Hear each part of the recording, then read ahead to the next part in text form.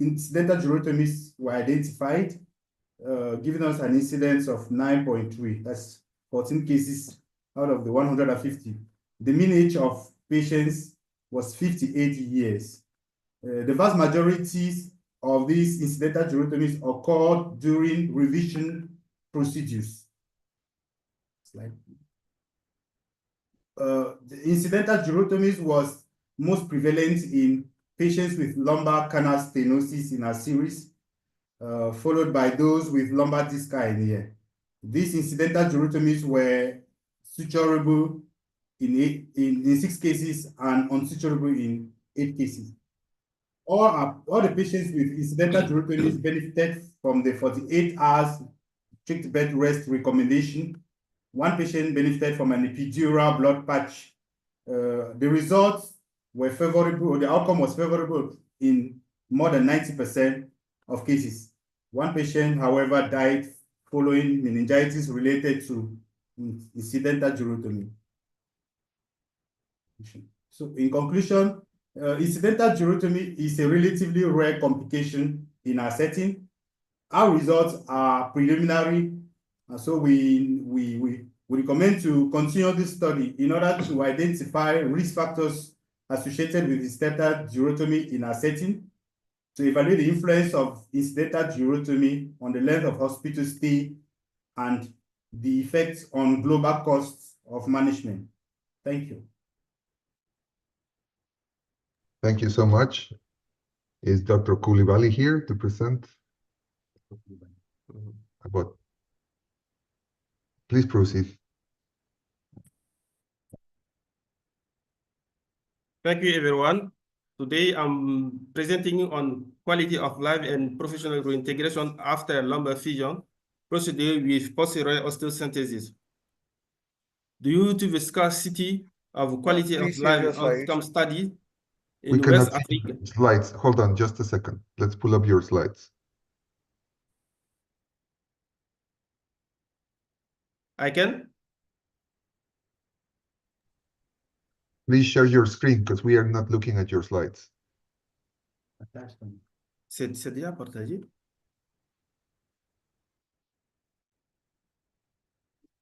Attends.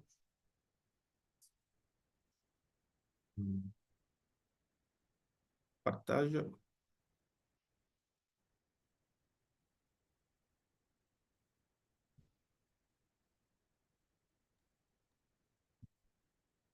Yes, we can see a slide now. Thank you, everyone. Today, I'm presenting on quality of life and professional reintegration after lumbar fusion procedure with posterior osteosynthesis. Due to scarcity of quality of life outcome studies in West Africa, we undertook the study. To do this, we analyzed data from 27 patients who underwent PLIF between 2018 and 2022. The evaluation tools used are the OS3 Disability Index, VIS for pain assessment, post-op analgesic use, return to work study and modality, patient satisfaction assessment. Our results concerning quality of life, 85% of patients had a OS3 score between 0 and 20%. The average pain score decreased from 80.3 pre-operatively to 3.5 post-operatively. 15 patients report needing analgesic intermittently 1 year post-operatively. The situation reflects the post-operative quality of life of our patients at the time our survey could be described as harmonious. However, 2 new post-operative motor deficits were identified, while for pre-existing deficits remain unchanged following surgery. Concerning professional reintegration, 31 returned to work before the 6th post-operative month, with 6 changing jobs and 15 resuming work with reduced hours in 6 cases. A total of 74% of patients reported satisfaction with the surgical technique employed. In conclusion, this is a first study. The result obtained led us to continue and expand this quality of life assessment to other technique and increase patient sample. Thank you. Thank you so much.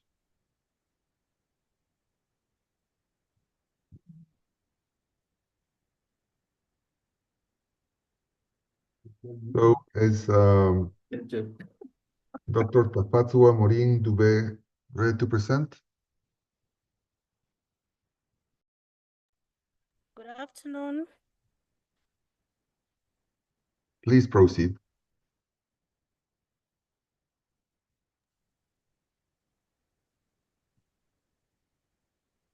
Please share your screen. Good afternoon. I'm going to be giving a short talk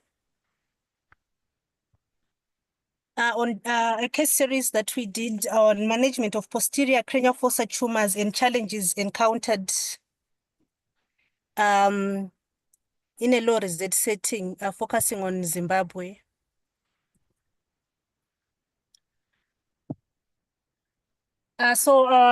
This is looking at the period between August 2023 and April 2024. We identified 6 cases which were managed. So none of the patients received standard emergency posterior fossa tumor excision, and the factors which we attributed that to include unavailability of theater time, surgical sundries, ICU beds, and also blood products.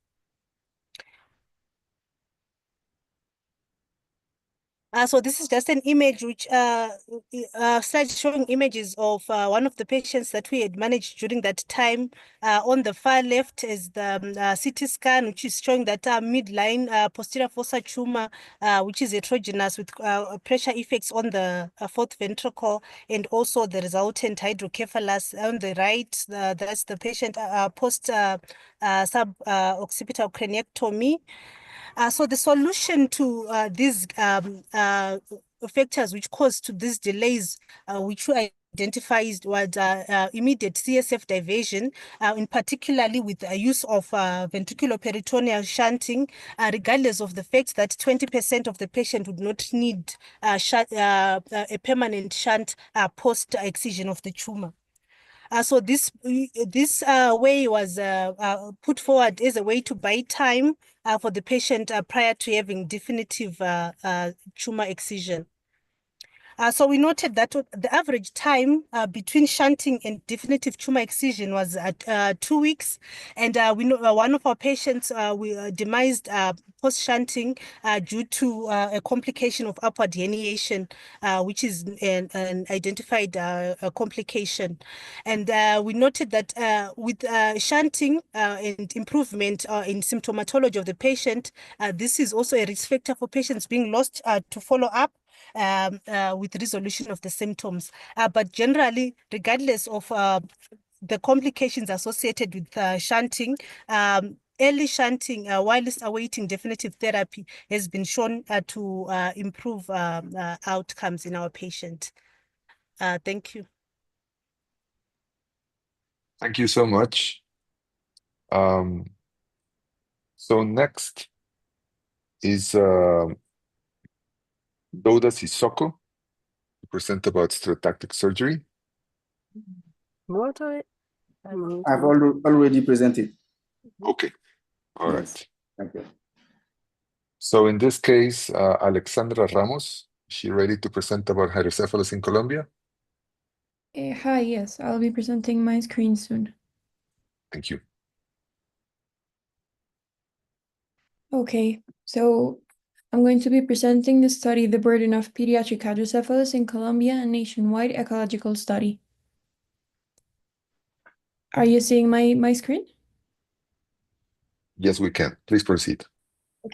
So I'll be presenting this study, the burden of pediatric hydrocephalus in Colombia, a national ecological study. As you know, pediatric hydrocephalus is divided into congenital hydrocephalus versus acquired hydrocephalus, or intrinsic or extrinsic hydrocephalus. Post-infectious hydrocephalus predominates in lower resource countries, mainly due to perinatal infections. If you look at the epidemiological data, the global prevalence for infant hydrocephalus, meaning up to 1 year of age, is up to 32 in 100,000 people. The global prevalence of pediatric hydrocephalus until 18 years of age is 88 in 100,000 people. There is no national data from a Latin American country or a low-middle income country. Delayed diagnosis of hydrocephalus, it's very complex, and timely management can lead to irreversible sequelae and death. We performed an ecological study from data on patients 0 to 17 years old for the period 2017 and 2022 in Colombia. We obtained data from the CISPRO, which is a national database, and we extracted the individual codes for the ICD codes related to hydrocephalus. We used the population projections from the National Administrative Department of Statistics, which is called the DANI. We aim to find the general prevalence for pediatric hydrocephalus, the age, gender, and geographic distribution, and the etiology. As you can see, these are maps from Colombia. The national prevalence was 57.2 in 100,000 people, with an underreporting rate of 31.3%.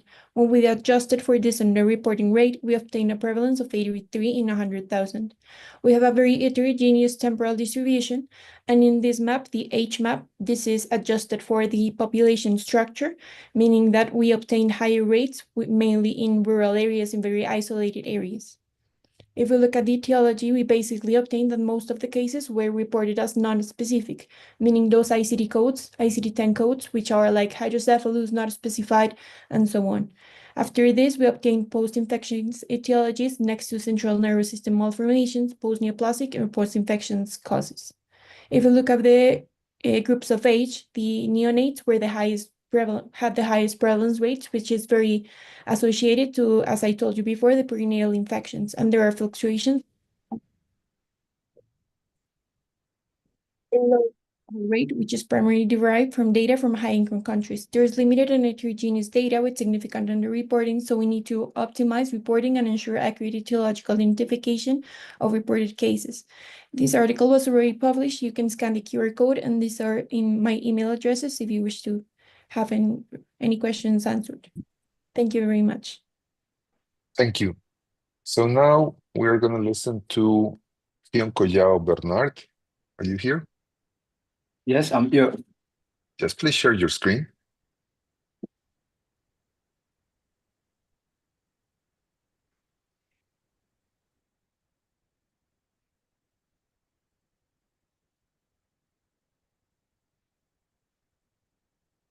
Yes, I'm okay.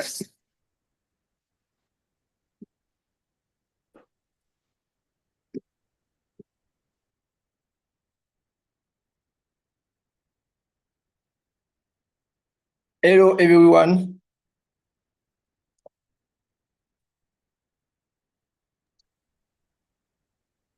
Hello, we can hear you. Please proceed. Yes, thanks. Hello, everyone. Thank you, the moderator.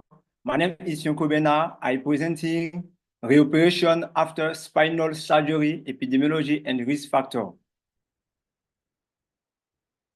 Reoperation in neurosurgical patients is not uncommon and may result from post-operative complication, disease progression, or factor related to the initial surgery.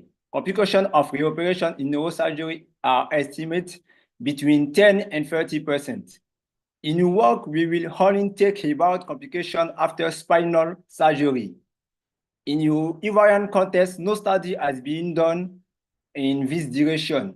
The objective of your study is to determine the epidemiological characteristic of complication requiring reoperation after spinal surgery and to identify potential risk factor for reoperation.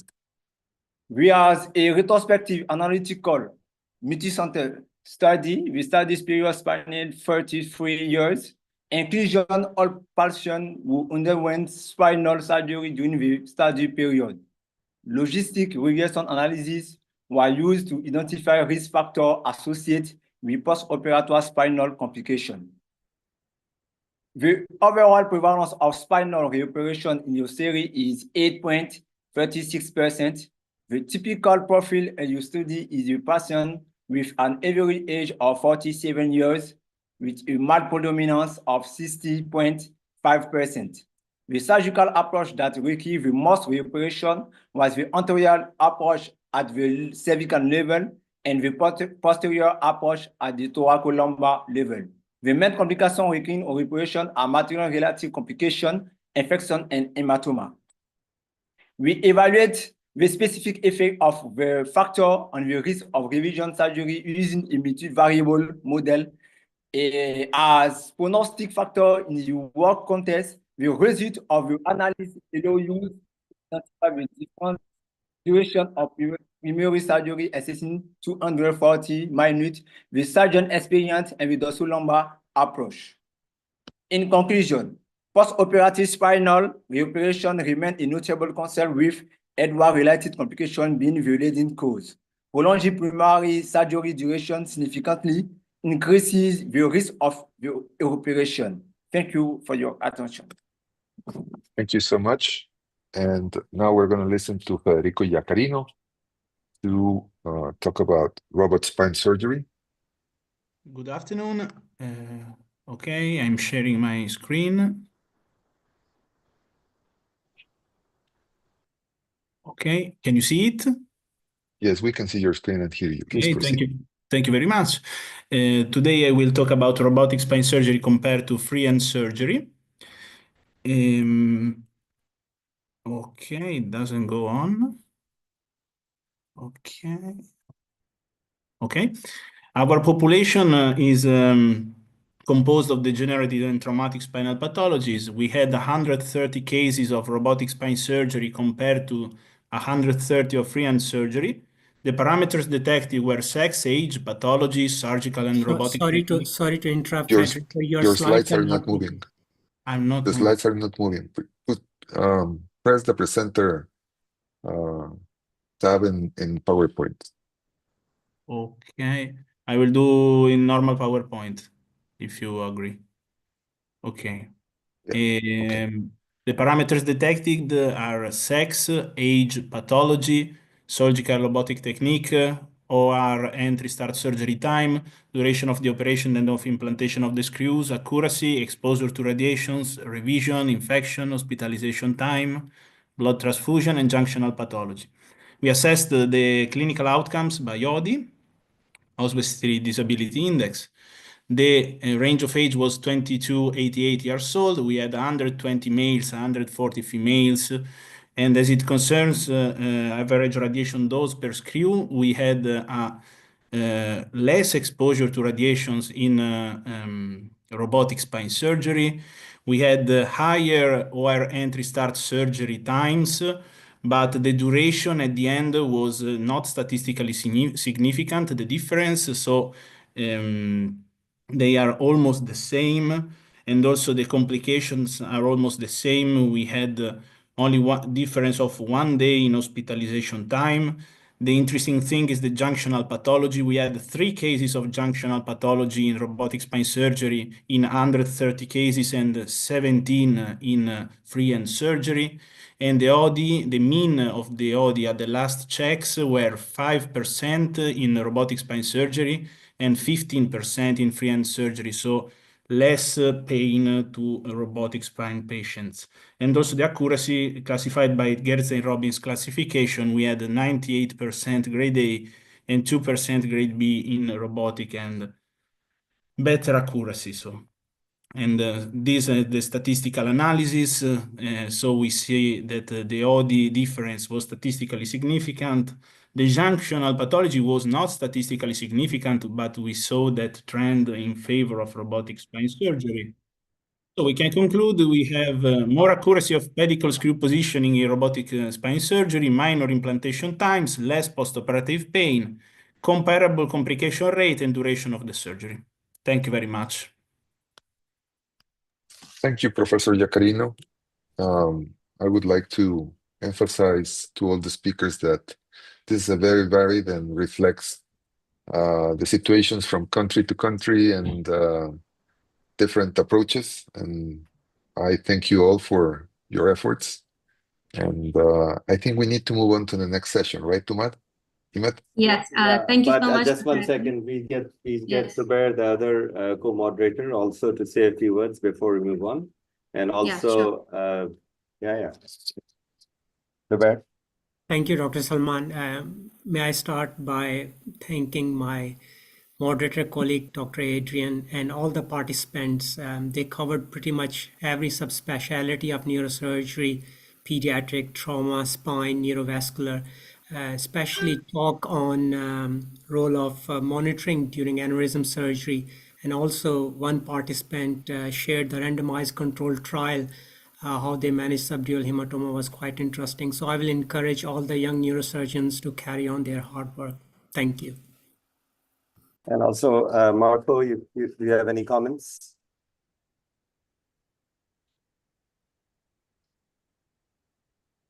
No. Okay. All right. Ramin, take it away. Yes. Thank you so much. Thank you, Dr. Adrian. Thank you, Dr. Zubair. And thank you to all the participants. And we wish you best luck for your future. Now, we should move on with our first session of Young Neurosurgeons Forum. I would like to ask Dr. Yusuf Sheikh from Pakistan and Dr. Atif Ben Nasser from Tunisia to please turn on their mics and take over for the moderation of this next session. Thank you so much, and we are happy with you today. We are so delighted to see so many people from around the globe. So we will moderate the first session, which is the Young Neurosurgeon Forum. I will be here with Dr. Yusuf, and the first speaker will be Dr. Adnan from Iraq. He is going to speak to us regarding the application of pin head holder. So Dr. Adnan, please take it away. Good morning, good afternoon. Thank you for allowing me this opportunity. In fact, it's a great chance to present my experience with the most important, though initial step of any cranial surgery. So now I am sharing my screen. Can you see my slides? Professor Adnan, can I say something about Heba Abuz? I think he have to go back operating room. Can she present firstly before you? Of course. Heba, are you there? I am there, yes. I am sorry about. No problem. I'm very sorry, Professor Adnan. I appreciate your understanding. But No, it's a working day today, so.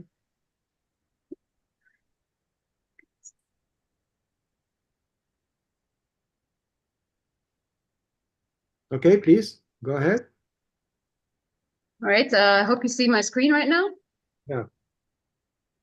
So I'll be presenting about the ultrasound in neurosurgery.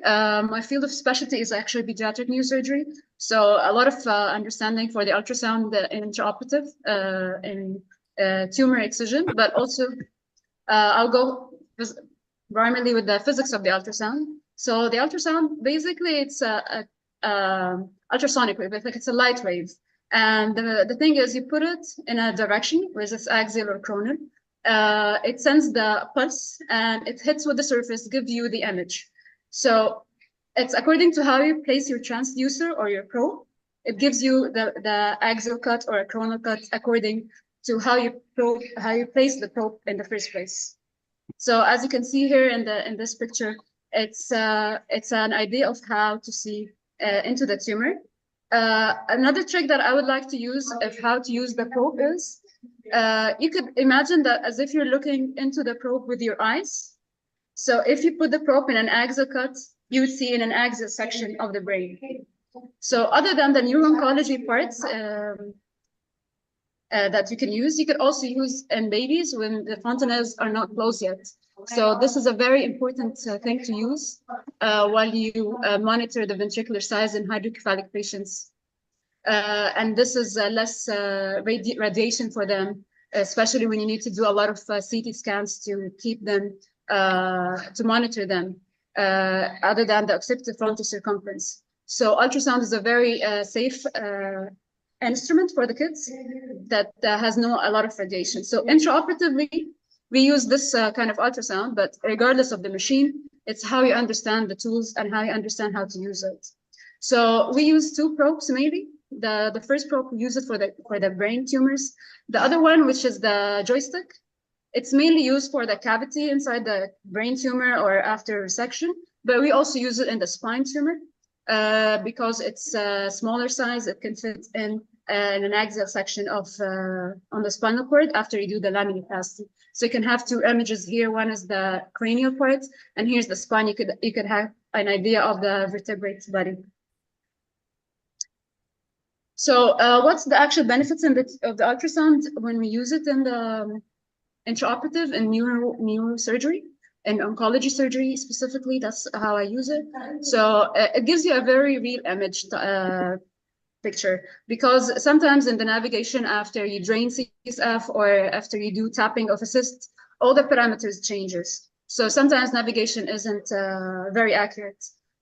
If you did this while using the navigation and you lost a lot of CSF, you could use the navigation only to point the bony marks, the bony landmarks. That could give you an orientation. But ultrasound can give you a real-time image of the tumor, of the cyst, even after the shift, after CSF absorption or whatever you do.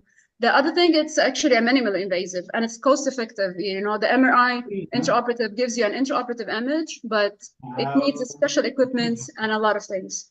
Other than this, also, we can use it in tapping of cysts, in ventricular tapping of the ventricle. If you have like a craniotomy, you could use it to identify the anatomy and when to stop and when is the limits for you. And also an important thing is when you use as a Doppler, because a lot of tumors sometimes engulf tumoral vessels or there's a major vessels around it, so you can use it. The other thing is sometimes you have a complication intraoperative, whether it's a subdural hematoma or apoplexy in the tumor. You could actually see this on the meantime by the ultrasound, which is very helpful.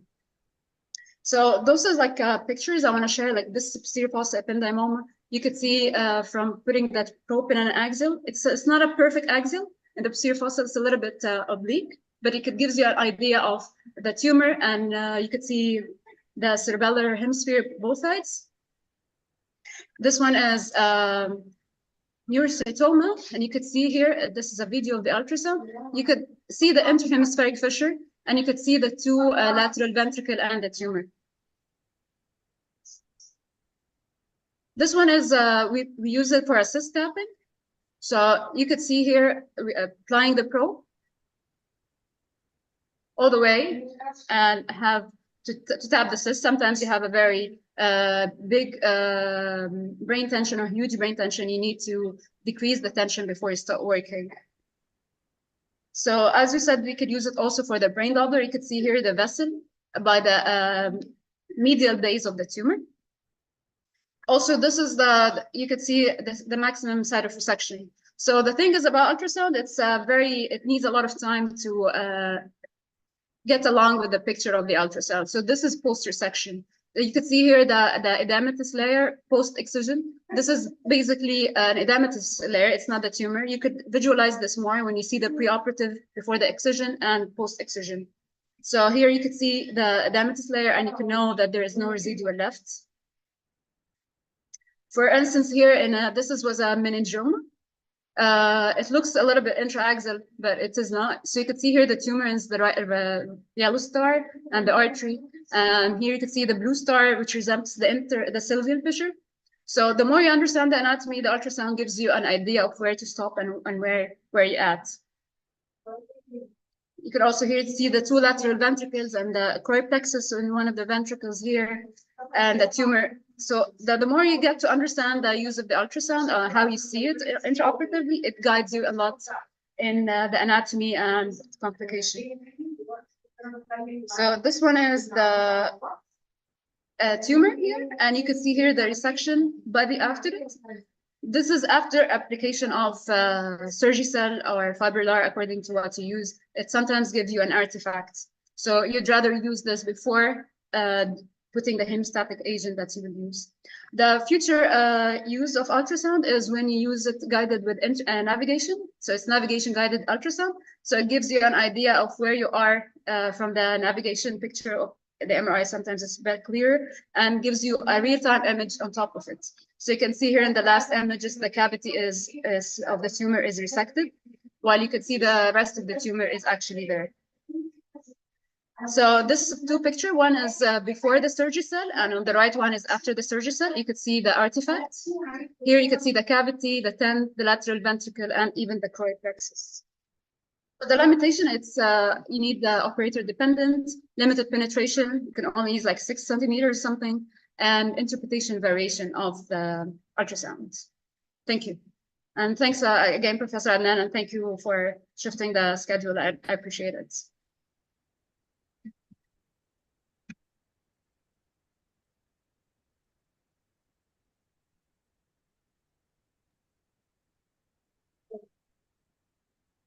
Also, Professor Yusuf, I think you can continue.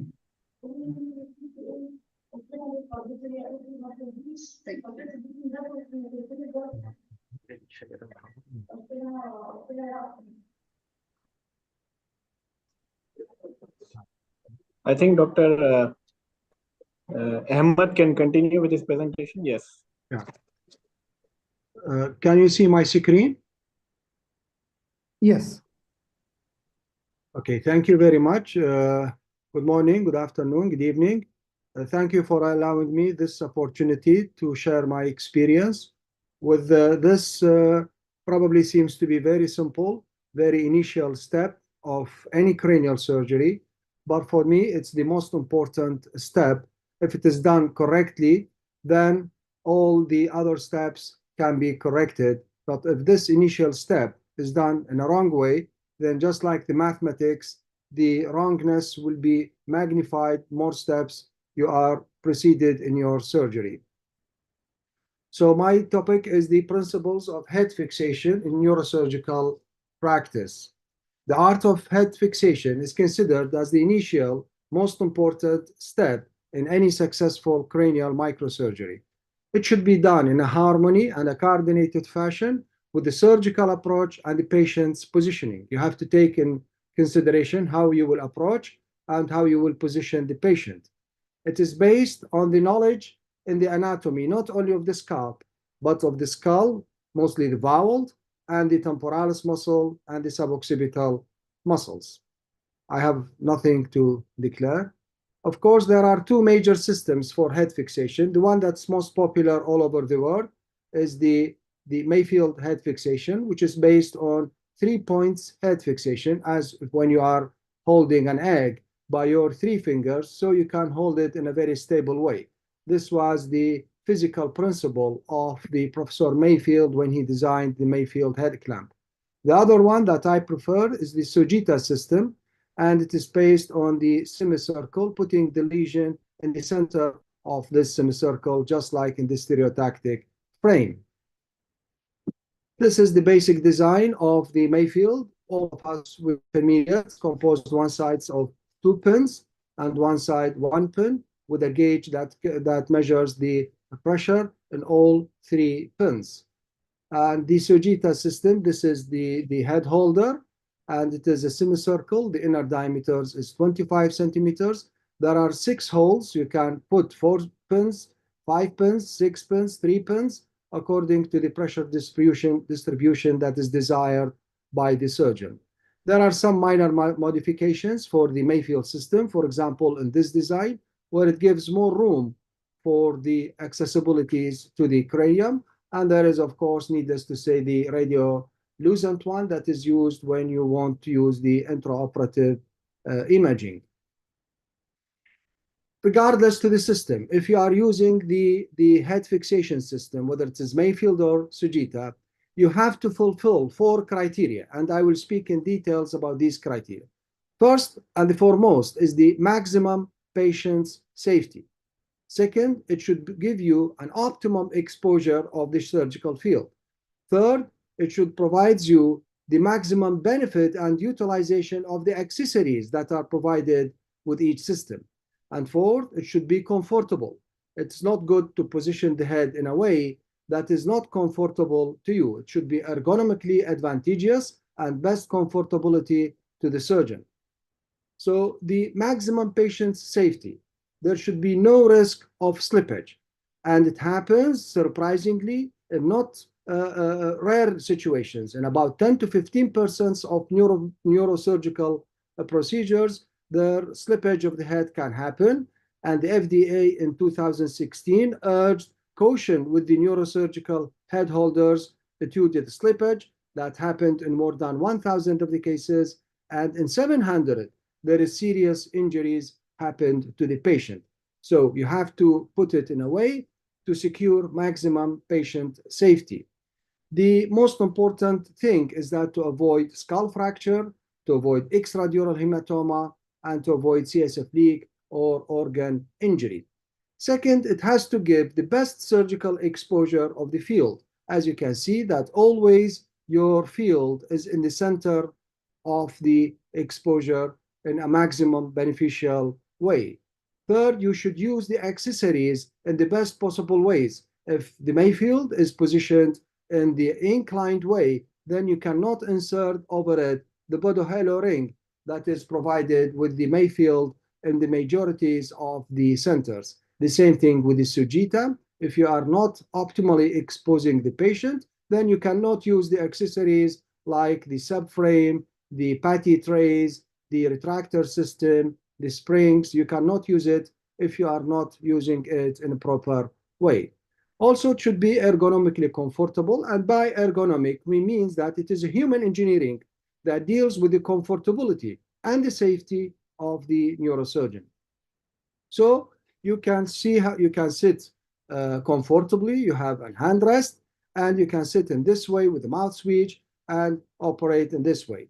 Probably it is not good. This is our giant, it's Professor Yezerji, but he is operated in this rather uncomfortable way. Of course, you cannot sit in these situations for hours. You can probably be in a few minutes. So you have to position the head. You have to use the Sujita or the Mayfield in a way to calculate the extremes of your exposure. Or like Professor Hirnistimi, he used in this position. You have to avoid these extreme positions because they are ergonomically not advantageous. This is my experience, about more than 7,000 craniotomies. I did the majority utilizing the Sujita system. And I utilized these all 12 approaches that are utilized by most neurosurgeons. This is the initial description of the Sujita system back more than 40 years. And it is composed of this head holder, which is half a circle of 25 centimeters inner diameter. It takes in consideration all of the different sizes of the human heads. And as I said, the principle is to put the lesion in the center of the arc so that you can rotate and you can look to the lesion in different angles. In it, there is the multi-purpose frame, which is divided into the basal frame and into the subframe. What are the advantages of the Sujita? I had no incidence of slippage. The head can be rotated during surgery. Of course, you can substitute it by the rotation of the table. There is fixed strong scale retraction. Probably this one is the most important advantage of the Sujita system. It can be used in all neurosurgical approaches, sitting, prone, semi-sitting, lateral. It is ergonomically very comfortable, and there is no incidence in my hands for the breakage in the head holders or in the pins. But there are certain disadvantages. The first one is that the holders of the springs might impinge in your hands when you come from the back of the patient. And this is not only my experience, it is also the experience of different surgeons. This is Professor Hirnistimi. He also suffered from this disadvantage. Other disadvantage is that if you are using too many springs here, there will be a drift of the subframe. And the adapters, they are only on 3 different options, not more. In 2018, the Sujita 2 system had been released. All of the disadvantages of the Sujita 1 had been nearly overcome with the Sujita 2. The screws had been hidden so that it will not entangle with the wires or the sucker. There is a smooth surface, so it's not traumatic. And the adapters can be used anywhere. It is 360 degrees of retraction. And of course, there is no subframe drift. As you can see also, you can put the springs all over, wherever you want. Here, there are only six different positions of the spring holders. Here, you can use more than 6, and you can put it everywhere you want, even on this side, even on the other side. And also they have changed dramatically. The designer of the retractor can be used in any direction. The pins, you have to know that there are 2 types of pins in both Sojita and Mayfield. There is a pediatric pin and there is an adult pin. So the pediatric pin is a short, and the adult pin, never use in pediatric patient. Adult pin, I have incidents in one of my colleagues. He used an adult pin in a pediatric patient, and the result is CSF leak.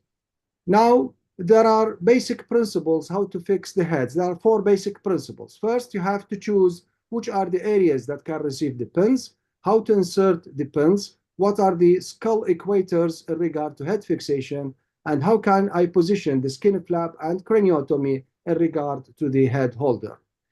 This is from Neurosurgery book. These are the area, the shaded area, the yellow shaded area, are the areas that are receptive for the pins. And this is the sweat band, which is the area that's most suitable for the head pins. You have to avoid these areas. You have to avoid air cells. You have to avoid craniotomy or shunt. You have to avoid, of course, the temporalis muscles and the suboccipital muscles. And you have to avoid the main trunk of arteries and the nerves. So the main trunk of the superficial temporal or occipital artery. If you have CT angio, you can know at least where they are located approximately, and you should avoid putting the pins over them. The most important nerve, in my opinion, that should be avoided is the supraorbital nerve. I have a patient with severe pain in neuroma when the pin is inserted here. Now, how to insert the pin? This is different in Sojita and Mayfield. In Sojita, there is what's called the stable torque increasing ratio. Wherever you have stable torque increasing ratio, it means that your pin has a good purchase. It penetrated the outer table and it settled in the deploying middle layer of the skull when it has a stable torque increasing ratio. If there is unstable torque increasing ratio, it means that you penetrated the whole bone. While in Mayfield, it is different. There is a marker on the single pin side. When it is 3 lines, it means that there is 60 pounds. If it should not be exceeded more than 80 pounds. In pediatric, this is an adult patient. In pediatric patients, if he is below 5, then you can use up to 40 pounds. If he is above 5, then again, you can use up to 40 pounds. But in pediatric, you can use 10 to 40. And above 5 years, you can use 30 to 40. The thick hard bone, the parietal bone, almost all accepts the pins. The frontal bone, the frontal plates accept the pins. The occipital bone, this is important, above the inion can accept the pins, but below the inions, very thin bone, just like the temporalis bone that's covered by temporalis muscle, it cannot accept the pin below the inion. And all of the temporal bone are not accepting the pin except the upper part of the mastoid bone. Now the skull equators. Please conclude. Sorry? Please conclude. Time is out.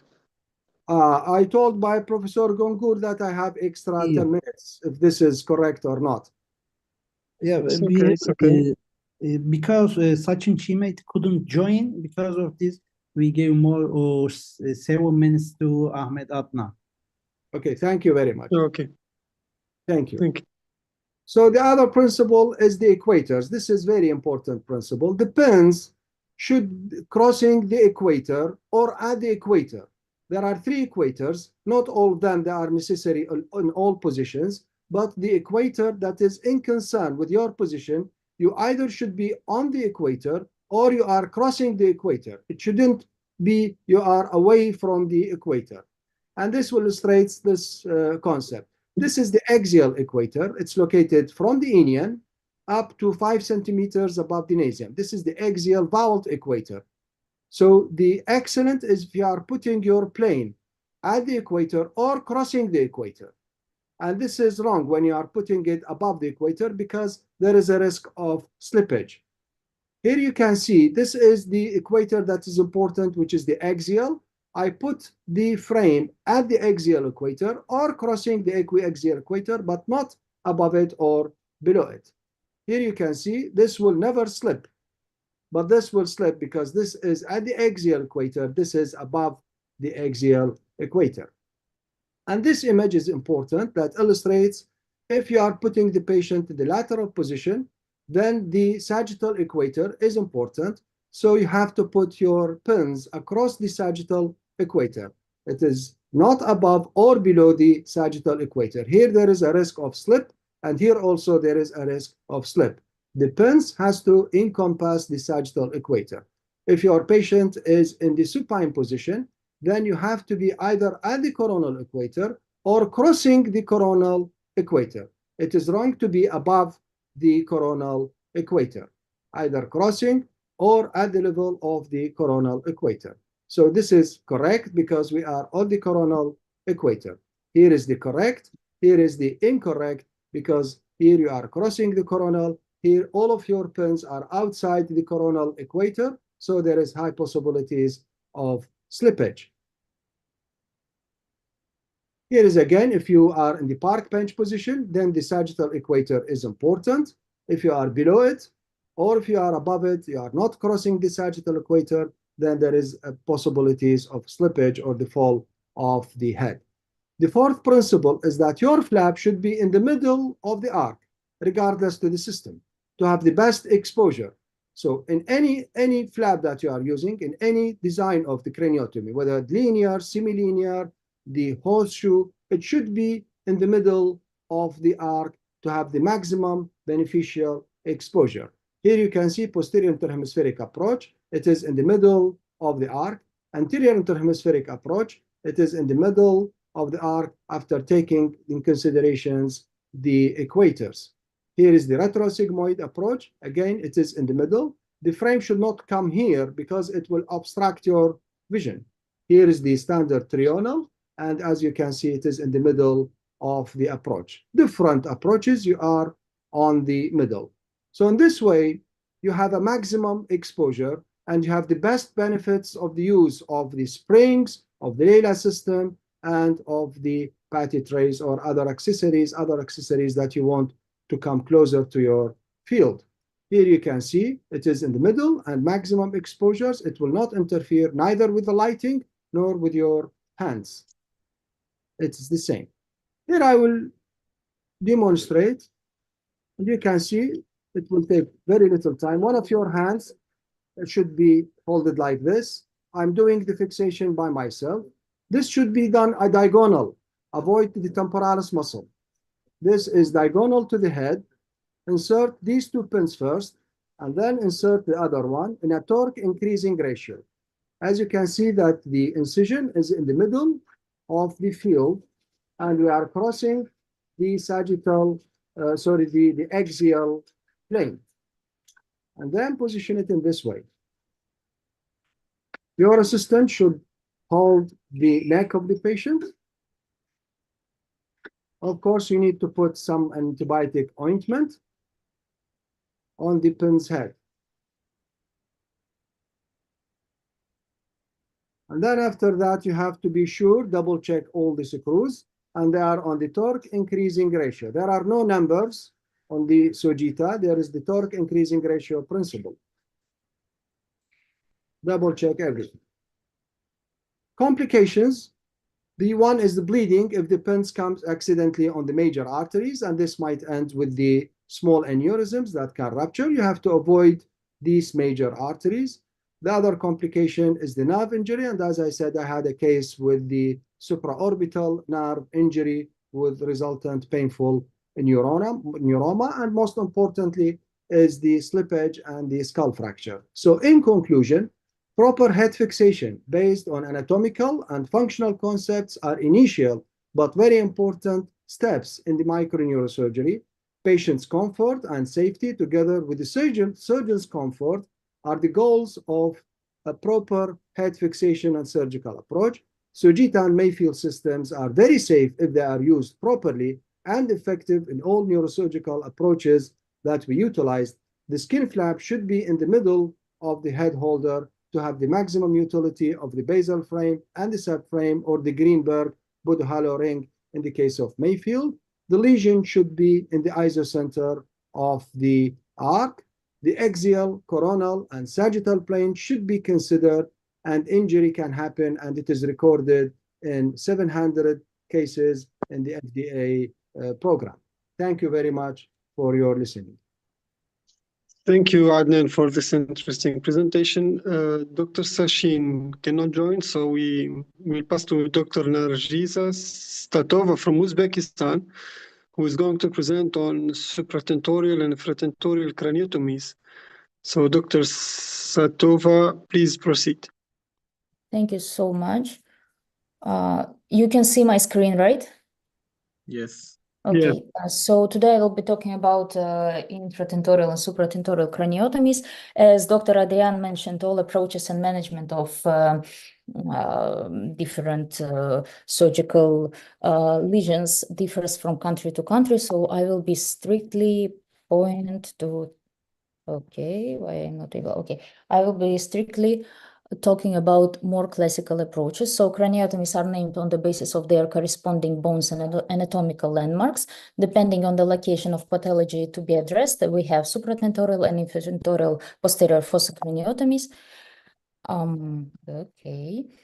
Frontal craniotomy can be unilateral and bifrontal. It gives access to the frontal skull base, approaches to the third ventricle, cellular tumors, craniopharyngiomas, plenum sphenoidale meningiomas, frontal lobe tumors, repair of the CSF fistulas.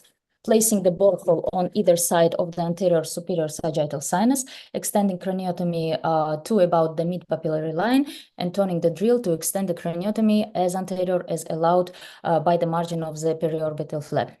Pterional craniotomy, also frontotemporal sphenoidal craniotomy. It is a workhorse craniotomy which gives access to frontal and medial cranial fossa.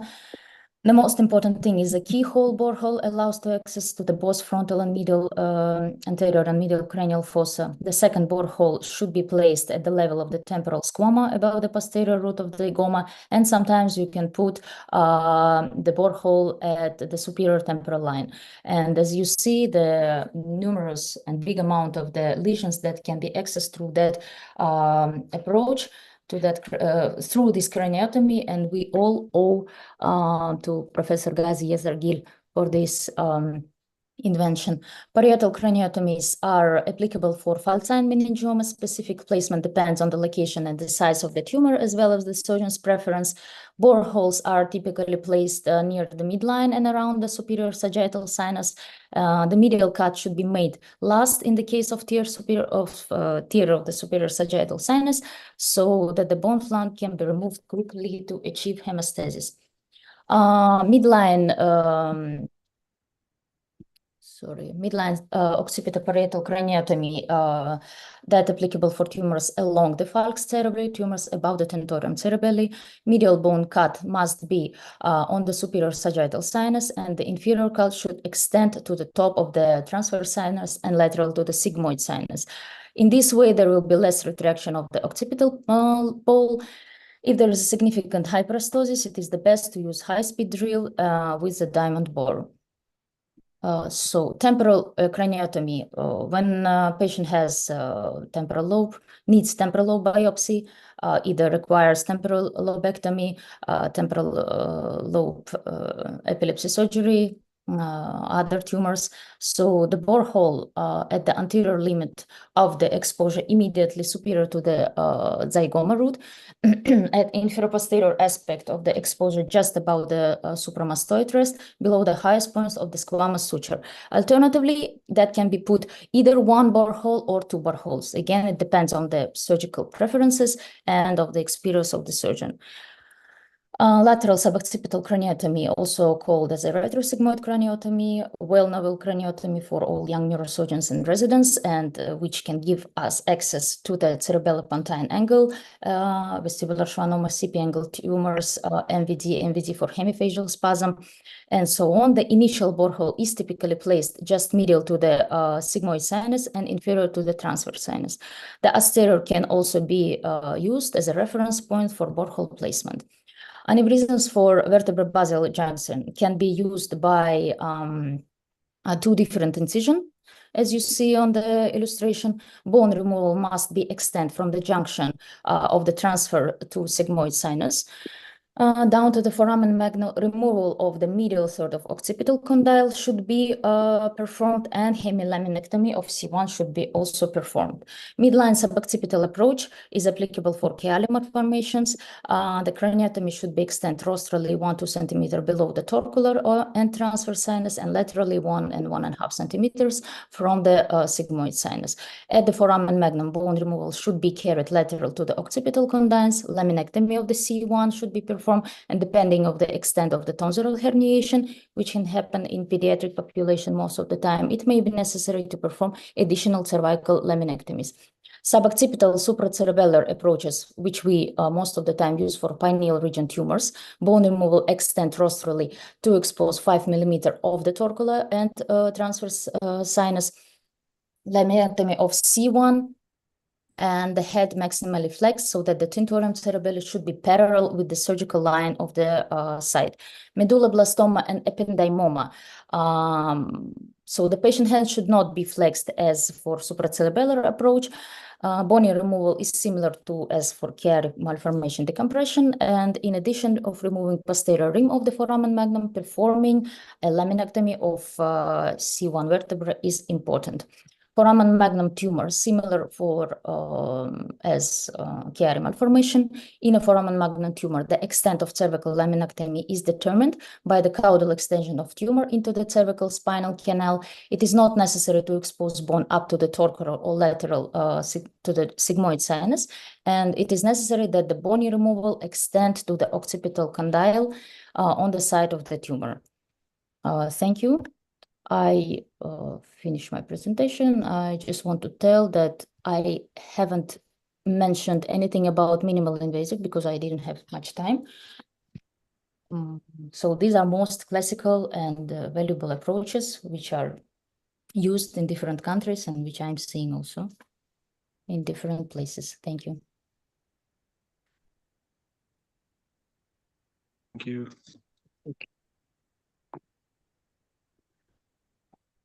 So I think our talks are all finished now because Dr. Sachin could not join.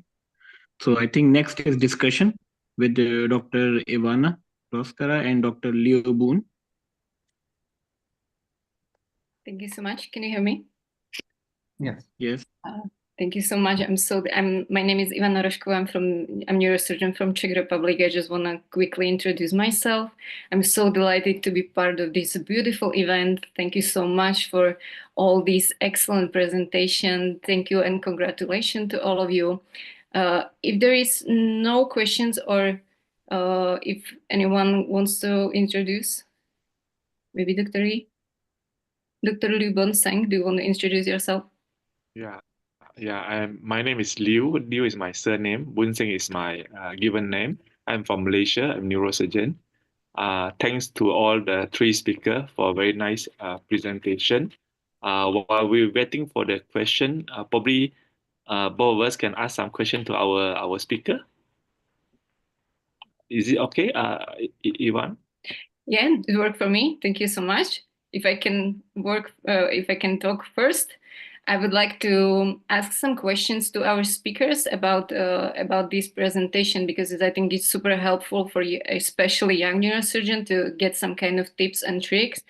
So I would like to ask Professor Ahmed Adnan about his selection, about if he's deciding between the Mayfield and the Sujita. You told us that the Sujita is your favorite holder, but are you going for the Sujita even if there is some kind of, patient is after the craniotomy or the compressive craniotomy of cranioplasty, are you still choosing the Sujita preferable to Mayfield holder? Yes, you know that the Sujita for me, I cannot generalize this rule, but for me, I have some engineering inclination basically before neurosurgery. So for me, the Sujita probably is safer than the Mayfield. Okay. And the FDA augments my opinion because there is no reportable incidence of slippage or breakage in the arc, in the head frame of the Sujita. While in my lab, I'm also the director of a lab in cadaveric lab. I have two Mayfields that they have a break.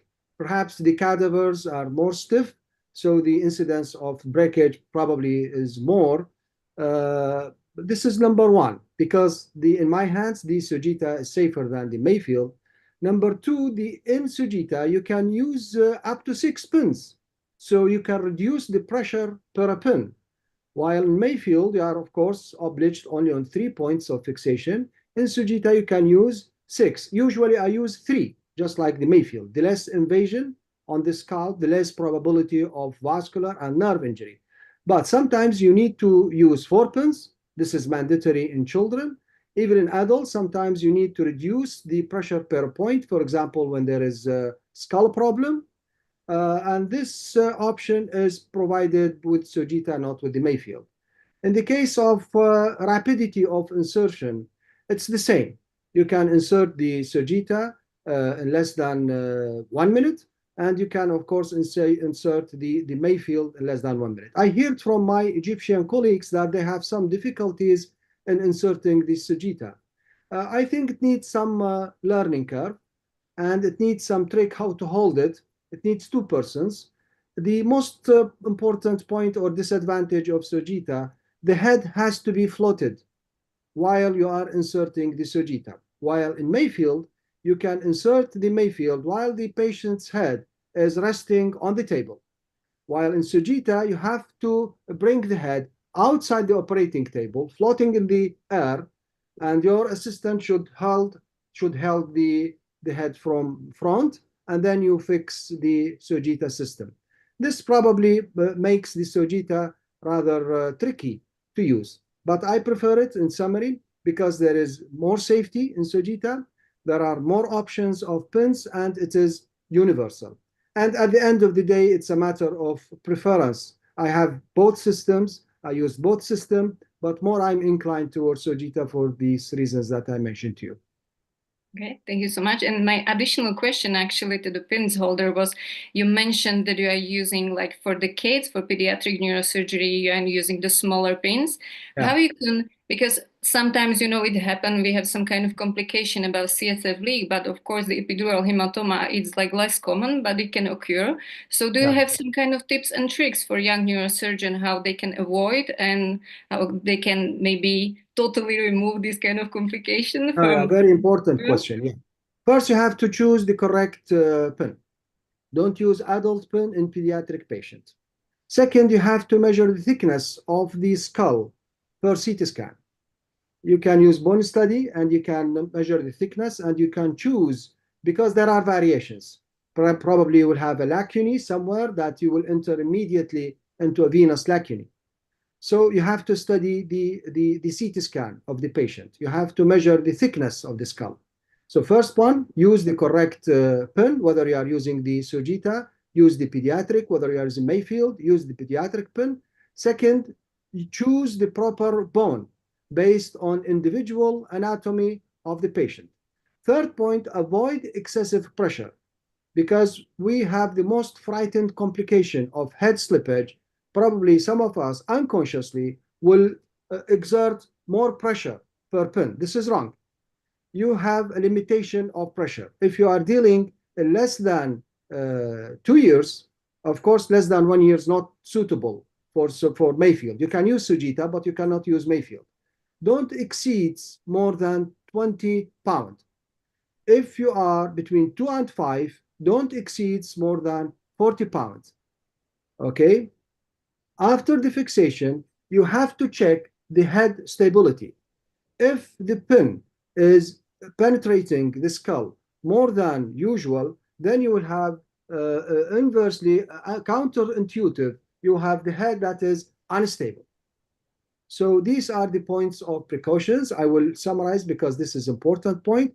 Choose the correct pin, measure the thickness of the skull, and choose the correct pressure, and check the head after your fixation. I hope I could answer your question.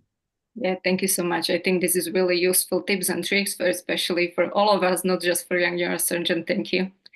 Dr. Yu, do you have any kind of questions you want to follow? Yeah, probably we have some question for Nagiza.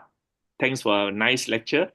I would want to bring your attention to our traditional teaching on deciding size of craniotomy. We used to have 1 centimeter for the dura from the edge of the tumor, for example, and 1 centimeter for the bone opening, and 1 centimeter for the scalp opening, almost 3 centimeter radiusly. And I think with the minimal invasive, I know you didn't talk about minimal invasive, that kind of concept are not so relevant at this era, especially with the IGS system. What is your comment? Thank you. I think why I didn't put minimal invasive approach, any explanation about that, because any minimal invasive approach, as per my opinion, requires one of the best and good neuroanatomy knowledge. And being a young neurosurgeon going directly for minimal invasive approach, it's quite difficult. And again, it's not only about young or not young neurosurgeon, it's probably mostly, it depends on the size of the tumor. If you think that a big approach will benefit the patient, it will not create too many complications, so you can go for the bigger approach. But I know some centers and some countries are staying strictly to the philosophy of going towards the minimal invasive, and it depends on the equipment, it depends on the your technologies, maybe some financial things of the hospital. So, but classical approach for young neurosurgeons should be, at least we should know, in case we won't be able to go for minimal invasive, we should know the standard procedures, and standards are always standing along with the knowing anatomy of superior sagittal sinus, transverse sinus, sigmoid sinus, as well as all sutures, and with the respect of bridging veins, of course. This is also, I haven't mentioned, but bridging veins is something which we have to know, especially going into interhemispheric approaches. Yes, thank you. Probably one additional question on craniotomies, and it was traditionally we have been taught that what have been open need to be closed. So the craniotomy is just a path for us to reach our target, to do our job, and we must do a proper closure for every layers. What's your opinion regarding this? And also probably including the role of keeping bone dust in neurosurgery. Thank you.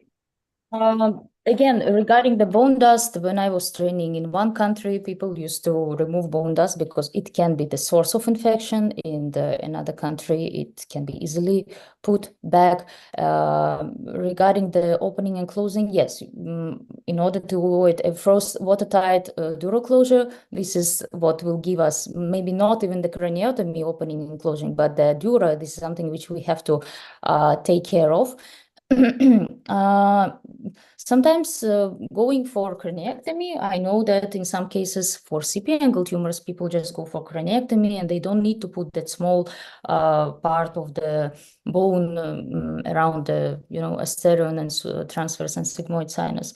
So as if you can to close it in a good way, in standard way, maybe with good, again, equipment, so special clips, special screws, you should go for it. But some hospitals and countries don't have opportunities, so you have to tie it with suture material, which sometimes can be loose.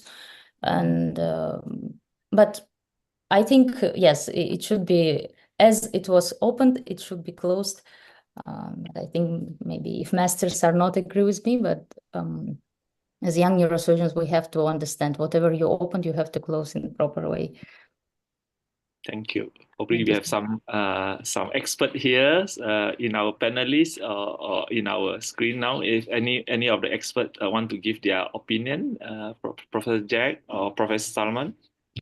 Sorry, I think we are just running short of time, so maybe we can discuss it in the group, but in the interest of time, because many people are following, so we need to give them time. Excellent sessions. You guys did a great job. I think we have Abuzar now Yes, doing we a will. legend talk. Yeah. We will continue with Professor Wu, and thanks all speakers, because it was the most challenging issues after finishing my residency, how to open craniotomies and put the pins. I think it was a great session for young surgeons. Thanks for all lectures. And Professor Ture, we will talk with Professor Ture about his thoughts and his tips and tricks about these things.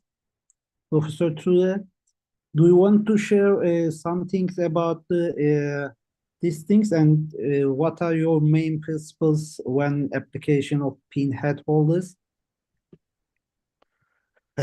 It was an excellent, thank you very much, first of all, for the kind invitation, and it was an excellent talk from Dr. Adnan.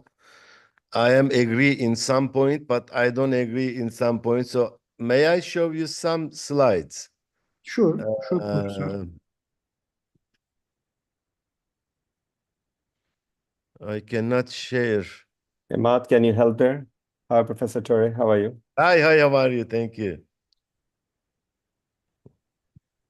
So you are already allowed. Yeah, but I cannot share.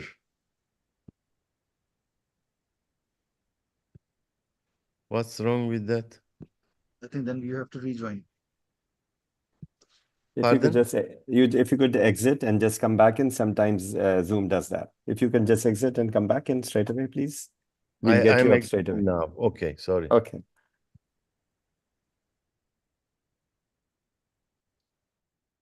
Abuzar, you want to say a few words since we have a few seconds? And also, I have a talk about the usage of interpret ultrasound, and also I used ultrasound in AVM cases to show the drainage and feeders of the AVMs, and also putting some temporary clip to feeders and check again with the ultrasound.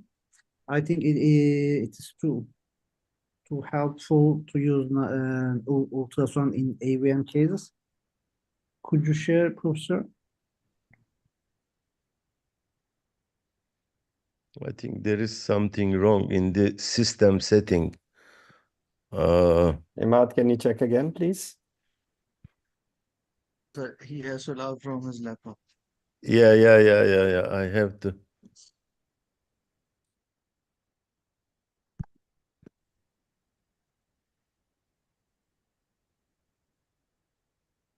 Yes.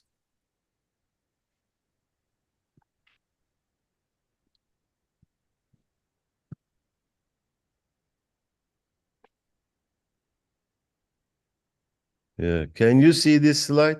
Yes, sir. Yeah.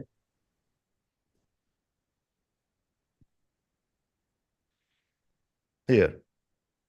So I use Mayfield pin holder. I know Sugita system. I try to use. I know one of my mentors, Dr. Ernest Niemi, loves this system, but I couldn't use it. It's very complicated and it's obstructing my surgical ability. And I love Mayfield system. But there is a problem in the Mayfield system. First of all, this description of Professor Yaşargil is very clear that where we have to put the pins of the 3-pin Mayfield, never put in the temporalis muscle and never put in the suboccipital muscles. And also we have to be aware about the nerves, cranial nerves. But it is the scalp nerves. It is interesting. In the website of the Mayfield, they show that how we can use the Mayfield. For example, this is from the website of the Mayfield system. But these pins are in wrong places. This is in the temporalis and here. Yeah, so in my opinion, this is wrong usage of the Mayfield system. And this is also never put this way. This is also wrong description of the Mayfield system. And this is also wrong. For the pteronal approach, I prefer to use one to the mastoid. Mastoid is the safest place to put the one pin. And then you can use other. So this is also, I just use in opposite way. I never put these pins here. I never put these pins here. This is first pin we can put in the mastoid and then the other one in the frontalis. Never put here, never put in suboccipital space. And I'm very happy to use Mayfield, but I have to follow the rules that we have to put the pins in the thick bone and never in the muscle. And this is the positioning of the patient. I think this is safe and good positioning for the pteronal approach. In any other approaches also for the semi-sitting position, the same rule, or lateral position, same rule. This is not rare. Look at here. This is not rare. This may happen. And this can be the disaster because when you put a pinhole here, you may have it.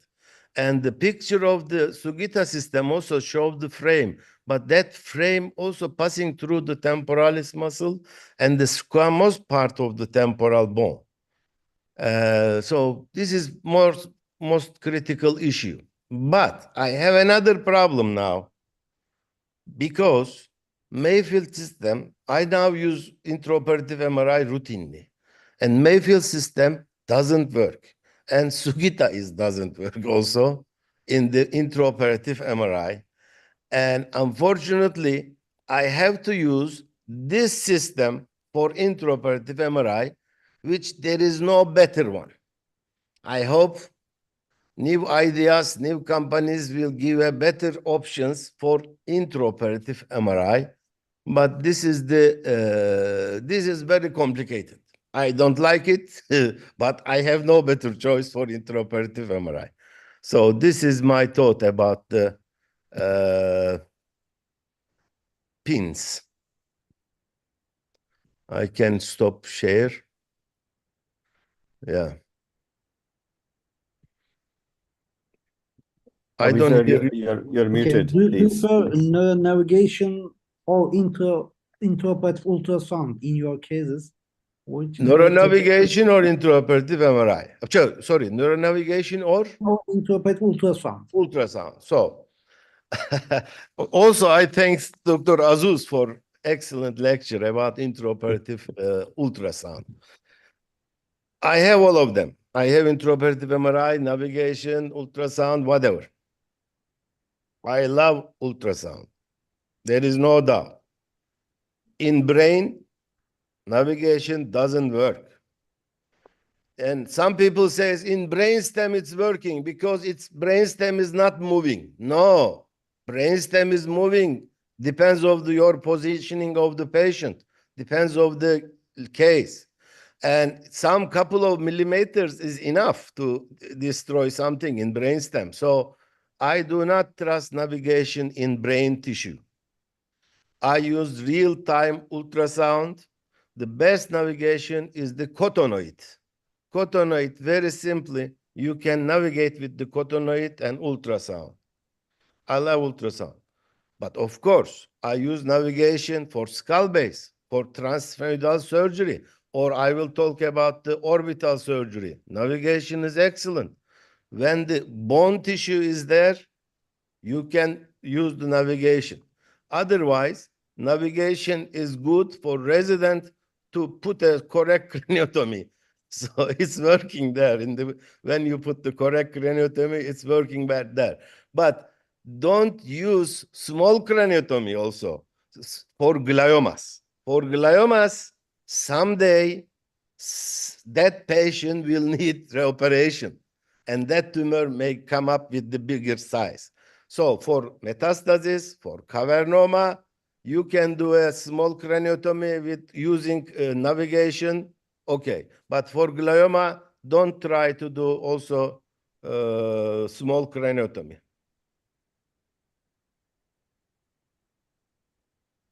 I think my time is over. Yeah, so thanks for your tweaks about the pinholes and the usage of ultrasound and all lectures. I think sorry, can I just ask, have you got any suggestions for young neurosurgeons when they're starting out? Just a quick comment. Professor Ture? What did you ask? Sorry? Have you got any suggestions for young neurosurgeons who are starting out for microneurosurgery? Oh. Just in few lines. They have to give their life. They have to put their life. Yeah. Yeah, so they have to study in the lab, in the cadavers, and then they have to see masters. They have to see surgeons from all over the world, different ideas, different perspectives, different techniques, tricks. Every master has their own tricks, and so we have to learn all of that, and we have to continue. I am just starting neurosurgery. I am just starting to understand what's going on. Okay, thank you. Thank you, everybody. Abu sir, you want to wrap it? Thank you. Yes, thank you for all lectures and speakers. I think Professor Yusuf can finalize the session. Yes, thank you, everyone. Thank you, Dr. Abuzar. Thank you, Dr. Agir, for the amazing advice to neurosurgeons like me. And so now, thank you to all the speakers, and also Dr. Yusuf and Dr. Atif for moderating this session for us. Now, moving on, we have a great master sessions of ours. So I would like to ask I would like to ask Dr. Vyukek and Dr. Satova to please turn on their mics so that we can start our next session, please. One more time. Hello, everyone. Okay. Yeah, we are ready. We are ready. I would like, on behalf of the WFNS, first of all, to thank Young Neurosurgeon Committee and Forum to organize all of this. And this is a really fantastic event and fantastic contribution to the WFNS activities in general. We'll start with master session, which will be slightly, let's say, different than it's in the program that was previously sent. And there will be two more speakers added at the end. But we will start first with our Professor Ugur Ture from Turkey, who will talk about sublabial transmaxillary approach to the orbit. Thank you, Professor Ture, for being a part of this event.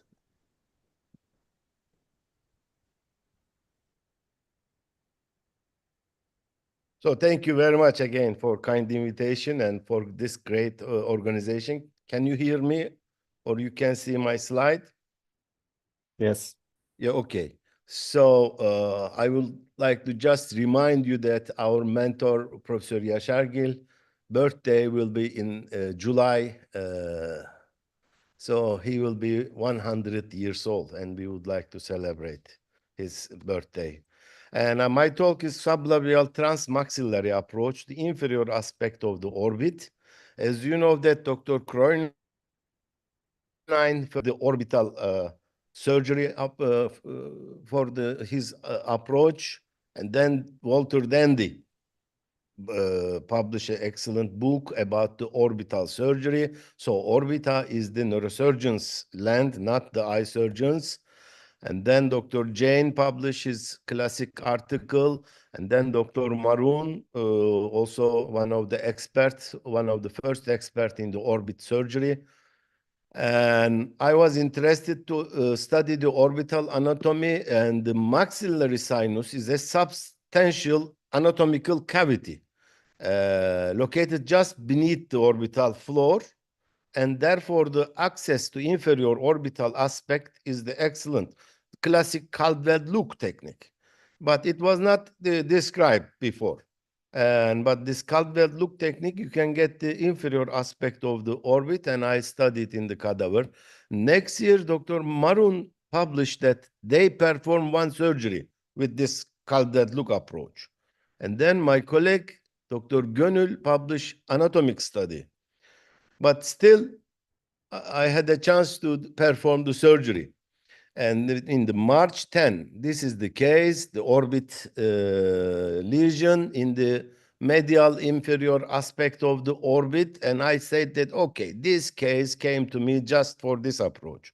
And this was my first case. And she had a visual field problem and an exophthalmos. And this is the patient's position, 15 degree. And had rotated to surgeons like a transfemoidal approach.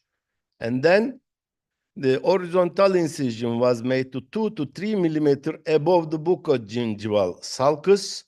And then the single piece rectangular osteotomy was done. And this is the infraorbital nerve. This is upper limit. And also we have to take care of the teeth. We should not go too much down. And depends of the case, we can go more lateral. And we can take one piece. And then we can see directly to lower part of the orbit and the lamina of the posterior orbital floor. You can remove it with the kerosene and drill. And then you can see the periorbital fascia. And then open the fascia. And then working with the two hands within the fat. Working within the fat is not easy, as you know. And then you can find the cavernoma. When you find the cavernoma, again, with the two-hand technique, you can separate the cavernoma from the surrounding neurovascular structures, and you can remove it in one piece. And then the advantage of this approach, you can put a suture to periorbita with the 6-0 vicryl, and you can reconstruct the orbital floor with the contour high-density porous polyethylene, and to prevent postoperative enophthalmos. And then you can fix the maxillary bone. Of course, you have to be careful about the infraorbital nerve and then the teeth. And then we can close the buccogingival incision. And this was postoperative MRI of that patient. And this is the preoperative, and this is the postoperative visual field. And then my recent case, I like to show the video. This is a big cavernoma of the orbit, right-sided exophthalmos with the vision problems. And so in this case, you can see that if something is below the optic, you can remove this, any lesion with this approach. And this is same way, and this is the preoperative visual field. And then this is the preoperative 3D reconstruction of the lesion. And also you can simulate before surgery your surgery with the 3D also printer. You can look at and you can study before surgery how you can approach this cavernoma. And this is the positioning of the patient. This is the perspective of this transmaxillary approach. And here you can put a lidocaine for the mucosa. And then I use plasma. This is not the Bovi. This is plasma. It's very safe. And just separate the mucosa and then find out the nasal, separate the nasal mucosa, and then with the saw, you can have a small piece of bone And then you can take out the mucosa of the maxillary sinus. And this is the navigation. This is working very rarely. So this is infraorbital nerve. So you have to confirm that navigation is working. So this is the orbit, floor of the orbit. So it's there. And you can drill the very thin layer of the floor of the orbit and try to preserve the, not damage the periorbital fascia. And you can enlarge your craniectomy with the kerrison, and this is periorbital fascia. And you can cut the periorbital fascia. Now inferior rectus, you can see inferior rectus. And then work within the fat. It's not easy, as you know, and you can miss the big cavernoma sometimes. And then I found the cavernoma, and then separate the cavernoma from surrounding tissue.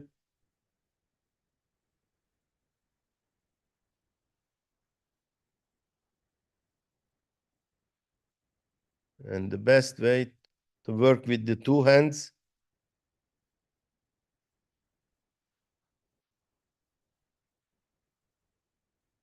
Separate the cavernoma from surrounding tissue.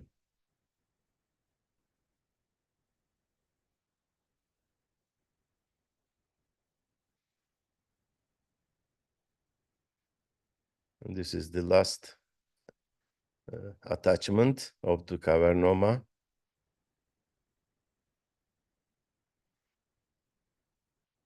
Yeah. And now you can reconstruct the orbital periorbital fascia, and you can check with the endoscope. I know some colleagues would like to do transnasal endoscope, but you have to pull it and you destroy more. And you see, if you come from transnasal, it's lateral, and you have to destroy a little the nose. And we put a gelatin sponge to prevent postoperative adhesion, and then we put a suture to periorbital fascia. This is custom-made needle. If you want, I can send you small needle, because the normal 4O vicryl doesn't work there because the space is very narrow. So this is custom-made needle for working in the narrow space, and then we have to close the maxillary, and then we have to put a suture to buccogingival tissue. The most difficult part of this surgery was the resident, because resident has to hold the lips, upper lip, and it has to be stable. Anyway, so this is the intraoperative MRI, and this is postoperative CT, and this is late postoperative MRI, and this is preoperative and postoperative visual field. And this is another case, but I think I don't have time. Left side also, you can use the same positioning with the left-sided patient, and then you can remove it. And this is the, yes, this is the 5 cases I operated, and all of them has a better visual field after surgery. In conclusion, so this is the area that we can get. Almost 75% of the orbit we can reach through the Caldwell-Look approach. The sublabial transmaxillary approach offers the most direct route to the lesion located at the inferior orbit, and then lateral and medial aspects. And then it reduced the risk of complication associated with lateral transcranial or transnasal approaches. And this is, we perform it for cavernous malformations, but it can be useful for the schwannomas as well as metastasis. And the microsurgical approach is superior than endoscopic approach, in my opinion, with the 2-hand section dissection and lesion working within the fat. It's more suitable in my opinion. I hope young generation people will accept this approach and they will try. And we published this technique last month in Journal of Neurosurgery. I thank you for your attention. Thank you, Dr. Ture. We have to move on to the next speaker. Thank you so much. There will be discussion later on.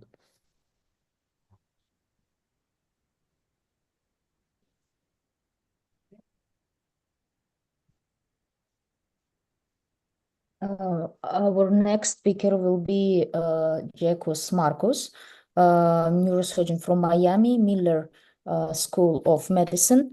And Dr. Marcos will be talking about creativity in surgical treatment of complex aneurysms. Thank you very much. Do you hear me and see the slide? Yeah, we can see. Very well. Yes, thank you.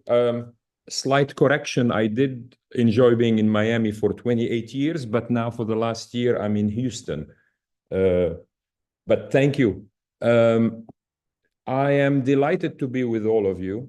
Many of you, of course, I know personally, and I look forward to seeing my good friends, hopefully, at the WFNS meeting, of which I'm the president later this month.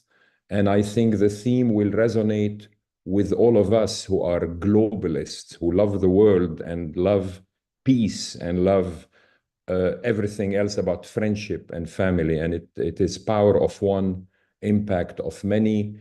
And I'm delighted to have all the continental societies and their leaders there. And I'm delighted to have many of the national and regional society also having supplied speakers. And we have 24% of the attendees are actually from outside the US. So it'll be a phenomenally global meeting. There was a question earlier about what does it take to be a microsurgeon. This is my slide for it. You have to be a dancer to choreograph your aneurysm clipping. You have to be a warrior to deal with an AVM. It is truly a battle, as my good friend Mike Lawton said. You have to be an Air Force pilot to be stealthy strategist in resecting cavernomas, particularly in the brainstem, as Ugur said. You have to be an architect to think of complex bypasses. You have to be an endurance athlete for long, strenuous surgeries. And last but not least, and I don't know if the young people will appreciate what I'm going to say, you have to be a very good poker player to fool yourself and the audience in the OR when everything is falling apart and you still have to keep the face of being completely in control when you're really not at that moment. So I think, so this is a slight summary of what we all need to be, or those of us who want to be a microvascular or a microsurgeon intracranially or in the spine for that matter. So having said that, I'm going to spend the rest of my 7 minutes just showing you videos of complex aneurysms being handled. This is an aneurysm of the pica, ruptured, coiled, recoiled, recanalized, sent to me by an endovascular, a very good endovascular neuroradiologist. You can see the acute angle of the inflow and outflow of the pica. So it wasn't obvious that I would be able to clip it, but of course that's always the best option. But what we ended up doing is the following. It's an end-to-end anastomosis through a simple retrosigmoid approach. So I want to show you, this is actually my fellow doing the dissection and doing a great job. But to show you, when you deal with coiled aneurysms, the torque can tear the neck. He's being very gentle, and he is proceeding carefully here, and very soon you see the rupture here. He didn't do anything, but notice he really didn't flinch. He was, I mean, he didn't jump, the hands didn't go everywhere. He put the temporary clip and then I went in, I scrubbed in to help out, just to speed the video. I tried to clip it. It kept occluding the ICA pica, so I decided the only way to do this is end-to-end anastomosis. So you can see the tear is right here at the neck. So I could not use the so-called cotton clip technique. It was too low. So we proceeded, opened the aneurysm to uncouple the coils from the neck, and then again tried to clip, wouldn't work. And there is the suturing. When you suture, you need to fish mouth. When you make an angle, 90 degree, you have to fish mouth or the vessel will kink itself. So that's the ICG. Patient did actually very well. Patent anastomosis and aneurysm excluded. Let's go to another one. OA P4 bypass for a coiled stent P2, P3 aneurysm. This is when I was still in Miami. And 39-year-old with this, coiled, recoiled, stented, recanalized, sent to me for microsurgical treatment. I didn't think we could safely occlude and sacrifice the PCA. You have to study carefully the CTA. When you stent these patients, look how long the stent is. It makes, of course, life a lot harder for the microsurgeon. It goes all the way to the quadrigeminal cistern. So what is the best approach? So I thought interhemispheric posterior approach, using gravity in your favor, and to do an occipital artery to P3, P4 bypass, and then endovascularly sacrificing the PCA the next day. This is such an approach. You get the occipital artery. Yeah, it can be tedious to dissect, but it's a basic technique for microsurgeon. Please notice I am mostly not using self-retaining retraction because I have a lumbar drain, and you cross with the bone flap the midline so that the sinus is not in your way. And actually, it's quite useful to use navigation, even though, of course, Ugur is right. There is brain shift, but it's important to get to the parieto-occipital artery as opposed to the calcarine artery, of course. And knowledge of anatomy naturally is important here. So here is a parieto-occipital artery. I'm going to put a gel foam behind it to make it a little easier to reach.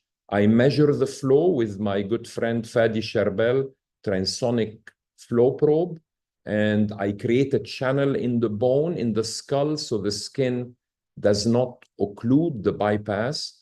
And it is a little deep bypass, but there is plenty of room. And then I'm going to do an end-to-side anastomosis in the usual way with a curved needle holder to add a wrist to our hand in a way. It's an extra degree of freedom. And I like to use running technique when I can. It's a little faster. And sometimes I mix running and interrupted, depends on the case. So that's a bypass done. And then the next day, as I said, I measure the flow. Of course, there is no need for the bypass yet. It's only 10 cc per minute, which is why we have to occlude the PCA. Here is putting the bone back with a nice tunnel, and that's the next day endovascularly occluding the PCA. Again, patient did very well. Here is the bypass. You can see it completely functional, and it's another good technique. Another case, I have 2 more minutes. I'll perhaps finish with this one. It's an 11-year-old boy presented with this syndrome and this very nasty double aneurysm. Look at this. It's really 2 aneurysms, the carotid blowout and an A1 blowout. And look at the A1 involving the ACOM. So, of course, I sat down with my endovascular colleague and tried to figure out what's the best strategy. So I decided for a high flow bypass with a saphenous vein to the M2 down to the neck, so that and I occluded the A1 on this side, so that allows reversal of flow down the aneurysm, which did thrombose, occluded the carotid artery in the neck. And the next day, my endovascular colleague went from the other side and coiled the second aneurysm through the other A1. Again, we were very lucky. The patient did beautiful and no problem. You can see the bypass there, and again, didn't turn a hair. I think my time is out, so I should probably stop here, and I thank you for your attention. You have 2 minutes, Jax. Oh, I do? Okay, thank you. I'll keep going then. I will use it, Jack. Sorry? I said I will use it. Just well, yeah, you certainly need it. Okay, well, I'll finish with this one. This is a radial artery bypass to P3. Let me show you these tough aneurysms that have no endovascular Do you share your screen, solution. please? Oh, sorry, you're not seeing me? Yeah, we're not able to see. Oh, I'm sorry. Okay, 1 second. Okay, I'll just do it quickly again. And here we go. We can see you see it? Yeah, yes. Okay. Very good. And let me take you this aneurysm, no endovascular option. Look at this beading of the P1, not stentable according to my colleagues who are all very good. Look at this nastiness. So I did an MCA to PCA bypass, intracranial, split the Sylvan fissure, and get this as a donor. Then take a piece of radial artery, go subtemporal, around the temporal lobe. I did have to lose some of the bridging veins. You're always worried when you do that. I'm trying to find a healthy P3 segment that is not atherosclerotic. This is the edge of the tentorium. And then I cut the tentorium. This is a good Hernesniami trick, all of you know, using a clip to reflect the tentorium. I do miss this man. He was really something special. Took the radial artery and sutured it to PCA. And anyway, I'll show you the final result here. And then the other end of it to the M3s. Here it is. That's the other side. Sutured it there. And then we proceeded with the endovascular occlusion. So it's like creating a PCOM for the patient using the radial artery. And that was at the end. You can see the bypass going around the temporal lobe, and from subtemporal to transsylvian, measuring the flow, looks good. And that's the occlusion and thrombosis of the aneurysm endovascularly. Now I'm really done. Thank you very much for the extra time. Thank you so much. Thank you, Jacques. That was really a mastery of surgery. Congratulations. But now it's time that we move on. Next in line, Professor Kenan Arnautovic talking about perseverance in neurosurgery. Kenan, welcome. Good morning again to everybody, and thank you, Salman, and all our members of WFNS Education Committee and for organizing this. Dr. Sharif asked me to do something a little bit unusual after these masters who are presenting a great technical things. He asked me to talk about my life, which I don't think it's very, very interesting to people, but he told me that you're coming from a small country, you are a war refugee, you became member of the small club American Neurosurgery academician, and then of course you bridge between Europe and United States neurosurgery. And I'll reminiscent a little bit about what I went through in my life and try to get over 12, 13 minutes there. So I'm coming from very small country, Bosnia and Herzegovina. Obviously, Sarajevo is my hometown, and Memphis is the town where I live now for 23 years. My city, Sarajevo, is famous for Winter Olympic Games, but also for terrible war, where I was unfortunately part of as a neurosurgeon. Sarajevo was named one of the most beautiful cities in the world recently, but also it's troubled because that's the city where World War I started when Serbian Gavrilo Princip assassinated Archbishop Ferdinand and his pregnant wife, Sofia, on this beautiful bridge. And after the war, obviously, I came to United States. Memphis, Tennessee is second biggest city in Tennessee, hotbed of rock and roll and music, where everything started with Elvis, and also a lot of different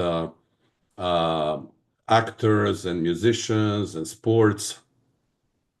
I finished my first residency after graduating from the School of Medicine in University of Sarajevo, and my first residency in neurosurgery was 5 years. This is the picture of our department just before the war, and then the hell broke loose. Bosnian War was example of genocide, culturocide, urbicide, with a lot of war crimes, perpetuators, a lot of destroyed lives, ethnic cleansing, rapes, tortures. And I was within the second biggest concentration camp of Sarajevo after Second World War, where we were closed, surrounded by Serbian forces for 3 years, 10 months, and 3 weeks and 3 days, 14,025 days. I mean, 1,425 days. And you can see here all the casualties. And we were operating completely surrounded, where all the supplies were coming from United Nations. These are the pictures of our city and our hospitals. And every day going to work to this hospital, which was every day shelled, was a life challenge, you know, because you never knew whether you'll make to the work and go back home. And these are the supplies that were coming through the airport that was under control of United Nations. When the war finished, my refugee family was in Croatia, and you know, I was thinking about quitting neurosurgery, and I didn't think that making any attempt to do neurosurgery makes any sense.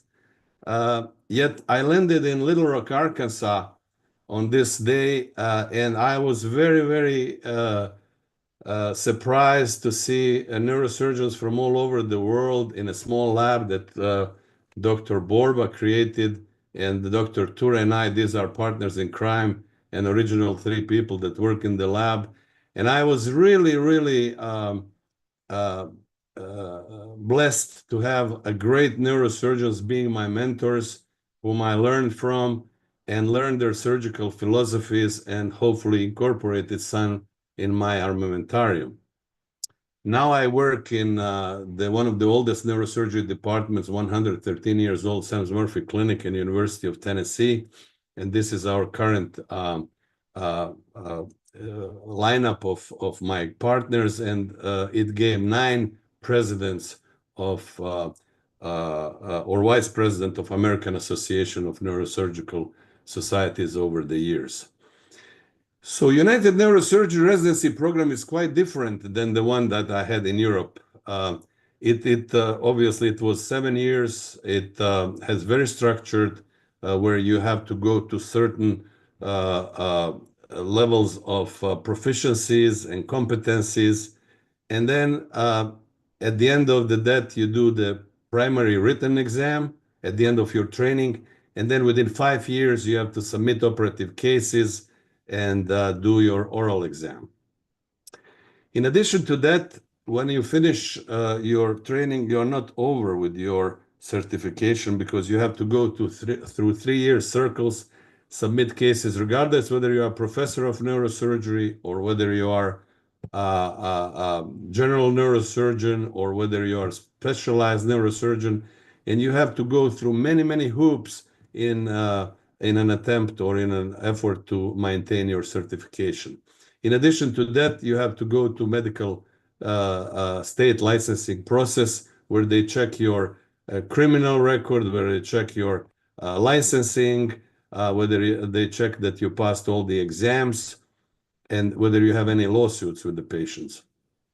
There are 4 levels, as you know, of academicians in the United States, and throughout the world is pretty similar, where they evaluate you for your competency, and then you go step by step to that academic position.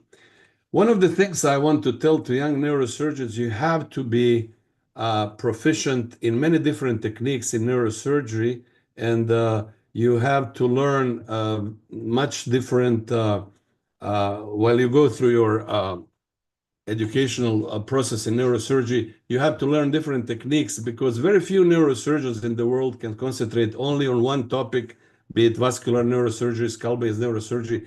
You have to have different armamentarium in your hands.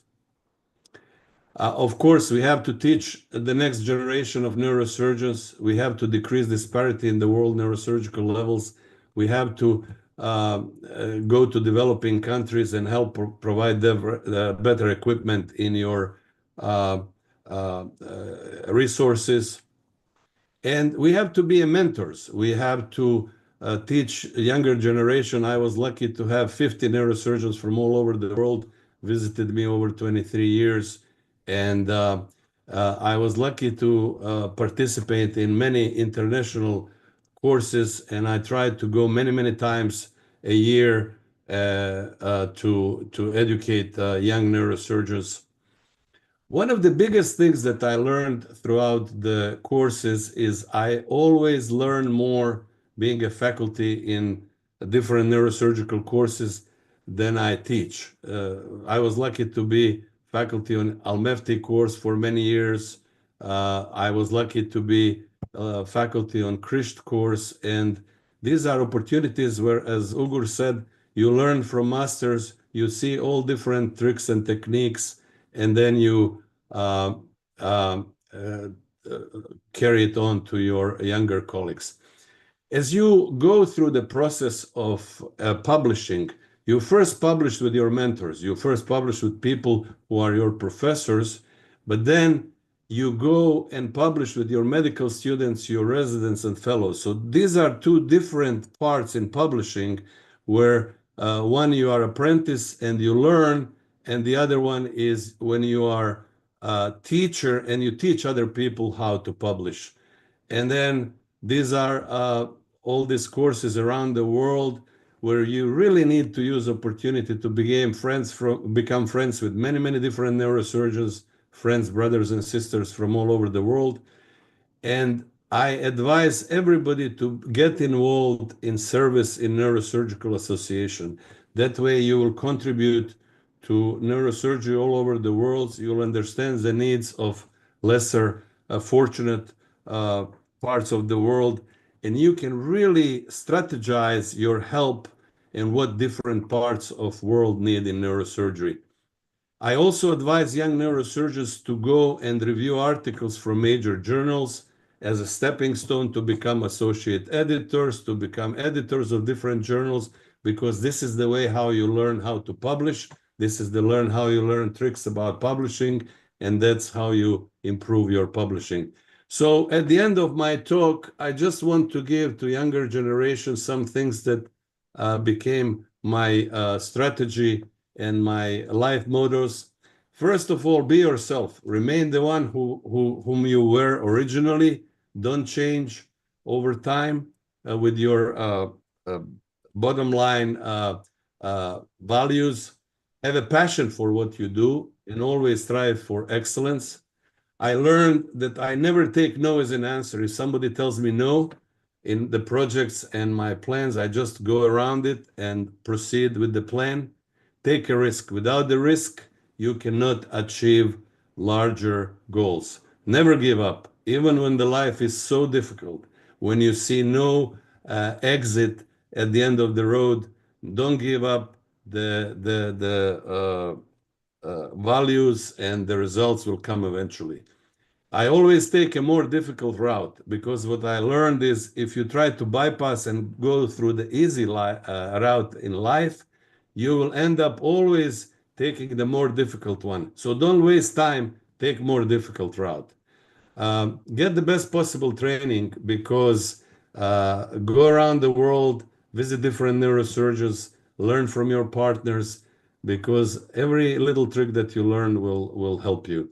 Published in best possible journals. If you want to publish, don't lose time. Go to the best journals. Of course, you'll not end up publishing in all the best journals, but at least try, and many times you'll succeed. Get the best possible boards, create networks with your friends and colleagues, and stay in touch with them. Be a mentor, be a friend, take good care of your parents, family, friends, and colleagues, and love your patients. At the end, I want to say that you don't stay in the comfort zone. You go through the fear zone, learning zone, to the growth zone, because your success will improve as far as you get out from your comfort zone. And at the end of the story, you remember that little girl that was a war refugee? She is now plastic surgery professor at Emory University of Department of Plastic Surgery. So thank you very much. This is my life story, and if there is any questions, I'll be happy to answer. Thank you so much. Thank you, Kenan. Thank you. Oh, please continue. Yeah, thank you so much, for Professor. It was the biggest inspiration for today, I think. Maybe we could proceed with the next speaker, because we have two more speakers, and during the discussion we can open the questions.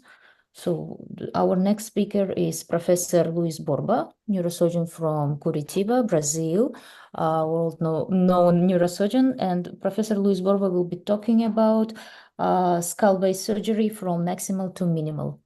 Thank you, sir.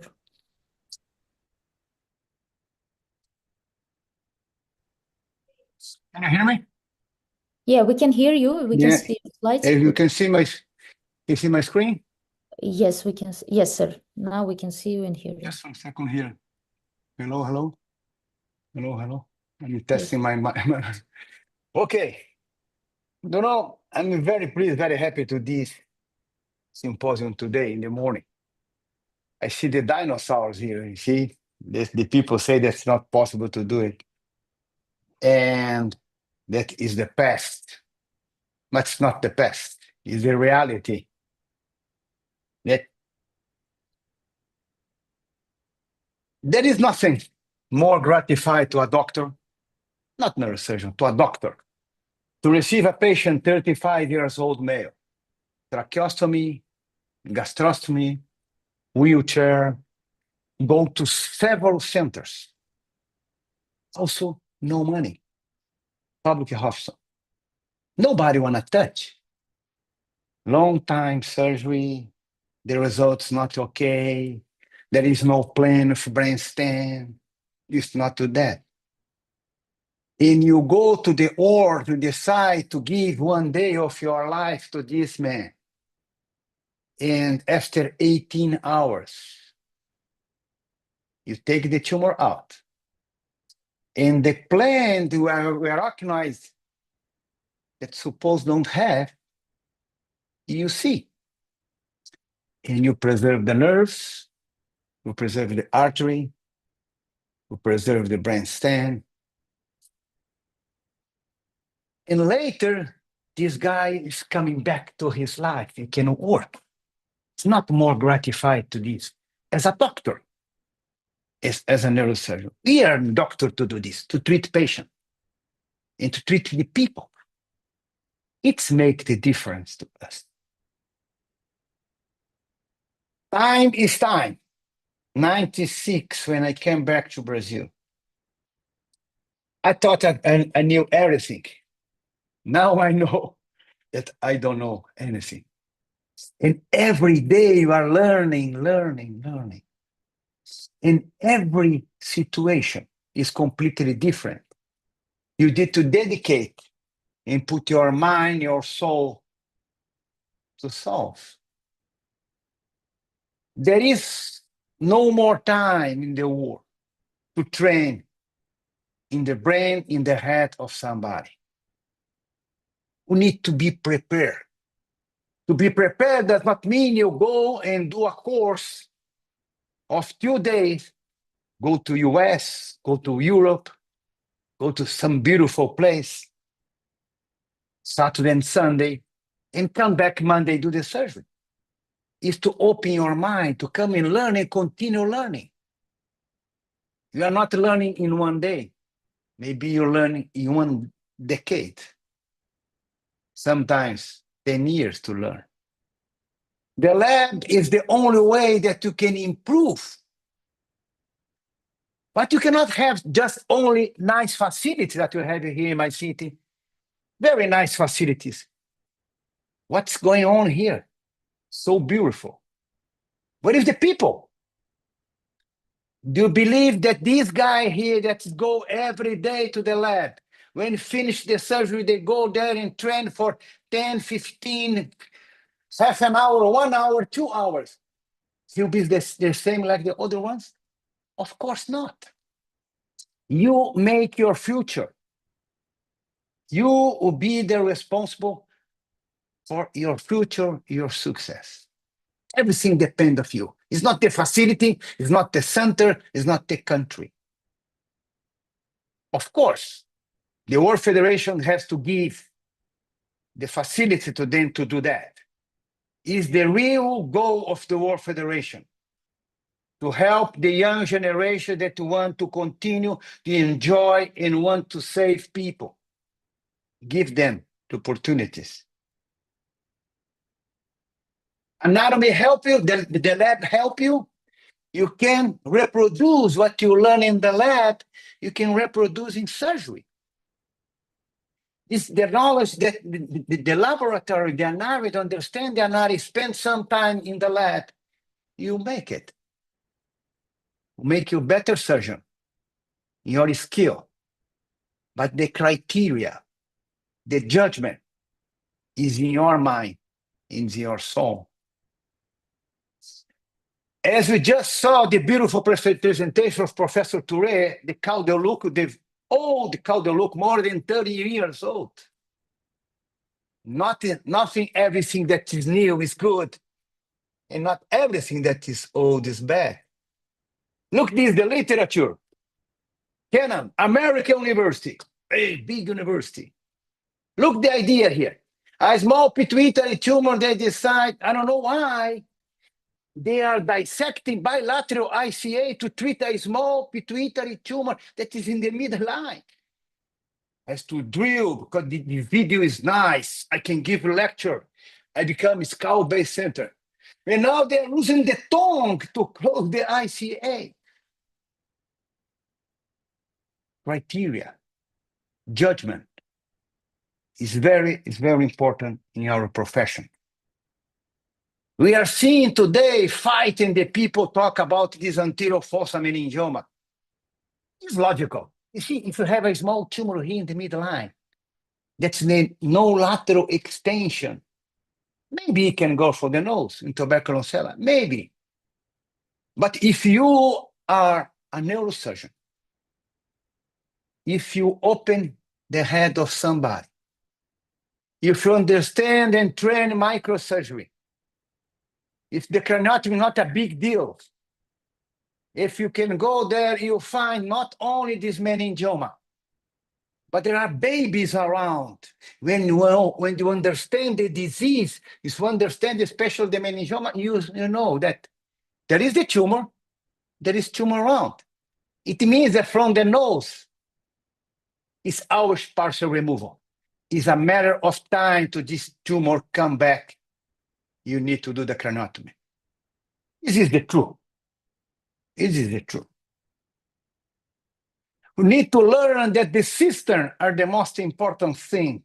And to travel to the channel is the most important thing than any kind of approach. The cistern drive you to everywhere, from one side to another side. For tumor, for aneurysm, you can dissect, you can do just working on the system.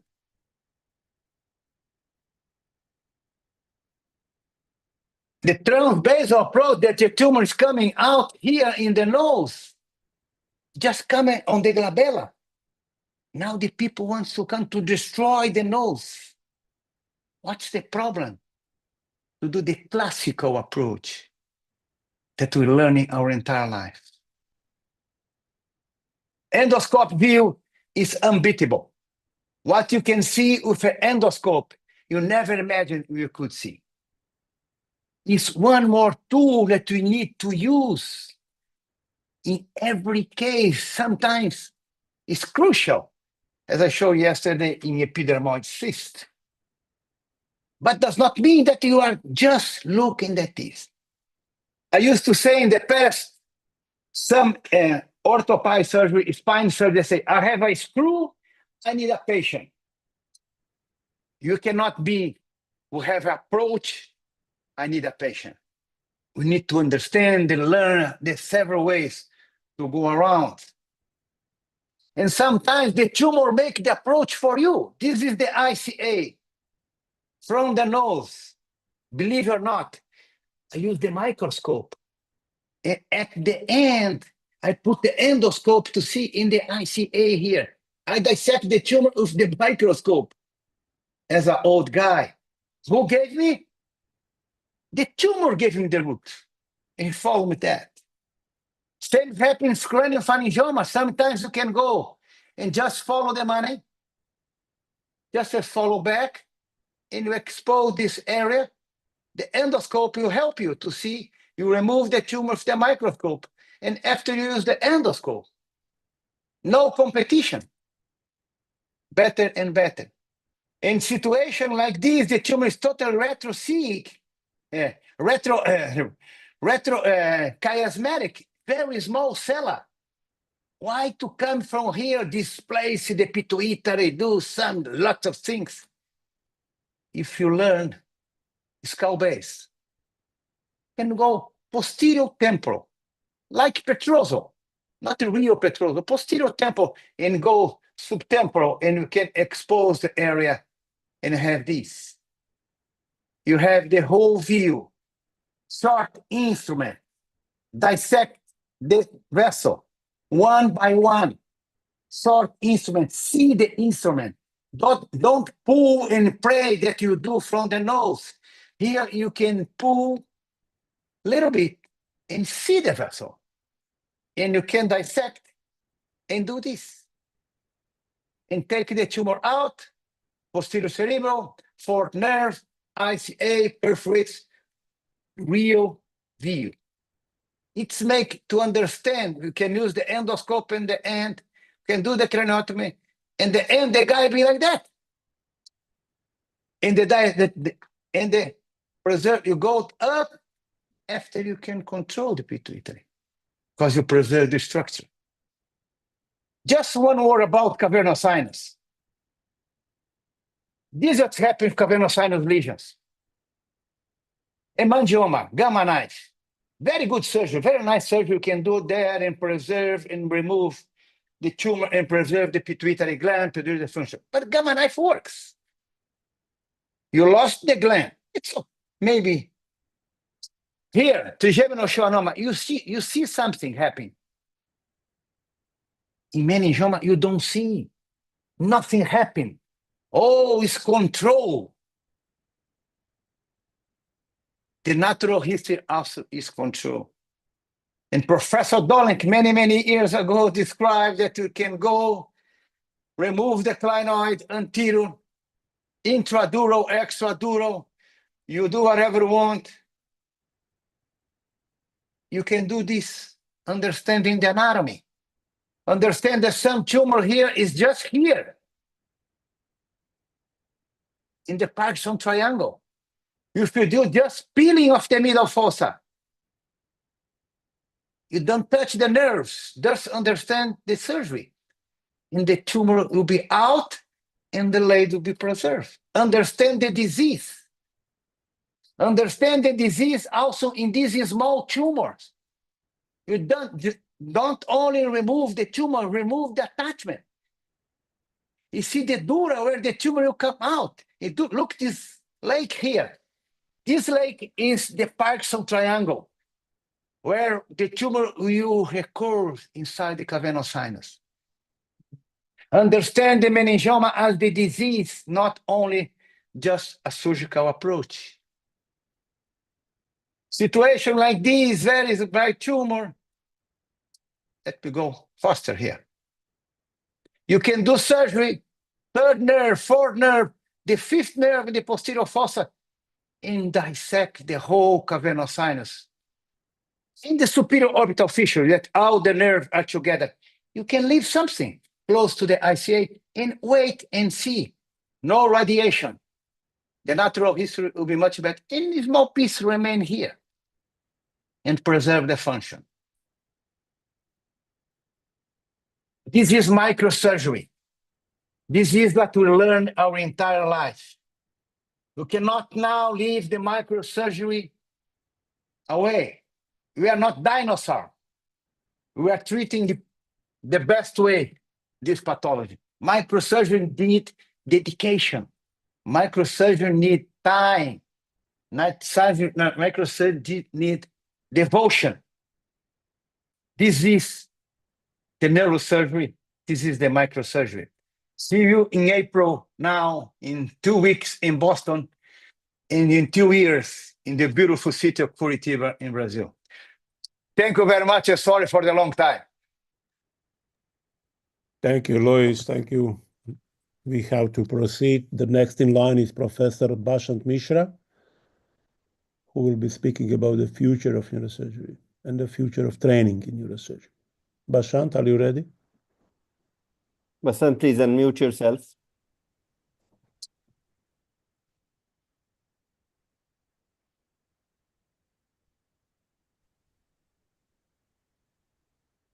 Okay. You seeing my presentation? I don't know, where is my presentation? Not yet. Yet, Bashant, not yet. Now? Coming up, yeah. Yes. Yes. Okay, after these masterful, inspiring talks, I was asked to talk about the future of training. So it's a little shift of gear.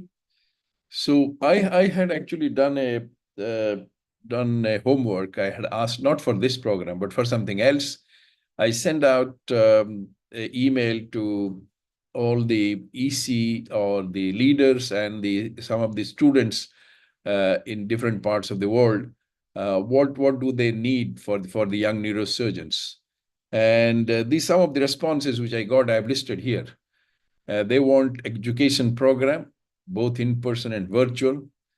Much more important, they wanted hands-on courses and simulation and the master class to share the domain with the masters in the neurosurgery, support for instruments, and almost all of them wanted some possibility of having a fellowship somewhere.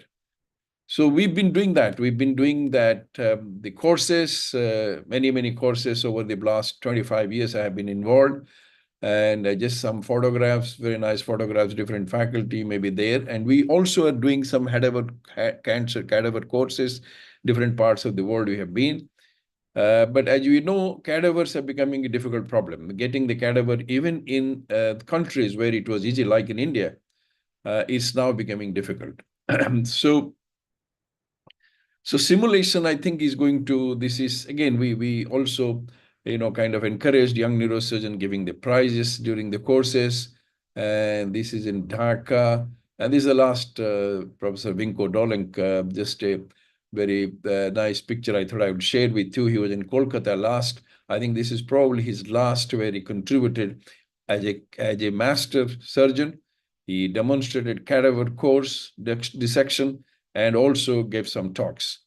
So we did have the mentors talking so that people, the young neurosurgeons can communicate with them and share the platform with them. We had some live surgery courses, and this is Professor Harnesh Niemi in Mumbai, both a cadaver course and live surgery I had organized in Mumbai many years. When was it? 2010. This was probably the first time he came. And the cadaver courses there, and microvascular anastomosis course, which we've been doing in 2009. Every year we do a couple of courses with the help of industry. But as I said, it is becoming more and more difficult. Cadavers getting so. Simulation, I think, is another way out. It is not as good as the lab, not as good as the cadaver course, and it cannot replace it. But this does help, and this was the first time we did it, I think 2023 in India, in Jaipur, when this upsurgeon, with the help of Professor Franco Sarvadi, the company sent us this simulation material for doing the course, and that was that course there. And then just a few days back, we had this simulation course, and I understand this was courtesy Dr. Ghosh. I was there. Dr. Ghosh from Chennai was organizing this course. And this was, I understand, a company in Germany, but now India they have collaborated. And this is much, much less expensive than organizing a cadaver course, I understand, because microscope and so on. So I just want to good afternoon, good evening, everybody. My name is Dr. Elias Opio from Uganda. I'm a neurosurgical registrar at WFNS Rabat Training Center in Morocco. And currently, I am a fellow of skull-base and cerebrovascular neurosurgery under the mentorship of Professor Basant Misra at PD Hinduja National. So I just want to, so I asked him what exactly he's from Uganda. He's doing his residency in Morocco, but he wrote to me and he wanted to spend 1.5 years with us. So now I think he's 1 month down the line, or less than 1 month down the line. He just came to us. So he's going to spend 1.5 years with us, a part of his residency training. I asked him what exactly are the things which you would like to have, what do you think the young neurosurgeons in Africa want to have? So they want availability of more scholarship for young neurosurgeons, fellows, trainees, residents, and if they just want some accommodation and some meals, that's about it, and they're happy with that. And he of course has a lot of other things which they have written, which I am finished. So this is some of my personal initiative, but this is what I would like to end with. All the senior neurosurgeon, the established leaders in the world, I appeal to sponsor at least one young neurosurgeon, say, per year. If I, in a developing country, can do it, I think every single neurosurgeon anywhere in the world can take care of one young neurosurgeon. Please do that. And that will be much better than having any talks and things like that. Thank you very much. Thank you so much, Professor Basant Misra, for very good points which you mentioned regarding the mentorship. That's all we need sometimes, to have maybe one mentor, but yes, who will be leading you from the beginning till the time when you start your own cases. Thank you so much. I think we can start the discussion part. Dr. Miroslav? Yeah, I think that now, do we have a time for discussion, Salman? I don't know. Next on schedule is panel discussion about innovation in neurosurgery. Mm-hmm. Is this regarding? I think we need to discuss this, master talks or something else? I think what we could do is we could get Federico and Bernard to talk about innovation in neurosurgery or something like that. So Imad told he will not be joining. That's why. Yes. Federico is here and Bernard is here as well. Good. Yes. So thank you so much for the amazing presentations. There are incredible masters. Do you hear me, please? Can you tell me? Yeah, we can hear. Very well, very well. Yeah.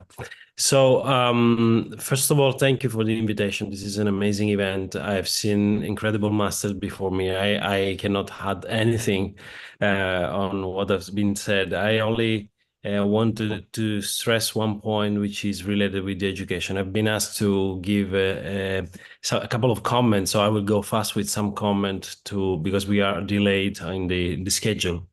The biggest thing I see is that the incredible mastery that has been shared has to be now brought to a level that allow the new generations to access the training, meaning that we have different places. Any trainee around the globe has different opportunities, different masters, different days. So at the end of the residency, we are all different. So my perspective as a young neurosurgeon is that we need to find a way to, let's say, increase the safety for patients using simulation, using training in safe environments, and most important, to find objective metrics. So this is the panel I would like to encourage now. So about how can we measure skills in training. So this is my question to you. We are using augmented reality. We are using artificial intelligence and sensors in simulators, and we are trying to achieve a level of understanding of what happens in the tissue, in the ends. We are trying to find markers of abilities. And interestingly, I will share you very quickly a couple of slides, if I can, just to give you a better understanding of what I'm talking about.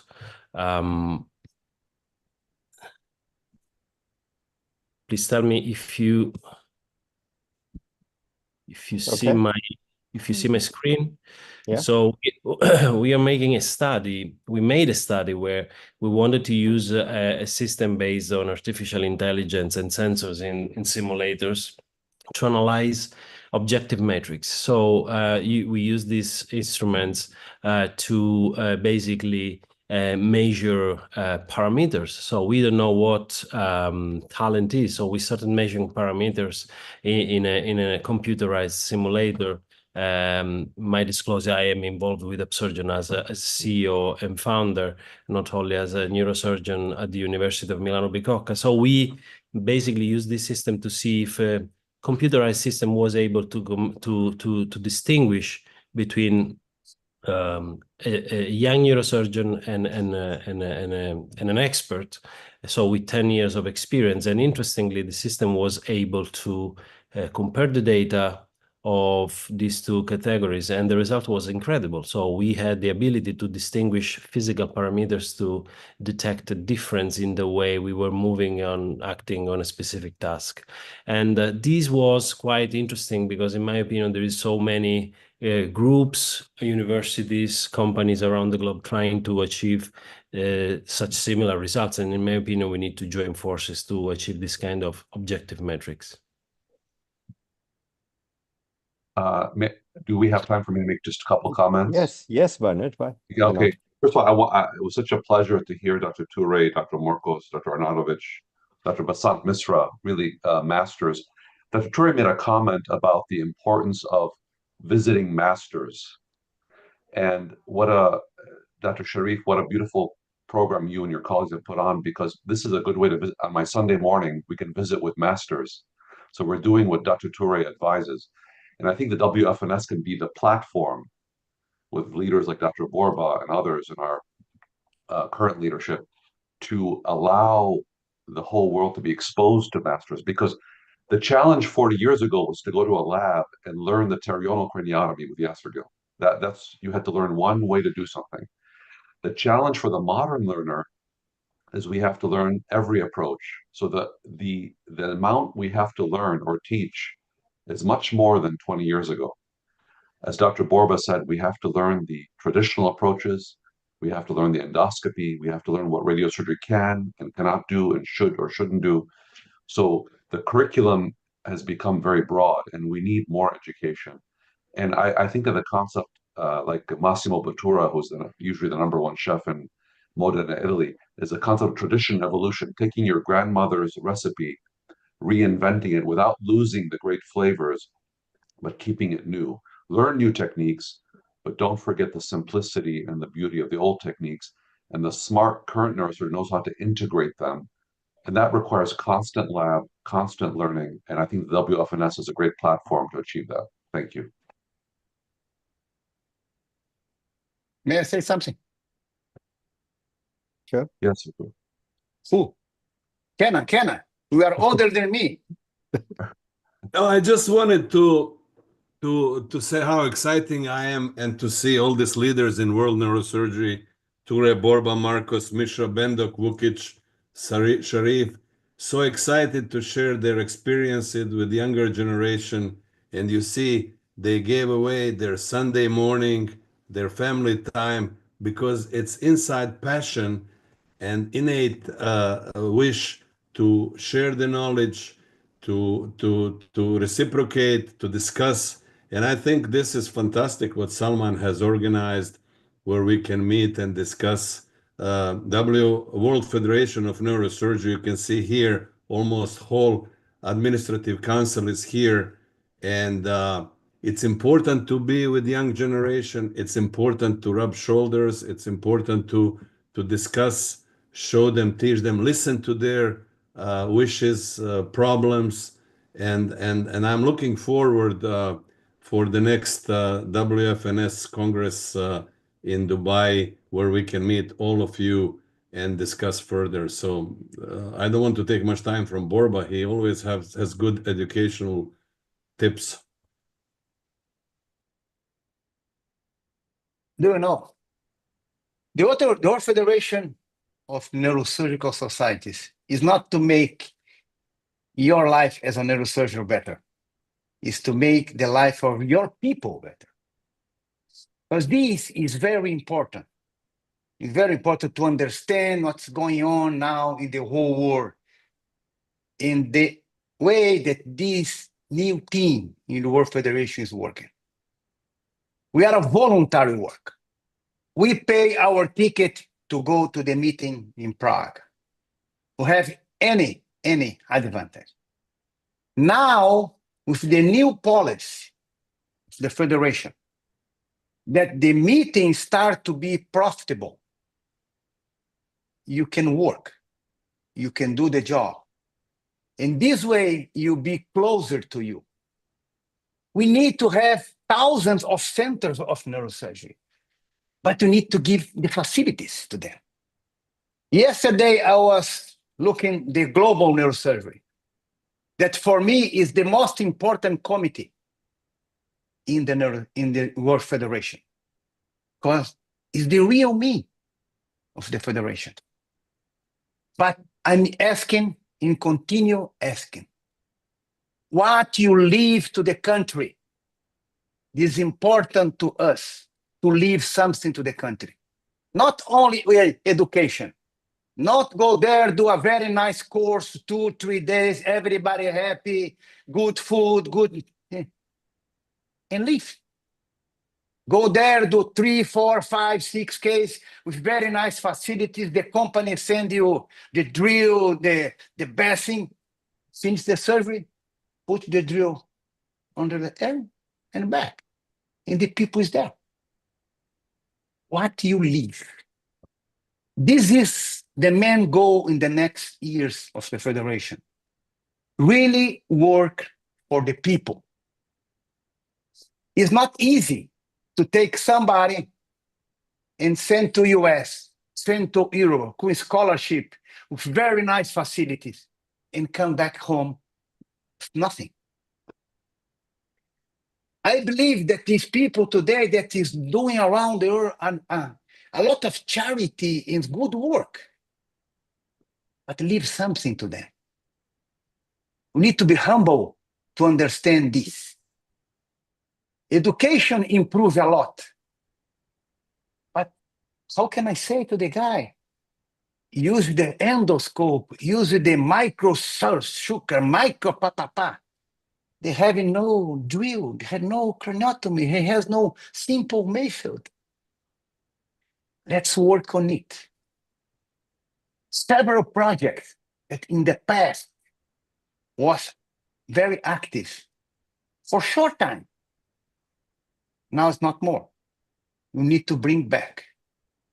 I remember 3 years ago, Professor Albefti, together with the neurosurgeon from Syria, talked with very proeminent and influent and billionaire neurosurgeon about to talk with the company to get a small microscope to this guy do microsurgery. Until now, there is no answer. We need less talk and more action. Bassan is making the whole But now we need to act. We know what the patient has. We know the symptoms. We know the diagnosis. We know the treatment. Let's do it. And we can do it. The federation is the next meeting will be more profitable, have more money, and this money go to you. You not pay dinner, you not pay ticket, not pay anything. You do for you. It's my word, it is the word of all this administration that is fighting for you. Sorry, I'm talking from my mind here. Sorry. Okay. Excellent, Barbara. Thank Excellent. you. Thank you. Yes, Vernon, you were saying I would ask that Federico print the cases of the masters so that we can do Dr. Morcos's M2 to PCA bypass on a model. Because the challenge with neurosurgery, we have rare, difficult cases. We need to improve learning curves. And how do we scale Dr. Morcos's and Dr. Toure and Dr. Borba? How do we scale? Okay, I think, thank you, everybody. It was a very good discussion, and I think good thinking for future, and definitely, I'm sure you guys will work on that. Yeah. I think you should allow them to people. I think the most important thing is to opinion of our leaders. Sure. See, these people need to talk. We need to talk. We have 200 people online here that's asking for hope. We need to give them something. Sure, I totally agree. I think what you need to do is have a meeting, and then in that, let's make decisions. And depending on that, we go back to them and then explain to them where we're going. Yeah. That would be a good idea. I vote for lots of hands-on workshops in Dubai. Okay. We have Dr. Olulama here. Maybe we can get him to say a few words and show a couple of slides here.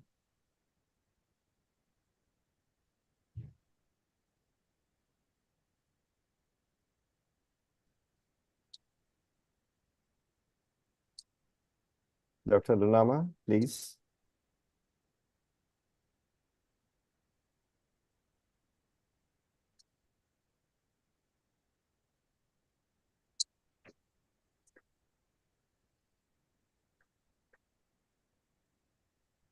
Please allow Mohammed to share his slides. Imad. Okay. Hi, everyone. Thank you very much for letting me come in. I wanted to share the website. First of all, thank you very much for the trust to Dubai, and the beautiful city of Dubai is waiting for you in December next year. We'll have 2 days workshops and then 4 days full with talks, professional talks. Also, the residents, the students, medical, they come also to present the abstracts. Please, I want to just show you the website, which is done for the World Federation meeting or Congress in Dubai in December this year. Please go through the registration and the fees. There are different fees for different, countries, and also for residents and nurses. And there are also updating all the time the program. So to know more about the courses, the program, please visit frequently the website. And we are, very happy to welcome you, all of you, to the beautiful city in Dubai very soon.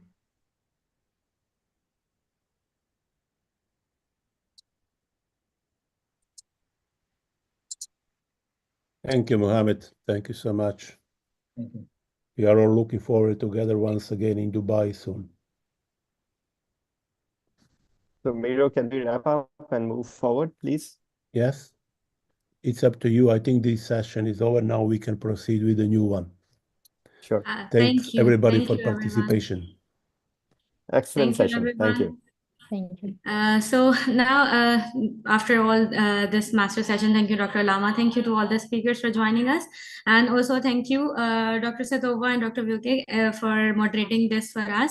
Now, before moving on to our next session, I would like to remind all of us that we have a very exciting quiz coming up in the end of this day. So please stay tuned for that. And also in the end, we are going to have a prize distribution ceremony for all the distinguished oral and poster presentations presentations. So stay tuned so you do not miss those. So we have all the books that Imad is showing that we are going to give all as a prize to the winners. So yeah, now moving on with the conference, now we have our spine session. So I would like to invite Dr. Mehmet and Dr. Ruli to please turn on their mics and take the floor and start with our next session, please. Hi, everybody. This is Mehmet Sileli from Izmir, Turkey. This is the spine session. I will moderate it with Dr. Ruli Hanefi. And the first speaker will be Dr. Franco Servadei from Italy, past president of the WFNS. He will give a keynote lecture on training program in spine surgery. Sorry, Mehmet, Franco is not here. He's indisposed. So Adaremi Hedara is going to give his talk from Ivory Coast. Okay. Please send the current program to us so we can moderate properly. Mehmet, Imad, please, can you do that? Okay, Adaremi, what is the Maybe topic? we can call the second Can you talks, see my screen? Dr. Mirza, Professor. Can Dr. you see my Mirza. screen? Mirza is also skipped. Oh, okay. So maybe need the new schedule from Imad. Yeah, we need. Hedara, we don't know the can program you start, yet. please? Hedara, can you please Yes. start? Hedara. Can you see my screen? Yes, we can. Okay. Good afternoon, everyone. I'm very happy and honored to assist, to be associated with this conference. I would like to express my sincere thanks to Professor Shalit and his team. My topic is about training program in spine surgery based on my experience in Africa and with the WFNS spine community. I will start my presentation with a case sent to me by a young neurosurgeon working in a Sub-Saharan Africa country, about a young man who was involved in a road traffic accident. He had spinal trauma with incomplete paraplegia. He decided to operate, but during the surgery, the CM broke down. And despite this, the surgery was performed. Post-operative imaging revealed a level error and screw malposition. A few weeks later, he operated the patient without CM, resulting in a significant improvement in the patient's condition. This case illustrates the reality that neurosurgeon or spine neurosurgeon in Africa often face in their daily practice. They deal with multiple challenges, and among the main issues we can point out first, the importance of spinal pathology, degenerative as well traumatic, among the neurosurgical pathologies that we have to manage. Particularly, spine trauma, which constitutes a public health problem in the developing country with a significant high incidence due to traffic road accidents.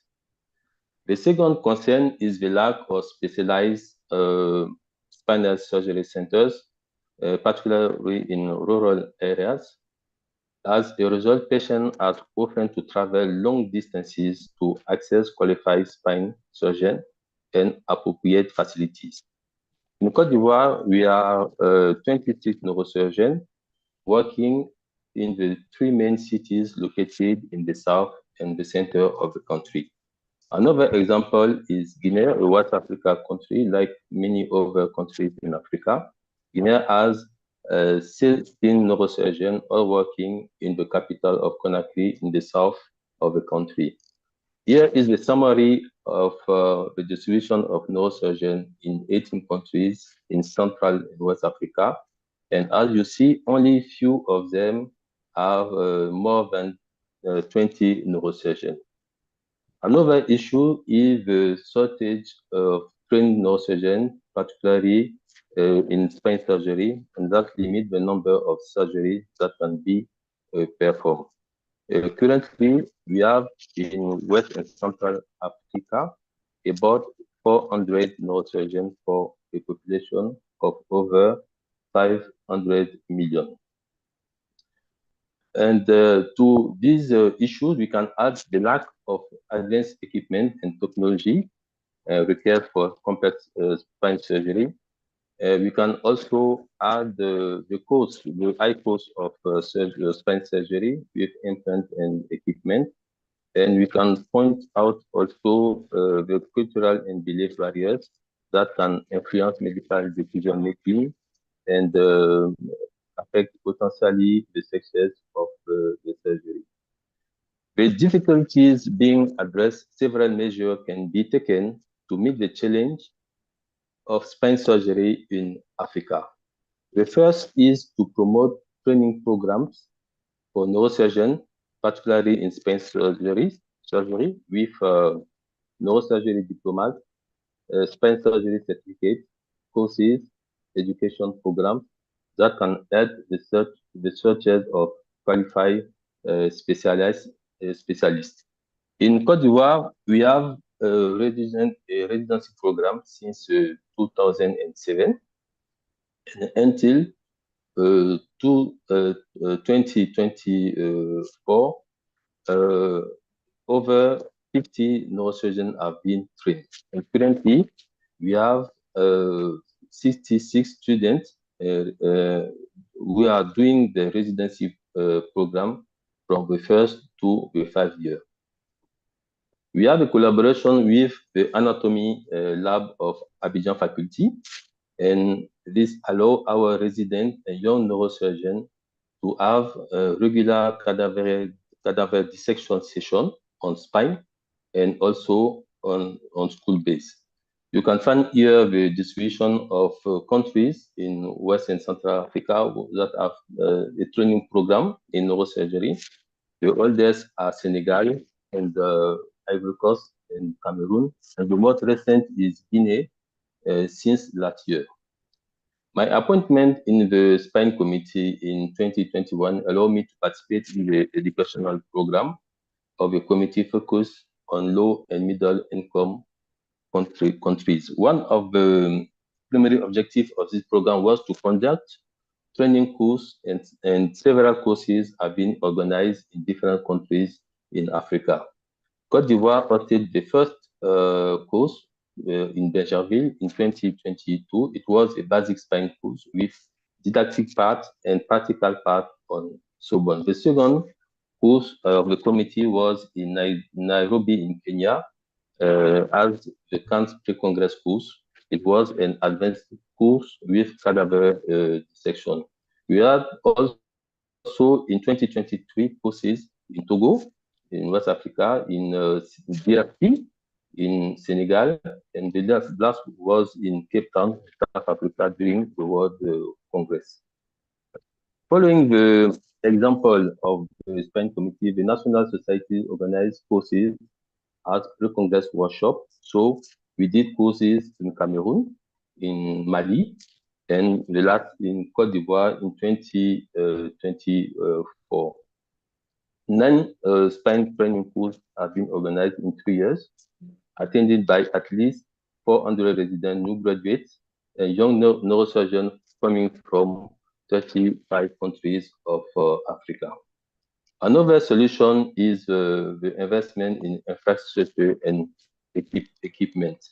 In Côte d'Ivoire, the government has built a public hospital in Boaké, my department, and with advanced technology equipment such as microscope, Kinevo 900, 3D CM, neuronavigation system, telepathic cam, neuromonitoring machine, and that this allows us to improve our ability to perform complex spinal surgery such as deformity and also vertebrectomy.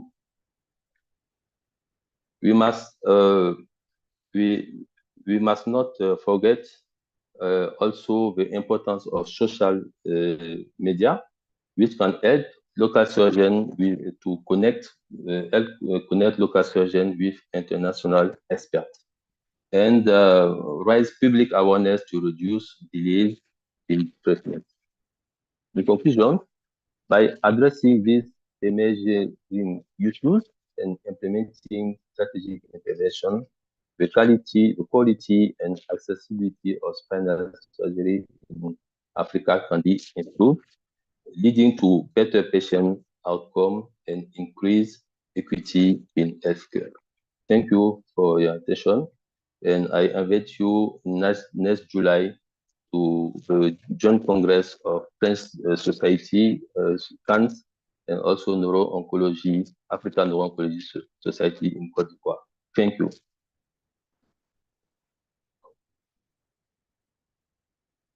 Yeah. Thank you, Adere. Great talk. Is Mirza with us? Yeah, No, sir, actually, he's not here. Okay. So then I will ask Mehmet? Francisco. Yes, hi Mehmet. Hi. I have the Misra talk because his flight is on a flight right now, so he sent me by email. So if you want, I can share the laptop with his presentation. Yes, please do it. Yeah. Okay. Thank you, Francisco. One moment. Sorry for inconvenience. Okay. Robotic alignment module, a second-generation robotic arm made by Brainlab Munich, Germany. Our patient is a 65-year-old male patient with spinal instability L1-2 due to spondylodiscitis who underwent percutaneous robotic-guided pedicle screw implantation, decompression of the spinal canal for NPM evacuation, and secondary XLIF surgery at this level. Patient is position prone with arms extended forwards on a positioning cushion. The CERC robotic arm is attached to the operative table at the left side of the patient. Level determination and skin incision planning is formed using intraoperative C-arm. 4 skin fiducials are attached on both sides of the planned incision for registration accuracy check following in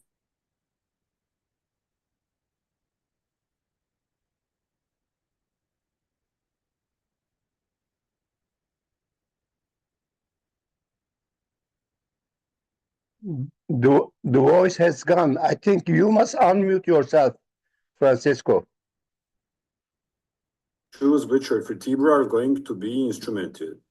Following selection, the software makes a screw proposition. Screw entry point, length, diameter, and direction can be adjusted manually.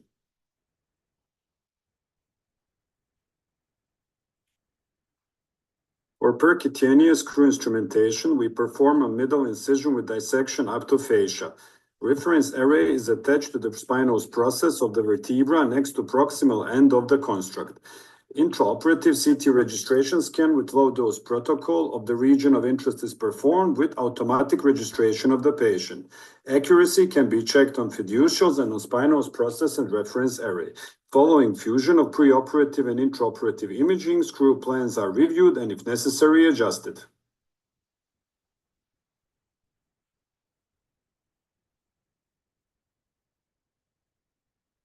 For registration scan, operative field is covered with sterile drapes and using a sterile pen, a scan region is marked. For registration scan with low dose protocol, all staff leaves the OR.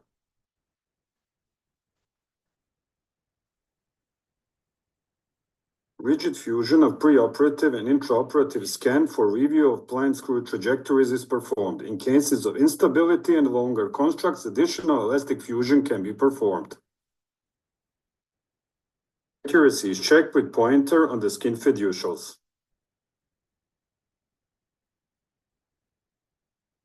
Kinematic unit of the robotic arm is positioned over the projection of the entry point of the first screw. CERC Brainlab robotic alignment module enables automatic positioning to the screw trajectory. Movements of the kinematic unit are tracked and surgeon monitors them on the large screen in the OR. A drill guide holder is inserted through the tracking array and positioned onto the entry point. Small incision in the fascia is performed. The tracking array can be safely locked, which secures the drill. Prior to locking, tracking array can be easily adjusted according to pre-planned trajectory. Drill guide movement control is provided at all times.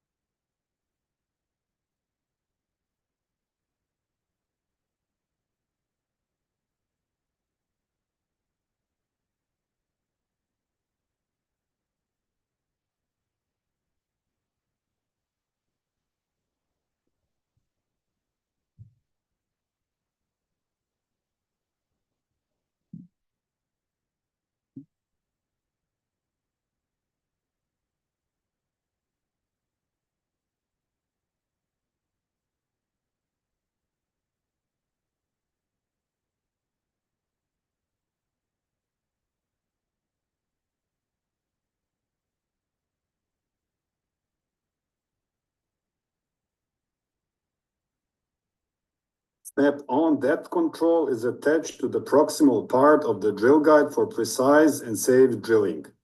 In this case, 35 millimeter was drilled in the pedicle for a screw implantation of diameter of 6.5 millimeter and a length of 50 millimeter.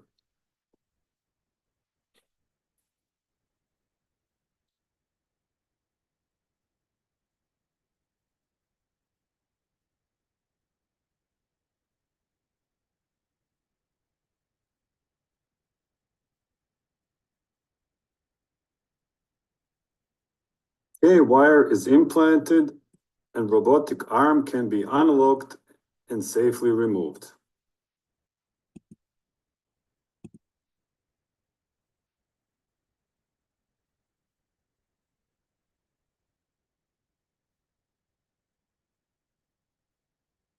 We employ an all K-wire technique, meaning that we first implant all K-wires, then dilate the muscles for pedicle screw implantation. The reasons for this is not to compromise the registration navigation accuracy due to movements of the spine during the pedicle screw implantation.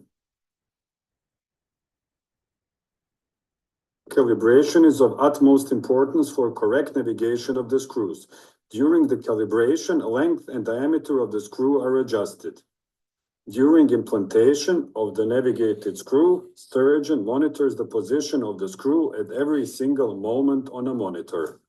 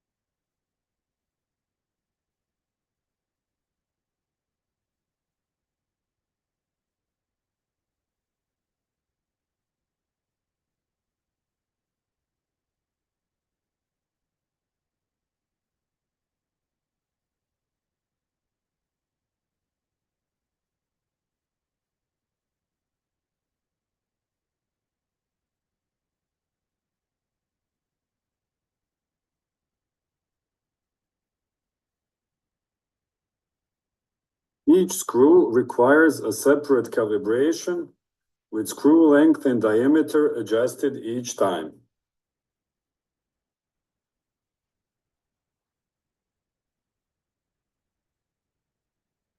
Rod is implanted in MIS technique without opening of the muscle fascia. Following rod implantation and locking of the screw heads, towers of the pedicle screws are removed.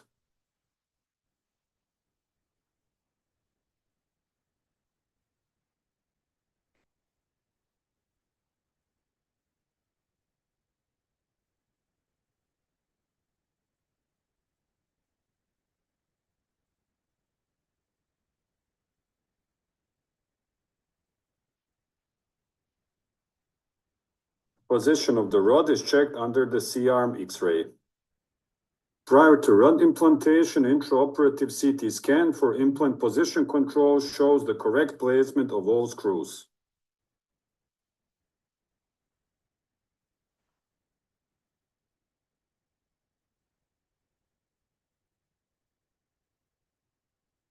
Okay, the video is finished. Yeah, thank you. Rudy, you can proceed. Yes, thank you, Professor. Maybe we can proceed to Dr. Francisco Costa with the role of exoscope in spine surgery. Thank you. Time is yours. Thank you very much for the kind invitation. My topic is the role of exoscope in spine surgery training. We have seen in previous lecture that the learning process is a very complex process based on different steps, starting from knowledge, competence, performance, and action that can be learned by different activities. And the audiovisual and the practice doing remain the key point of this learning process. The technology can help, obviously, this process as the world is changing, and technology can help also the different step of the training for young neurosurgery. What is the rationale of the use of exoscope? Obviously, a proper visualization and illumination of the operative fields are two vital cornerstones of neurosurgery. We know the importance of microsurgery in neurosurgery. So the use of exoscope can overcome a little bit of drawbacks of the microscope. We know that microscope is a well-known technology. Also, the full endoscopic spine surgery is right now well accepted, while the role of exoscope right now is in a hype period, because we are to understand what is its role, both for surgery but also for the training. What is the rationale of the advantages of exoscope? We have a high definition 4K three-dimensional screens. That it means that we perform the same surgery, but if we compare with the old generation microscope, new generation microscope, and three-dimensional video, keep in mind that the video for exoscope is recorded in 2 dimensions because we need a special screen to observe in 3 dimensions, but in operating room we have a 3-dimensional view. You can understand how the detail of the pathology is better right now. The other things is that is well now that with exoscope we have a better ergonomics. Both surgeons have the same vision during the surgery, and is a full immersive surgery for all the staff.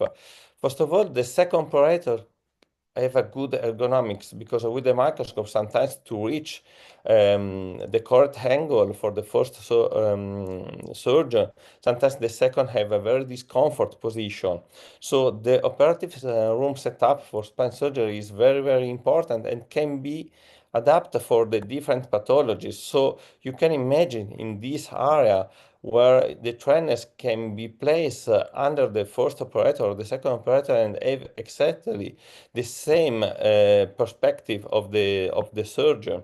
Here's some intraoperative imaging, and it's really easier to explain the anatomical details to the trainees and residents, because the experience in the operating room is really full immersive, not only for the anesthetist and the scrubs nurses, but especially for the students, for the residents.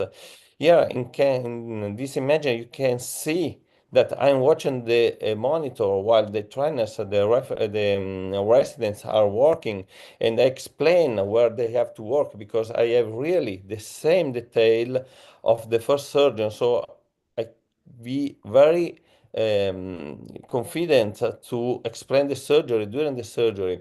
There is not many literature regarding this, but Murakami, for instance, explained that with the use of exoscope in the training in the residency program, the surgeon perform a forehand surgery, and the trainers perform surgery under the supervision of senior surgeon, because due to the improved ergonomics, the supervisor hands could move freely in the surgical field and help in the training process. Same conclusion is achieved by this paper from Ricciardi. And the author highlight the possibility to use the 2 screens in order to have a better analysis, an easier analysis of the surgical fields for the residents, and is the conclusion is that it's a superior educational value respected the microscope because the quality of the imaging is pretty good higher. From 2022, I started using the exoscope. This is not up to date because the casuistic is hands-on September 2023, but right now I use in almost all spine procedure the exoscope. In no case I have to move to the microscope. You can see that I treat every kind of pathology from degenerative to tumor, but why is important? Here we can see a short video of a complex cervical case. I try to skip a little bit, but you can show really the high detail also in two-dimensional, and in the narrow space of the disc you can really have a good illumination and a good detail. So it's very easy to explain also in a critical part where with the microscope sometimes we have a blind angle. So can be really suitable for a common pathologist. Here is the ending of the corpectomy with the trial, and you can really record everything and everybody can feel confident with this procedure. And this is the final result, but this is not the topic. Again, if you see very rare pathologies, you can really have a good quality imaging in order to record and to show to the resident if they are not in the operating room, especially in the resident program, because the detail of the imaging is pretty good, and you can see really the anatomical detail for such rare pathologies like the idiopathic spinal cord herniation. I can skip a little bit due to the time, just to show the detail how to manage the arachnoid spaces, the ligamentum dentatum, in order to gently move the spinal cord and to reach the area of the dural defect, the anterior dural defect. That is pretty easy to explain also in a post-operative moment with all the residents. So the quality of the imaging can be used in the post-processing and post-surgical approach to explain and how to repair this. I have almost finished. Again, can be used also for, for a camera, for step by step, and we perform also some educational series starting from the beginning, and just to show that you can use the camera of the exoscope also for the skin incision in order to explain step-by-step surgery. This is a standard disc herniation. So we perform this kind of educational video so the trainers and the resident can check everything. But I interview my residents, and I will conclude with this, and their point of view, they feel really comfortable with this instrument, and also when they are not on the surgery, they are able to participate to the surgery, and also if they are outside. So I think it's a very good instrument also for training, and there is no real disadvantages. Thank you for the attention. Thank you so much, Dr. Costa. Yeah, I have any quick question from audience. If not, maybe I have one quick question to Dr. Costa. I saw you do very great about the exoscope system, but I want to know, do you feel any delay when you do the movement with the exoscope compared to endoscope? Do you feel any delay? Does it disturb you or no? Thank you. No, I thank you for the question. I think this is important. I have no great experience with the endoscope, so I cannot compare. So I can compare with the microscope, but there is no delay because it's a camera, so the projection to the monitor is really in live. So there is no differences. So I find very well, and after 20 years of use of a microscope, I move completely to the exoscope due to the lightening, and the have also deeper fields of use, so it's easier in spine surgery for the instrument length. So I think it's very easy, but no type of delay between transmission and your observation.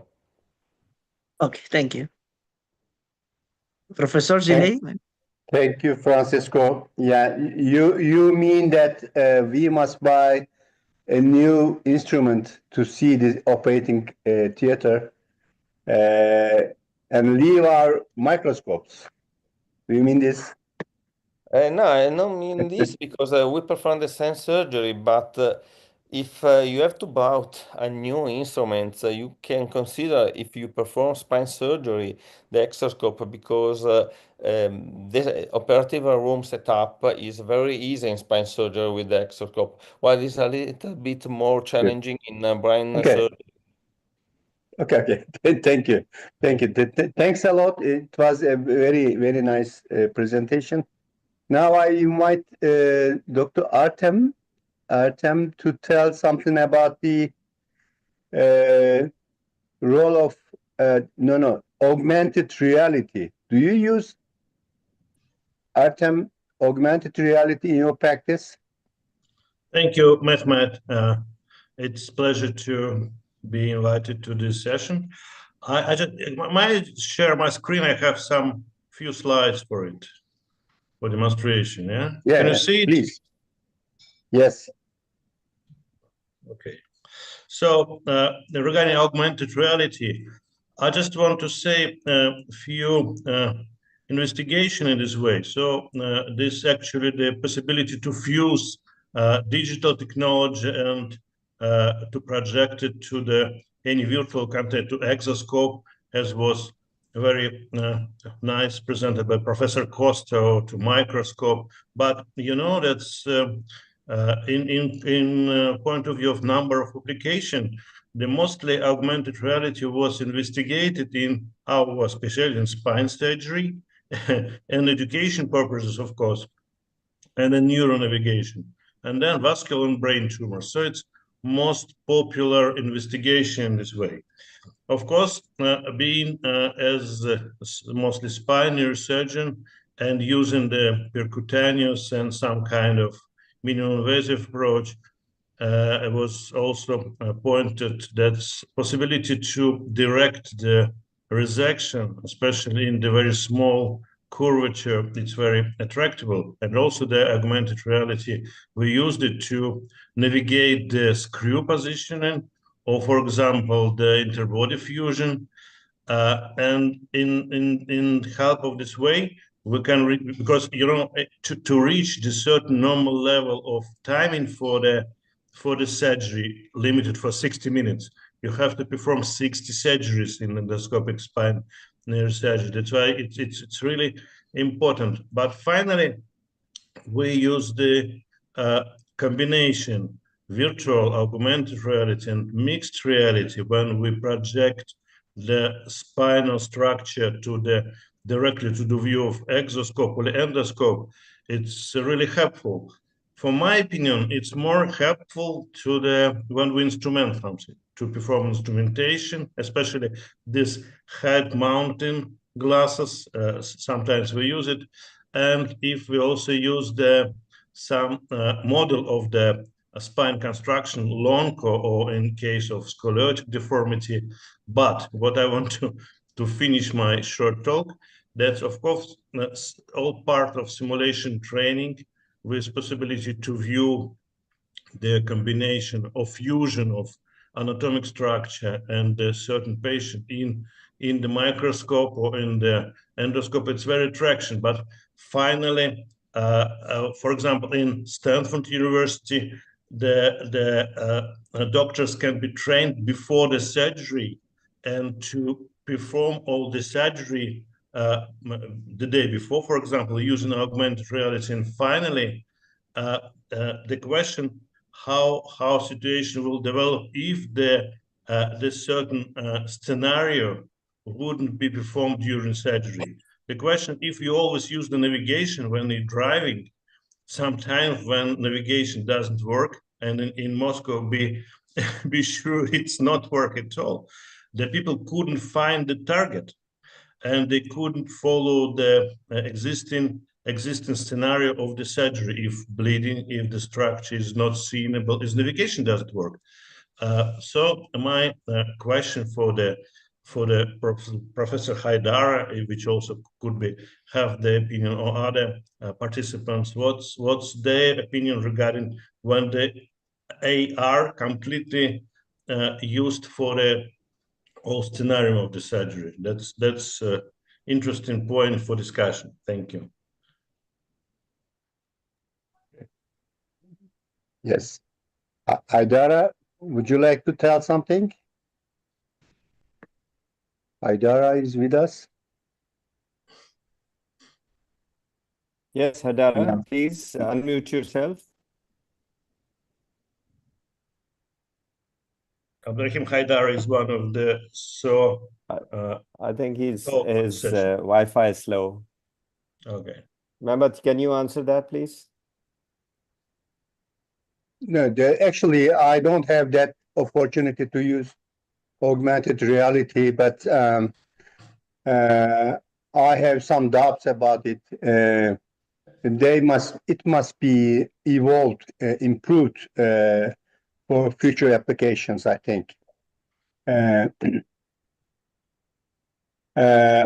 let's move on. We have not much time, I think.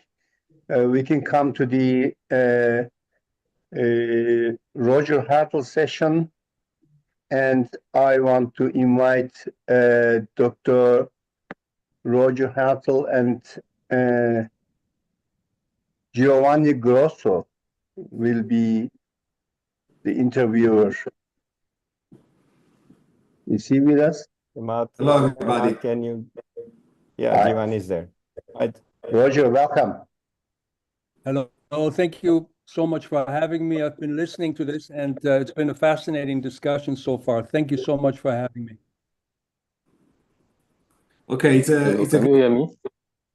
Yeah, it's a great pleasure to perform this interview today. Dr. Hartle doesn't need a great introduction. He's a well-known figure in the world of neurosurgery. He's a world-renowned pioneer and leader in minimally invasive spinal surgery, computer-assisted spinal navigation surgery. He also the founder and director of the Spine at the New York Presbyterian at the Weill Cornell Medicine Center for comprehensive spine care, as well as Weill Cornell Medicine Global Neurosurgery Initiative in Tanzania. And Dulcis in Fundo is also services of the official neurosurgeon for the New York Giants football team. Is that correct? Yes, yeah. Okay, it's just a summary. Okay, so I shoot with the first question. So we have been at the forefront of integrating advanced technologies like navigation and augmented reality into spine surgery. Can you share with us how these innovations have transformed the surgical procedures and, above all, patients' outcomes? Sure. No, thank you. Thanks again for having me. And that was a very kind introduction. And as you know, we're all on the shoulders of giants, right? We only get to where we are by listening, going to the meetings, learning, and honoring the people who are our mentors. So I want to point that out. Without those, we wouldn't be anywhere. But in terms of new technology, and we heard about augmented reality, and we talked a little bit about navigation earlier. We saw that video from our colleague in Germany. You know, I've always been fascinated by it, and I think especially with augmented reality, some of you were a little bit hesitant to really acknowledge the potential value, but I think that as we kind of mature as surgeons and as our infrastructure in the hospital improves, I think navigation and augmented reality increasingly are going to become very, very important. We have already, in terms of patient data, we have a lot of data showing that the correct use of 3D navigation, freehand or robotic navigation, increases accuracy of implants. And that's kind of, in my opinion, that's the low-hanging fruit, you know, because it's relatively easy to measure, and it's something that intuitively makes a lot of sense for surgeons to use navigation, especially in percutaneous cases, for orientation and to improve the accuracy of screw placement. Now, when it comes to augmented reality, though, I think that's really the next step up. And augmented reality, at least in North America, is being used with those goggles rather frequently now for the same purpose, to put in screws, and it seems to work very well. But what I'm really excited about is the use of augmented reality, not only to put in screws, but also to facilitate the workflow. And the colleague earlier showed a slide that we put together where we use augmented reality with the operating microscope to guide surgeons through a complex spinal operation. So not only to put in the screws, but really to show them surgical landmarks. You know, this is where you make the incision, this is where the facet is, that's where the lamina is, and then that's where the pedicle is, that's where the disc space is, that's the orientation of the disc space. So rather than, especially in minimally invasive surgery, rather than guessing and getting tons of x-rays, you use your exoscope, your microscope, and you dial in those landmarks that you need to perform the operation step by step. And then we're getting to augmented reality as an orientation tool to facilitate the workflow. And that's great for teaching and training, but also for advanced surgeons, it's great because it just helps you orient yourself while you're doing the complicated procedures. So that's kind of but we don't have data on that yet, other than from the lab where you can show that using augmented reality facilitates the workflow. But I think we'll get there. And I think as we all become more confident with goggles and using augmented reality through a microscope, we'll get more experience, and we'll really integrate this into the surgical workflow. I hope that makes sense. That's kind of my view. Yeah, thanks. The second question is how, in your opinion, the minimally invasive approach changes over time? Yeah, so I've always been interested in less invasive and minimally invasive surgery, of course. When I decided to become a spine surgeon 25 years ago, I was very depressed, okay? Because I thought I'm never going to use the microscope again as a spine surgeon. And I really enjoyed navigation. I trained in brain surgery using a lot of navigation in the late 90s, early 2000s. So I really understood the value of navigation, and I thought, I'm never going to use navigation as a spine surgeon. I'm never going to use a microscope. And now see what happens. Over 20 years later, we use, as spine surgeons, we use the microscope more than a lot of our cranial colleagues. We've gone from endoscopic procedures, tubular procedures, percutaneous screw placement. Look at all the evolution and how exciting and how really, amazing it has been. Now, then the integration of augmented reality, as we just talked about, and not only for screw placement, but really to facilitate the workflow of any spine operation, maybe also in injections like pain procedures at some point. Why not use augmented reality for that? The next step is biologics, for disc regeneration, disc repair, not only for fusion, but disc regeneration, disc repair, and replacement of discs at some point. And we're just at the beginning of this. And then finally, I think what makes you really a successful minimally invasive spine surgeon is if you make the right decision. And that goes beyond surgical techniques. So you got to examine a patient. You got to figure out exactly why is this patient here? What's the pain generator? And that's where the multidisciplinary aspect comes in that you mentioned initially. I think to be a good spine surgeon, we have to work with our non-operative partners because it makes us better surgeons because we make better decisions. If you only know how to operate and you try to find an operative solution for every problem, you're going to make a lot of mistakes. But you got to surround yourself with a multidisciplinary team that helps you make these decisions. I love that. Perfect. So I have also another question, and is about your experience in Tanzania. Can you share with us your experience, your thought about this action? Yeah, thank you, Dr. Grazia. So Tanzania, we've had a project there for the last 15 years, and Dr. Shabani, I think, is on this call, and I think he gave a presentation earlier. Hamisi Shabani is really my partner in Tanzania, together with many others, and it's been very, very worthwhile because we started out a collaboration. It was just about teaching and training fellows and nurses, anesthesia, ICU people who would go back and forth between New York and Tanzania. Then it was about research activities. We wrote more than almost 40 papers. We published almost 40 papers over the last 10, 15 years together, all related to head trauma, spinal trauma, hydrocephalus.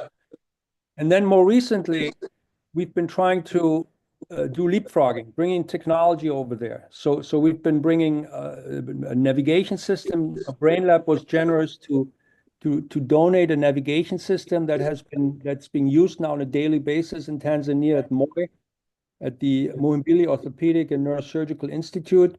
We have an endoscopy tower donated by Joymax, which is being implemented now. I was very hesitant to bring technology there, but now with the collaboration and the interest, we see that even bringing technology there can work very, very effectively as long as you have a service contract in place, you have a service contract with a company, and you have the right champion surgeons locally, such as Dr. Shabani, Dr. Ruta, some of the other surgeons there who really are interested in integrating that technology into their practice. And now, as the next step, we're trying to work on a center of excellence in Tanzania, not only to prevent surgeons from leaving Tanzania, but also to prevent patients from going elsewhere, because you need to support these institutions locally, not only to prevent a brain drain, surgeons going abroad, but also keep the patients there. If you can keep patients there and treat them locally, I think that's going to be a huge plus for the institution and for the whole program. So that's kind of my take on Tanzania. So we started little, and now we're kind of getting to really supporting centers of excellence, which is very exciting. Yeah, amazing experience. Yeah, I think so. Yeah. So have we time for an extra questions, or we are on delay? We are on delay, I think. Okay. I'm tired. It was great to have you both. And I thank Roger Hartle for his great efforts to provide a center of excellence in Tanzania. I will make one comment. Actually, even during the lifetime duration of one surgeon, we are skipping from making surgeries, open surgery, then microscopic surgery, then endoscope, then exoscope, recently augmented reality robotics. So then we are trying to adapt ourselves as surgeons to new technology, and probably we are missing how to evaluate patients, how to select proper patient for surgery. Those ideas are not so discussed too much.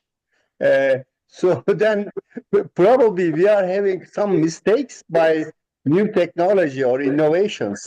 What do you think about that, Roger? Yeah, Mehmet, that was exactly my point. And I've gone through that evolution. You focus on technology and you get excited by new technology. Now I'm actually come back to the basics, which is really patient evaluation.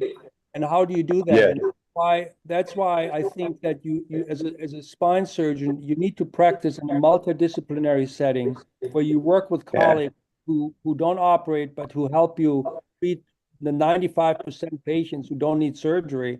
And that allows the surgeon to make better decisions and then be more successful with those surgeons that you operate on.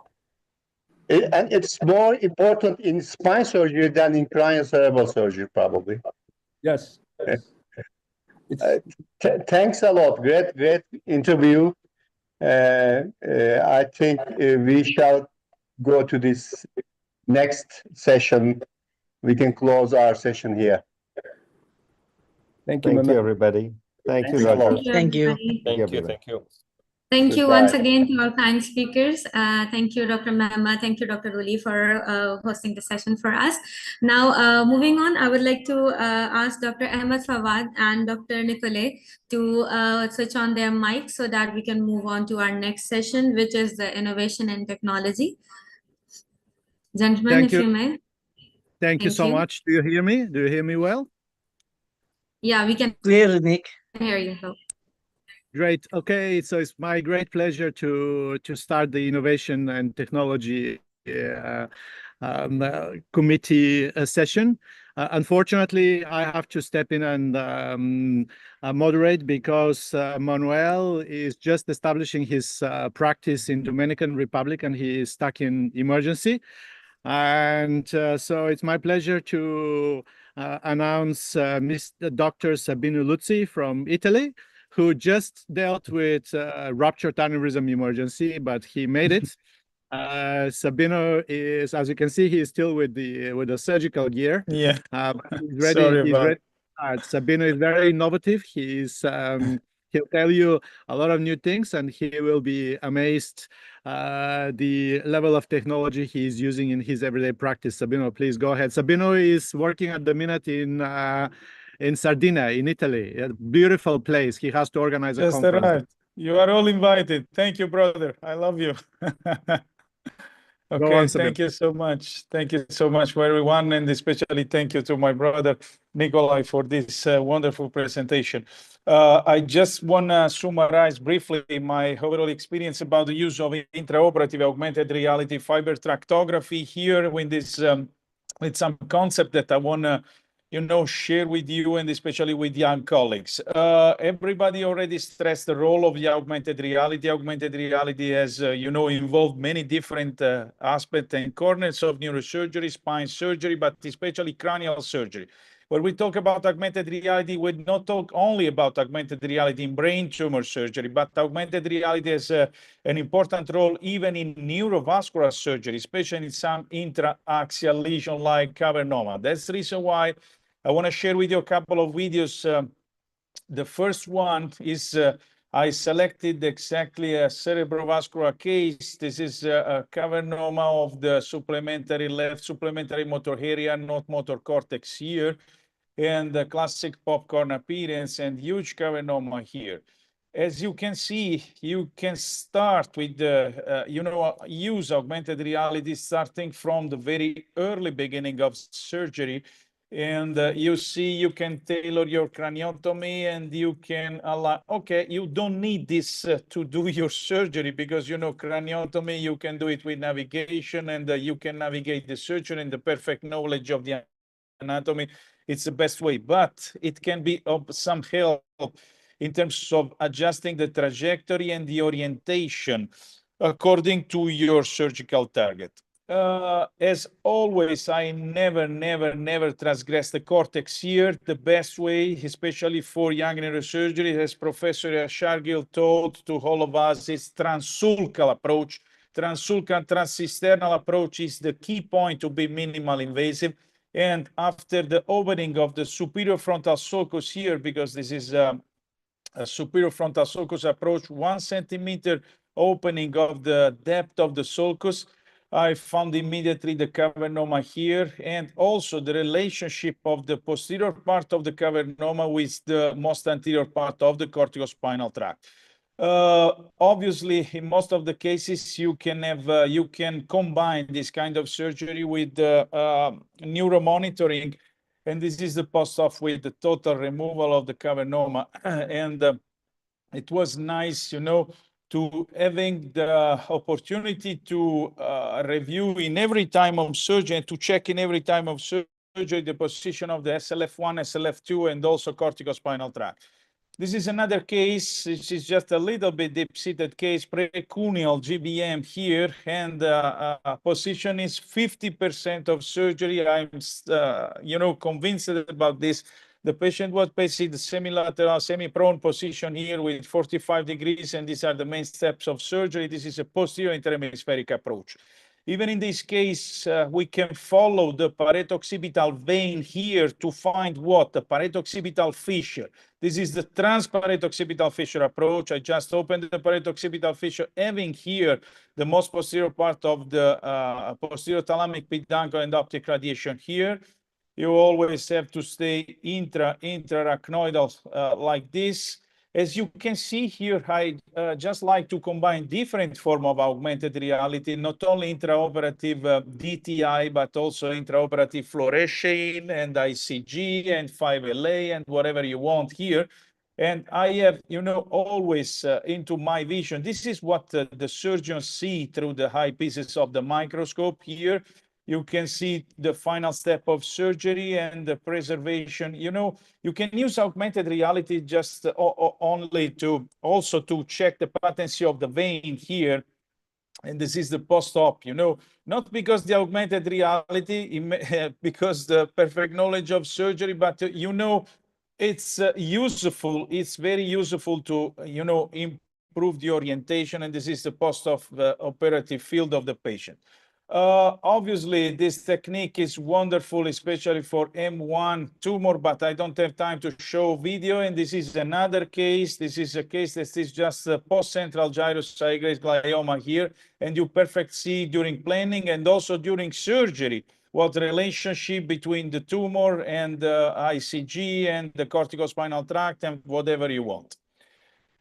Sometimes some can argue about the fact that you can use augmented reality only for superficial lesion. This is absolutely not true. I use it in this case, I have a series of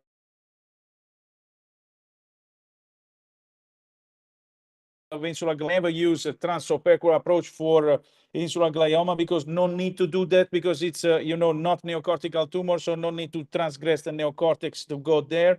And also, this is the relationship of the tumor with the inferior longitudinal fasciculus here, and you can see the post-op. I repeat, unfortunately, I don't have time to show more videos. We have the privilege to publish a large series of supratentorial high-grade gliomas and also gliomas that involve high-grade gliomas and mets that involve the primary motor area here. And about the key message of my lecture, I want to stress as how to high definition intraoperative fiber tractography technique is safe and effective in maximizing the extent of resection of supratentorial intraaxial lesion tumors and also cavernoma especially. It offers a detailed intraoperative virtual topographic map of the white matter fiber tracts and allow for a safer surgery in the highly eloquent areas. In most of the cases, for sure, it just allows for anatomical detail, but not functional feedback from the operative field. So that's the reason why it needs to be coupled with brain mapping techniques. And once again, the best navigation and the best augmented reality is a perfect knowledge of the anatomy. The future of microneurosurgery is not bright, but super bright, because we have some new tool like this. This is a 7 Tesla MRI. This is, just the beginning of a new era of the possibility to implement this kind of picture in our routine clinical practice. Thank you so much for your attention. Thank you so much, Sabino. This was a lecture that deserves, for sure, the title in that session, innovation and technology. Great use of innovation. Great. Thank you so much. Great. Okay, so due to the matter of time, we will continue with the next talk. Unfortunately, the other moderator of the innovation committee is also stuck somewhere. So I have to present myself. So I'm presenting myself. I'm starting next talk. The next talk that I'm going to present is on the surgical approach that is known as transcambient approach, or also known as endolith approach. So I work as a consultant neurosurgeon and spinal surgeon in Belfast, Northern Ireland. And although I still keep some of the cranial practice, not as high level as Sabino, but my main focus at the minute is spinal neurosurgery. So I just wanted to present to you that slide that shows you how the technology was developing in spinal surgery. You can see that in the beginning of the century, basic spinal approaches. Then somewhere after the Second World War, we started to develop more complex approaches, the first PLIFs. Then we have 1963, the first ALIF. 82 was the first TLIF, and then after 2000 we started developing minimal invasive approaches and also endoscopic approaches. So you can see as a result of that we have now multiple approaches which are minimal invasive approaches developed to every single open approach. So you have at least 2-3 minimal invasive options to every open option. So we are living in a boom of minimal invasive and endoscopic surgical spinal surgical approaches. So I'm going to present to you a case. This is a 49-year-old female, very active, running marathons. Unfortunately, she was not possible to do that because of degenerative spine disease. You can see there is a grade 1 spondylolisthesis on the MRI scan, which is degenerative spondylolisthesis. That is further slipped if the patient goes up due to the gravity. So that is why the patient is not possible to run. She is okay when she's not moving, but when she is axial loading, she is very unwell. So what I have done to her back is endoscopic or endolif approach, which is basically transcumbin fusion approach. With that approach, we are not anymore needing to do facetectomies. We are not needing to do any bony work in order to put the cage, the interbody cage. We are doing the cage through the foramen. This is in a way counterintuitive approach before you start, but as you start and you start understanding the approach, that makes perfect sense, because the technology now is allowing you to dilate the foramen safely without damaging the exudative or traversing nerve root, and it's giving you a lot of instruments to prepare the disc space in a way that is appropriate, so you have a good fusion rates. So I have no problems with the fusion rates with that technique, and I have no other problems with the technique. With the selective cases, of course, selected cases, this technique is a game changer. As you can see, the procedure took about 70 minutes, but this is still something that will improve with time, and the hospital stay of the patient was only 24 hours. The cage that I'm using is expandable cage that is coming collapsed, and then inside the body, as you can see, I was possible to collapse it. So I'm going to tell you, of course, the time is not enough, but I'm going to give you just a few points. Obviously, that topic can be discussed hours, not 8 minutes. So this is the way we are still, even now, we are teaching our residents to approach the spine mainly medial to the facet. However, with that technique that I have just presented, you go completely different approach. You go outside of the facet, and this is a completely different perspective and completely different approach to the spine. So this is something that you have to learn separately. This is still, unfortunately, not as part of the mainstream curriculum, but it is becoming more and more popular and more commonly used. So you have to think, if you're in the early stages of your surgical training, or if you're already graduated from your training, but you are in the first years, this is something that you have to start considering to teach. This is the area that you can approach with that technique. You go through the foramen. You can see that if you really zoom in, the foramen is not really this small, and there is a lot of space for you to do a lot of things.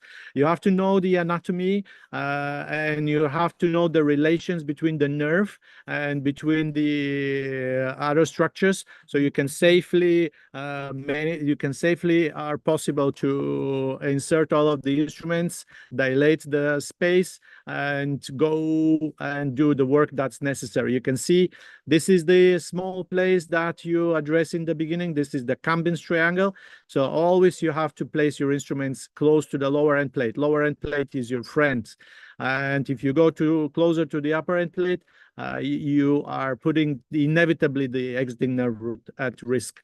What you have to know as well to do that technique is you have to be possible to read the X-ray anatomy. That technique is possible to be applied with a simple X-ray. I don't use even navigation for this technique.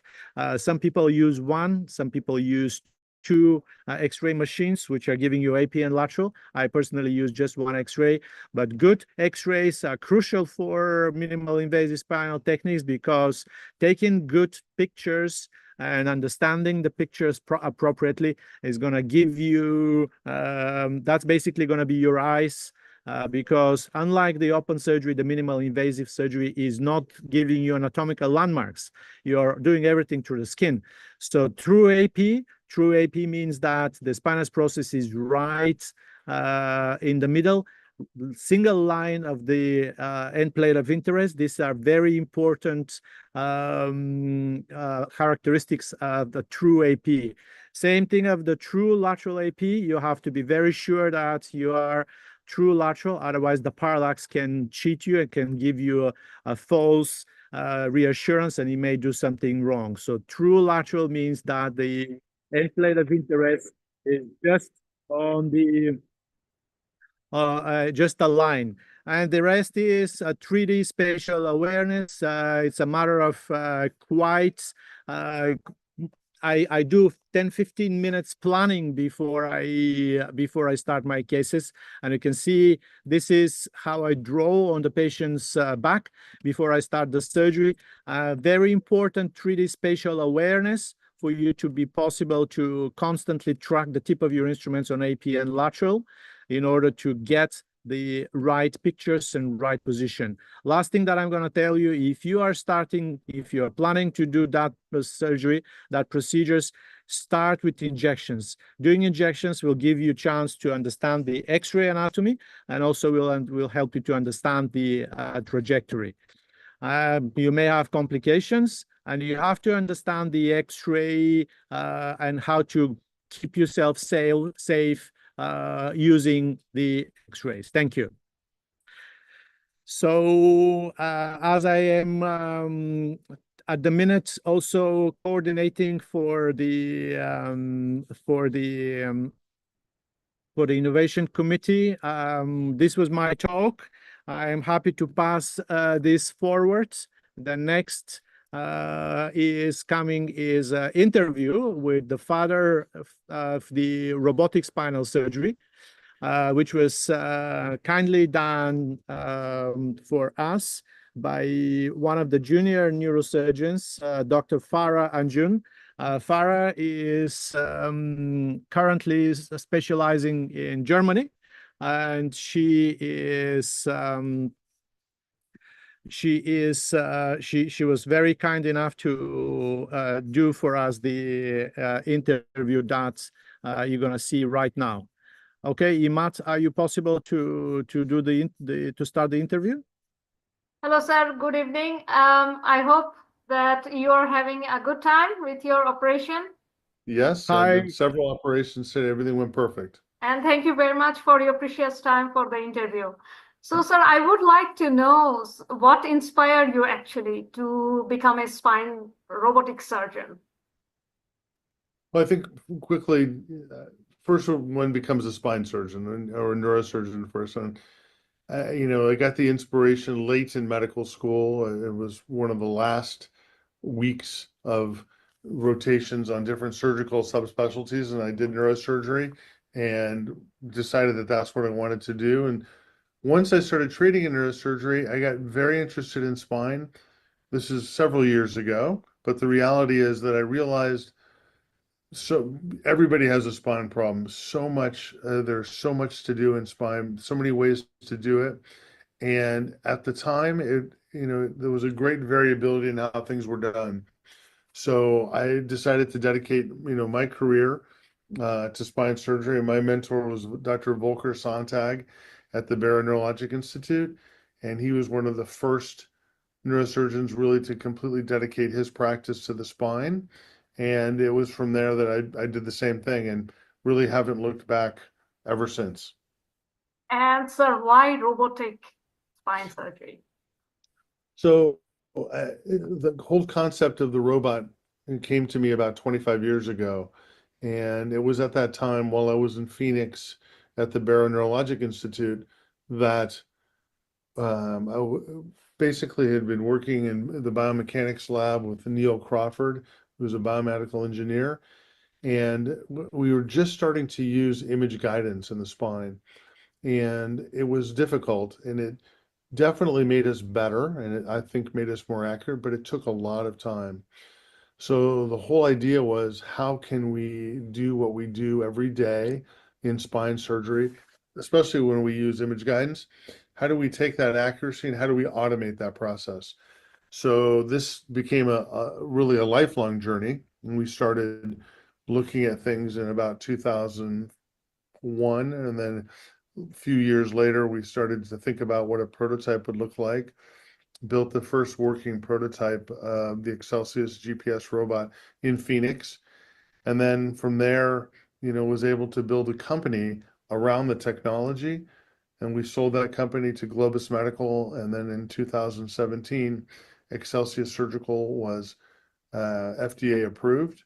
And now, 8 years later, we have over 500 robots throughout the world, and the number continues to increase every month. So it's been very exciting to see. But the premise is very simple. How do we take a rather mundane task like putting screws in, and how do we make us better and faster at doing that? And what is actually your role as a chairman of NFL and head, neck, and spine committee, and how you actually contribute to improve the player safety? So probably 6 or 7 years ago, I was asked to be on the NFL's head, neck, and spine committee. That is probably the most visible of all the NFL medical committees, as it deals with concussion and spine injuries. So very, potentially serious injuries that these athletes sustain. And concussion was a big one, and that's our biggest foe right now. It's our biggest enemy, is concussion. And, along with Alan Sills, who's the chief medical officer, we've worked very closely over the past several years to look at what the data says, use the data to help us make decisions. So for instance, one of the things that we've looked at are helmets. Some helmets are better than others. So we have all the helmets tested. And then what we try to do is get the players into better performing helmets. Well, we're now able to show that if you wear a helmet that is better in testing than one that's not, your concussion rate decreases. So we've been able to see that. And this year was one of the lowest years of concussion that we've seen since we've started monitoring that. The number will never be zero. Concussions in life will never be zero. People will always bump their head. Football is a risky endeavor, and we want to do everything we can to make it safer. So in addition to helmets and engineering, we're looking at other things, changes in the rules that might make things safer. And then how do we enforce all of this? It's a very delicate dance between the NFL, which is a big company, and the Players Association, which represent the players. We have to sort of walk in between all of that and come to really an understanding of what's best for the player. So it's been exciting. And the whole goal is to make the game of football, but really all sports, safer. How do we increase our ability to make a diagnosis of a concussion and everything, and treat concussion, and then get people back to life and to playing after they have one. So it's been a very special part of my life. Yes, sir. And definitely with this great journey, you face some challenges. And I would like to know that how you actually personalized, you take decision and you intervene and you require and recover. Can you please tell me some challenges? Well, listen, every day is a challenge, right? In our specialty, in neurosurgery and spine surgery and medicine. And those challenges now are all over the place, right? I think my focus is and always has been taking care of the patient. And I think if we focus on that, the challenges become more understandable. So, you know, for instance, right now in healthcare in America, with insurance companies and authorizations and all the paperwork, it becomes challenging. Sometimes in surgery, you have a difficult case, it's challenging. So we really have to develop really a sort of a personalized resilience to be able to deal with these challenges and really take care of ourselves as well and our families, because, you know, at the end of the day, you've got the small me, for instance, my family is the most important, and having that time to spend, having them there with me really helps my resilience, helping me stay healthy. And I think we have to take care of ourselves so we can take care of our patients. So I think the word really is going to be resilience. And how do we develop that over time? You cannot get mad at things that are small. You cannot get mad at things that you cannot change, but you want to focus on taking care of your patient and trying to get the best outcomes and taking care of yourself along the way. Okay, great. So stress management may be the big thing. Stress management is always important, right? Because again, we're faced every day with stress, with challenges, and you learn along the way how to make decisions, and you learn along the way what's important and what's not important. But again, managing that on a daily basis is important, because if you let that get to you and if it becomes overwhelming, then it's difficult to take care of patients when you're under so much stress. So you really have to sort of think about how you can get through each day the best we can in managing that stress. And parallel to your clinical work, I also read some of your paper, and these are the masterpieces and 180 peer review and 10 patents. In between all of them, what do you think is the most impactful? Well, I really feel like I've been blessed to be able to look at many things. Very, very excited about the work I've done in spinal cord injury, looking at perfusion of the spinal cord after injury and measuring perfusion. So I've spent the last 5 years developing a device that we can put on the spinal cord to help us measure perfusion after injury. The work I've done in lumbar drainage for spinal cord injury to improve perfusion pressure, I'm proud of that. Also proud of the along those lines in the spinal cord, proud of the work we've done with tethered cord, with people, adults with tethered cord and lipomyelonmeningeal, and the work we've done on vertebral column shortening.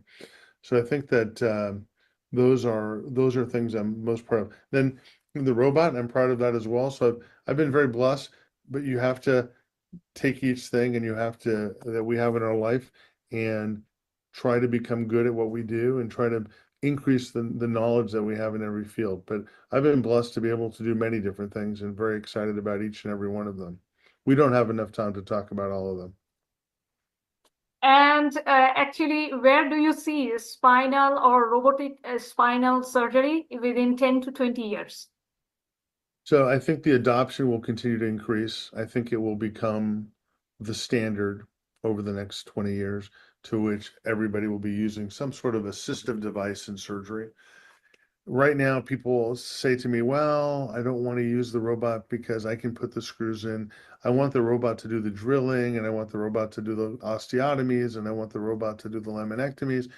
That will come. And I think as we get better with machine vision and the ability of some sort of, visualization of the anatomy through image guidance or actual machine vision, what we'll do is we'll be able to have a situation where a robot actually does more of the surgery potentially than the human does. That's being done right now here at Johns Hopkins. I have a colleague who basically has a lab where they took an intestine, cut a piece of intestine out, and the robot sews the two pieces together without any human interaction at all, none. So if you can do that, you can do an osteotomy, you can do drilling. So we're getting there, and I'm working on that every day, and I see that as the future of spine surgery. So I think we'll be working with robots more closely to do what we do. And then I think the other thing that will be important is the understanding of what artificial intelligence means, not just in medicine, but in spine surgery. Can we predict who's a candidate for surgery, can we tell you, inform us what's the best surgery for the patient, and understand how do we get to the best outcomes for a given patient? Because right now, two surgeons may have different plans. Both may be right. One might be better. One might have less complications. How do we get that? And we do that by looking at our data and understanding that in a big picture. So I think that that will ultimately be part of our armamentarium, is a very deep learning, understanding of outcomes and potential treatments for our patients. Thank you very much, sir. Thank you. Thank you so much. Right. Thank you so much, Farah, and thank you to Nicholas Theodore for the interview. I think because of the time, we have to carry on further. So I'm going to pass on further to the Neuro-Oncology Committee. Thank you. Thank you again, once again, to the speakers. Thank you, Dr. Nicolai, for handling this alone. So thank you so much. Now, moving on to our Neuro-Oncology Committee, I would like to ask Dr. Sandeep Visha and Dr. Afifa Afsar to please turn on their mics and start moderation of this Neuro-Oncology sessions, please. So I, with my co-moderator, Dr. Afifa, welcome you all to this session of Neuro-Oncology. As we are already running late, I would request all the speakers to stick to time. Otherwise, we won't have any time for discussion. So I would invite Professor Atul Goyal to give his first talk on foramen magnum tumors in alternate view.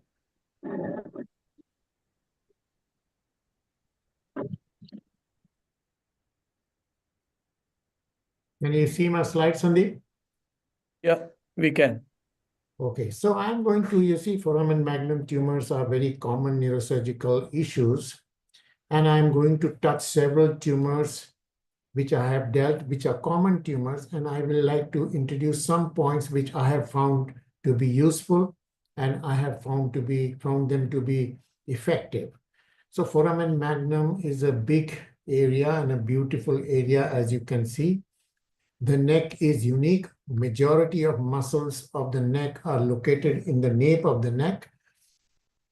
Very few muscles are located in the front of the vertebra, and relatively few muscles are located in the lateral. So posterior is the most heavy, anterior is the weakest, and lateral, these are meant for the movements that are taking place in this region.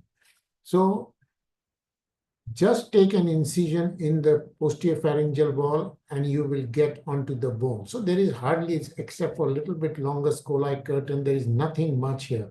So transoral surgery for removal of tumors anterior to the cervicomedullary cord had become quite popular. And Alan Crocker during those days just take an incision here, drill the bone, and for these kind of tumors, take an incision in the region, no muscles here, just remove the odontoid process and come to the tumor. So this was considered to be a good operation, but unfortunately it never took up and never saw the light of the day. And this was one letter where I had actually criticized that this approach is not such a great approach and this may not be a useful approach. Second thing is lateral approaches and extreme lateral, far lateral approaches to anteriorly located foramen magnum tumors had become very popular when Sen and Shaker introduced this extreme lateral approach in 1988, and I was part of their team.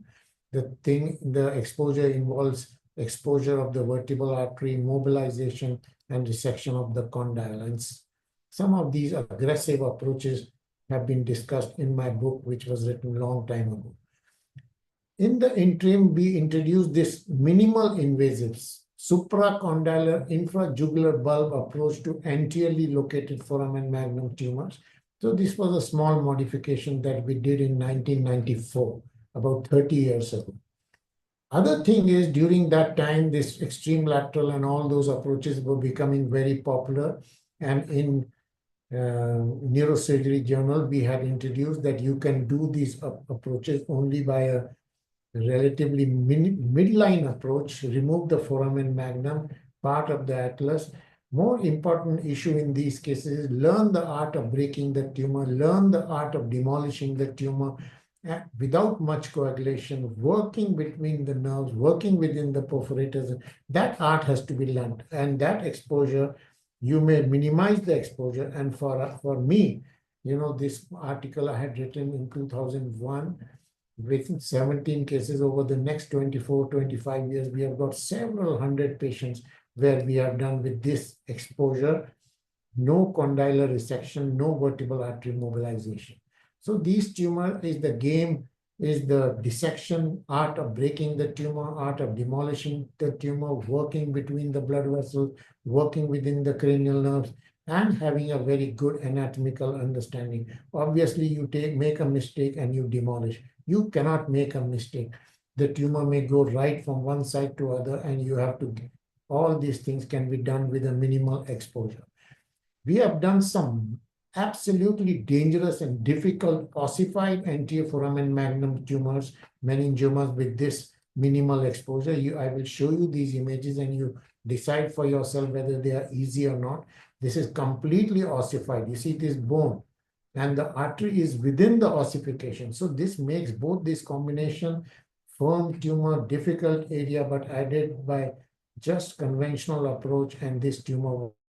So this was a dangerous tumor. This is another very dangerous tumor. You see ossified, completely solid, and the arteries are encased in a rocky tumor. So difficult tumor, dangerous tumor, but you can do it within the minimal approach. This is another tumor of similar plan, ossified, see the vertebral artery between inside the tumor, difficult tumor. Essentially what I mean to say is you can do these tumors with minimal exposure. You can do this tumor if you know the art of breaking the tumor, if you know the art of dissecting the tumor. So if this tumor is going right in front of the brainstem, going across the midline, you can do this operation with minimal exposure. So during those days, I was in a cavernous sinus anatomy. I was developing my experience with dura. So we described extradural approach to tumors involving cavernous sinus in 1996. We also described interdural approach to trigeminal neurinoma working within the dura. So this tumor, for the first time in the literature, we removed trigeminal neurinoma without any craniotomy by understanding the dura and understanding the tumor. So this was the tumor in 1995 we removed without craniotomy. This tumor, trigeminal, going in the posterior fossa, just this exposure working within the dura in 1994. C2 neurinomas are very common foramen magnum tumors, and they are the largest ganglion of the spine, like Gasserian ganglion is the largest ganglion of the cranium. Trigeminal neurinoma is of 3 types. Inside the middle fossa is interdural, inside the posterior fossa is intradural. This is what we had said. Now we say that in even the posterior fossa part can be intradural. Same thing we had said for C2 neurinoma. We had said that this part of the tumor is intradural. So we used to do laminectomy for this. And this article in 2008, on the basis of experience with 60 cases, we said that this part of the tumor is intradural. But later, we wrote another 50 cases where we said even this part is intradural. So you can do these tumors just by making the incision in this part and working within the dura. So over the period, we have done several cases where we have, as you can see, more than 50 cases once and 60 cases on the next. Open the dura, work within the tumor, within the dura, and you can remove this tumor. Even the extra spinal part is within the dura. So this tumor, this was the first time in the literature we described that these tumors can be removed without any bone work. Like we described, this tumor can be removed without any craniotomy, without any laminectomy.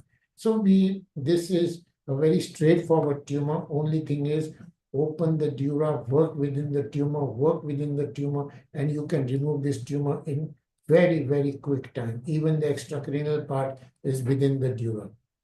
Other important tumor in the foramen magnum is lower cranial nerve tumor. So we described that lower cranial nerve tumors are interdural in location. My feeling is if you do not have this concept, removal of lower cranial nerve neurinomas can be dangerous.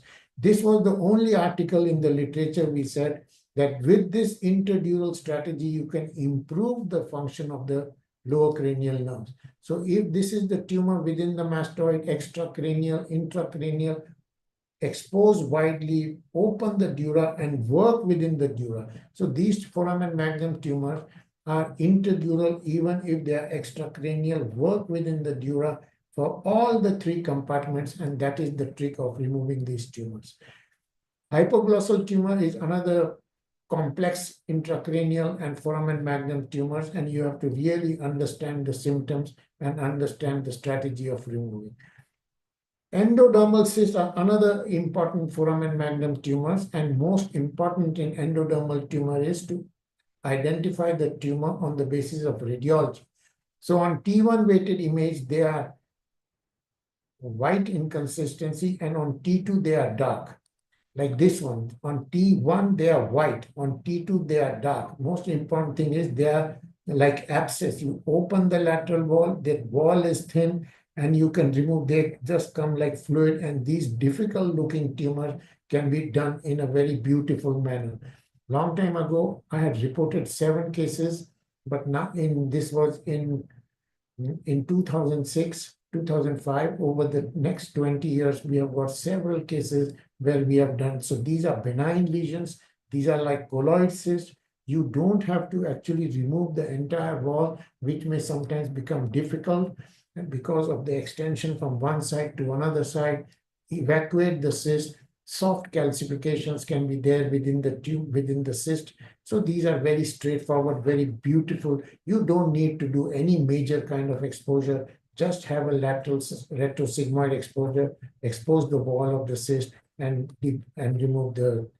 Sometimes we have identified cases where the cyst is going right inside the brainstem, and this is another endodermal cyst going right inside the brainstem, and we had reported this endodermal cyst. And there can be another thing is retroodontoid pseudotumor. This tumor is not exactly the tumor. This is an osteophyte and indicates atlantoaxial instability. You don't need to remove this tumor. So this retroodontoid mass is an evidence of craniovertebral instability. Retroodontoid pannus is an evidence in rheumatoid arthritis, is an evidence of craniovertebral vertical instability. This is buckling of the ligament. We said that there is no need to remove this pannus. Retroodontoid cyst is an evidence of unstable atlantoaxial joint. You don't need to remove this. You just need to stabilize this tumor. And there can be immediate postoperative disappearance of this retroodontoid cyst and tumor.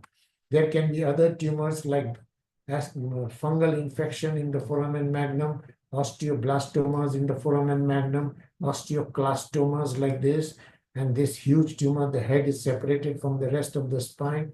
How to remove and what to remove is a big chapter. You can have huge neurinomas, you can have osteoblastomas, and you can have other kinds of tumors. So this is my presentation, my dear Sandeep. And this is another tumor, which is end plaque kind of tuberculous granulation where we had to do decompression. Lipomas can be there, which can go across the compartments, and chiari malformation and syringomyelia is another issue which can go across the compartments. So thank you very much. Well, thank you, Dr. Goel, for an excellent presentation and finishing in time. So now we go to the next talk by Dr. Louis Barber. Afifa, would you invite him? All right. So next up we have Dr. Louis Barber, who would be discussing about the meningiomas cure to transformation. So let's just give it a minute.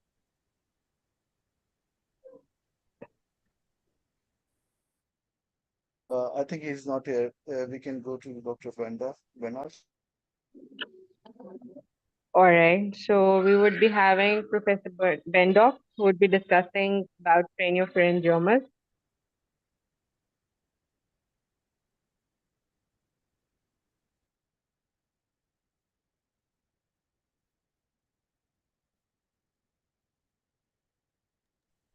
Can you hear me okay? Yes. Yes. Dr. Borba is here. Should we let him go, or do you want me to? After you. Okay, thank you, Dr. Borba. Thank you, everyone. I feel like My phone was not working.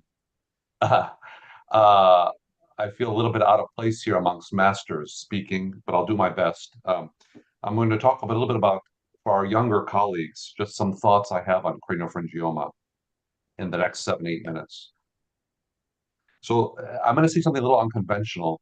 Your mentors should not just be in neurosurgery. Your mentors should be from other specialties.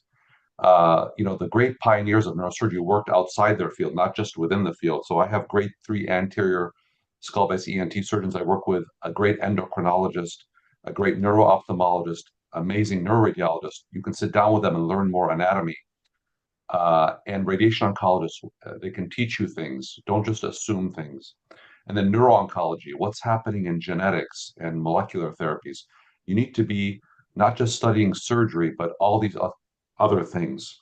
Then, of course, our foundation is always anatomy. It's like a language, like music. You have to rehearse daily, study the anatomy, annotate the pituitary, the optic chiasm, the infundibulum, understand the hypothalamus. You have to understand anatomy in its normal state and pathological state, in its distorted state.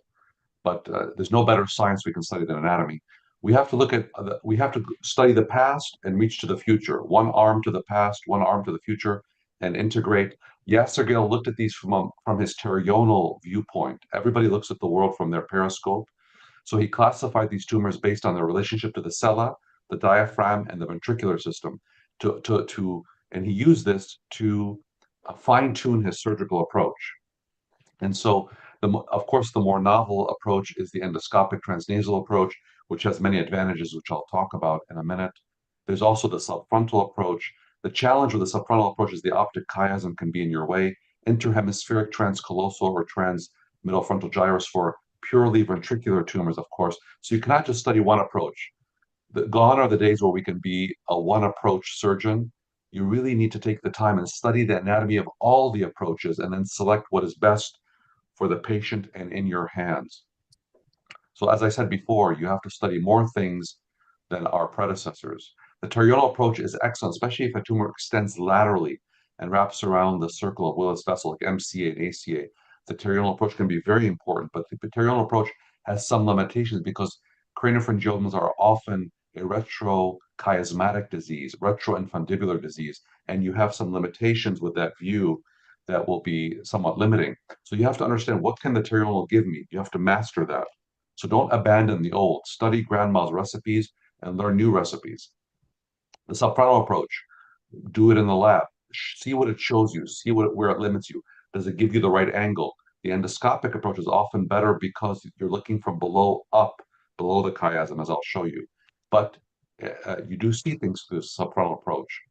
And then, of course, you must master the ventricular surgery. So the modern microsurgeon, the modern skull-based surgeon, tumor surgeon must be a skull-based surgeon, a microsurgeon, a ventricular surgeon, an anatomist, and a collaborator, so to speak. So the endoscopic approach, of course, has a risk of CSF leak, but for many craniopharyngiomas gives you a beautiful view. So this is my skull-based fellow in the lab. We've opened a skull-based lab here, and just you have to go to the lab. We go weekly to the lab to do dissections, to perfect our approaches, to get better at them. You can learn things, as Dr. Borba always advises us. And here, we are always trying to understand what each approach can offer us. Here we're eggshelling the sellar bone, removing this. And I didn't study this in residency, but we learn with time. We go to the cadaver lab and we get better at these things. And we see, what does the sellar approach give us? What does the transplanum approach give us? And what's our checklist for anatomic structures that we must identify safely to optimize our approach? So we confirm we've opened the sellar very widely. We've seen the sellar floor, so we have no limitations. We see the clival recess. We see the carotid arteries. We don't always have to uncover them, but we see them. And we see the cavernous sinus dura there. So we know we're looking for things that we know to optimize our approach. And then we open the dura. So how do we think about things from an endoscopic standpoint? So we go to the CASAM and Johnny Pravadello classification system. Preinfundibular, transinfundibular, retroinfundibular, and purely ventricular tumors are 1 through 4. We sometimes can't classify these pre-op. Sometimes we don't know until we're intra-op, but we do our best. But when you think something is preinfundibular, this approach, opening the planum dura tuberculum, we don't have to open all the cellular dura, may be enough. But when something is transinfundibular, more extensive, we need to open the dura more widely. And when something is retroinfundibular, that's a tough area to get to. We need to master the art of pituitary transposition when needed, but we have to do it safely. So we have to rehearse in the lab and compare it to traditional approaches.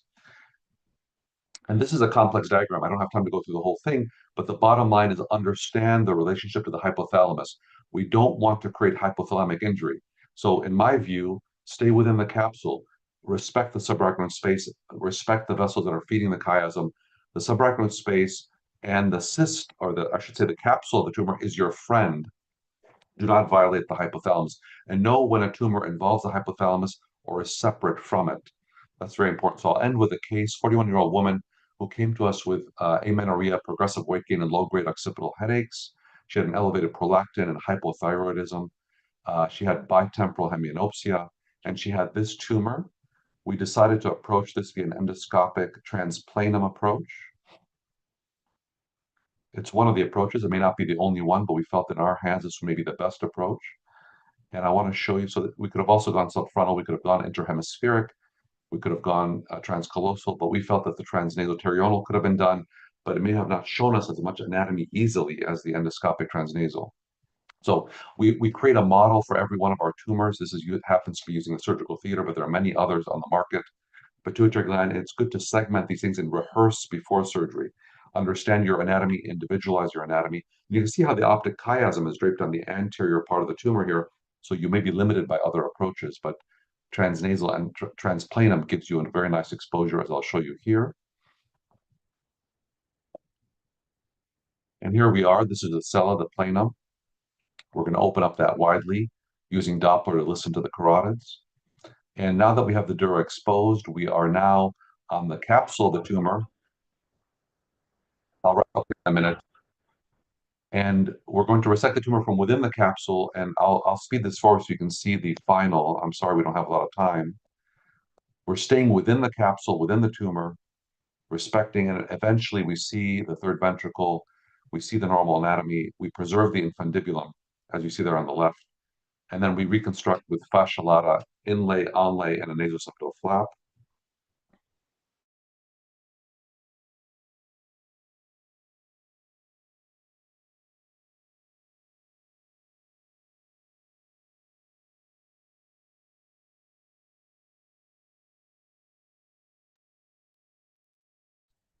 Cindy? I think his Wi-Fi has gone off. Okay, can we move on?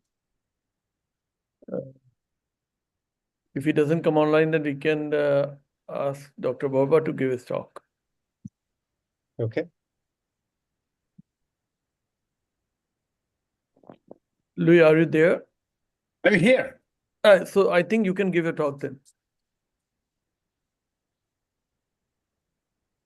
Was so nice, the presentation, Dr. Bendock, that I was really enjoying. You know, today is Sunday. It's a typical in Brazil that you have the whole family here to this, and very nice barbecue, the best meat in the world, the Brazilian meat. And but yeah, we are here and all of us together. Let's start to sell. Can you see my presentation? Not yet. No. Okay, let's start to share here.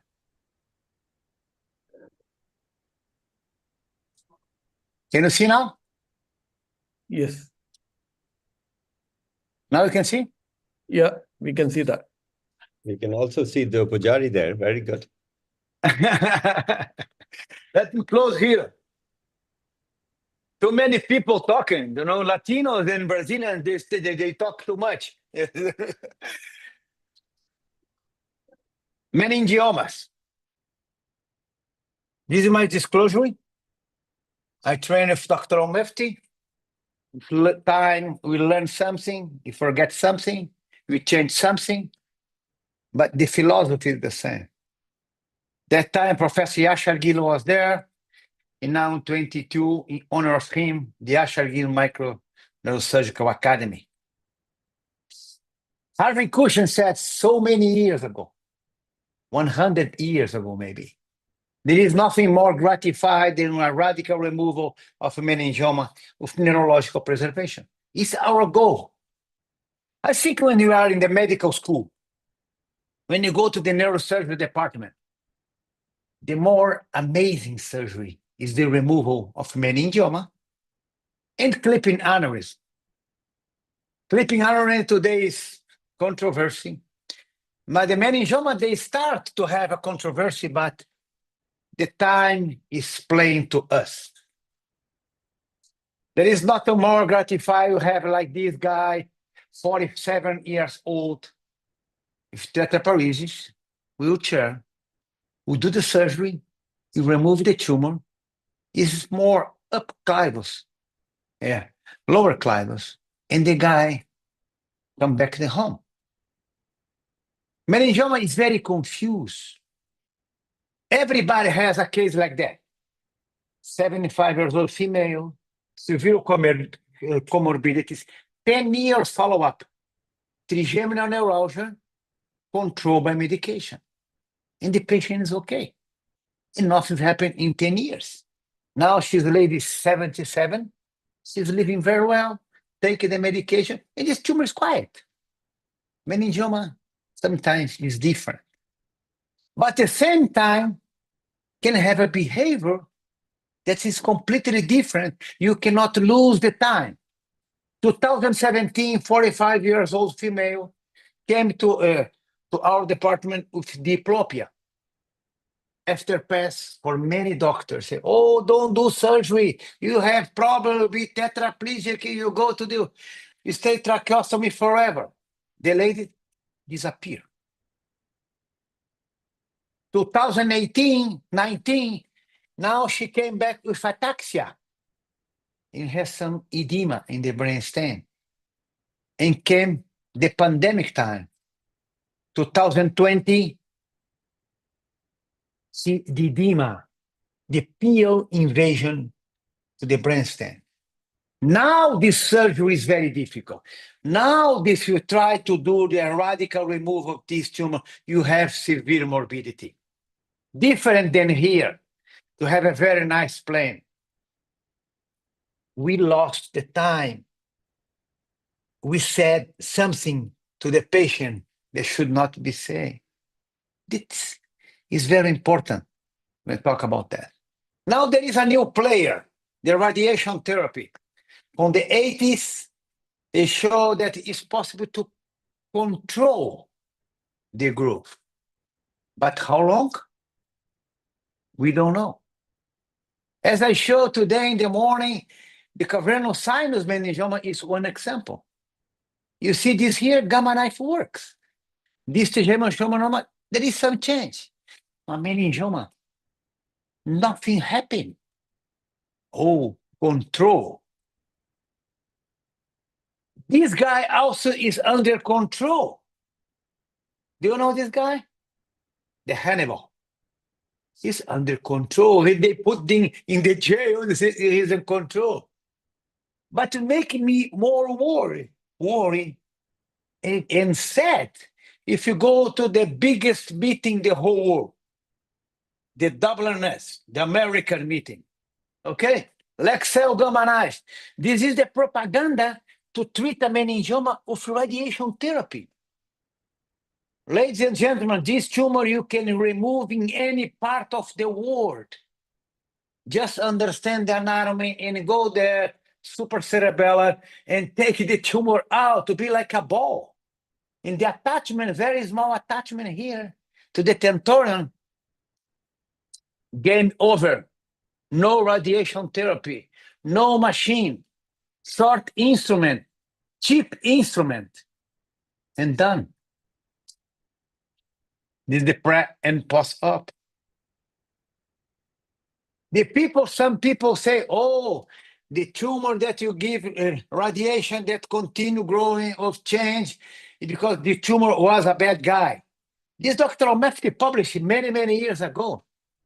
To know of the percentage of meningioma that is really grade 1, it's really bad, 2%. What we are seeing today that is the guy that transformed with our adjuvant therapy, like this man here. Surgery, nice surgery, remove, leave a little bit.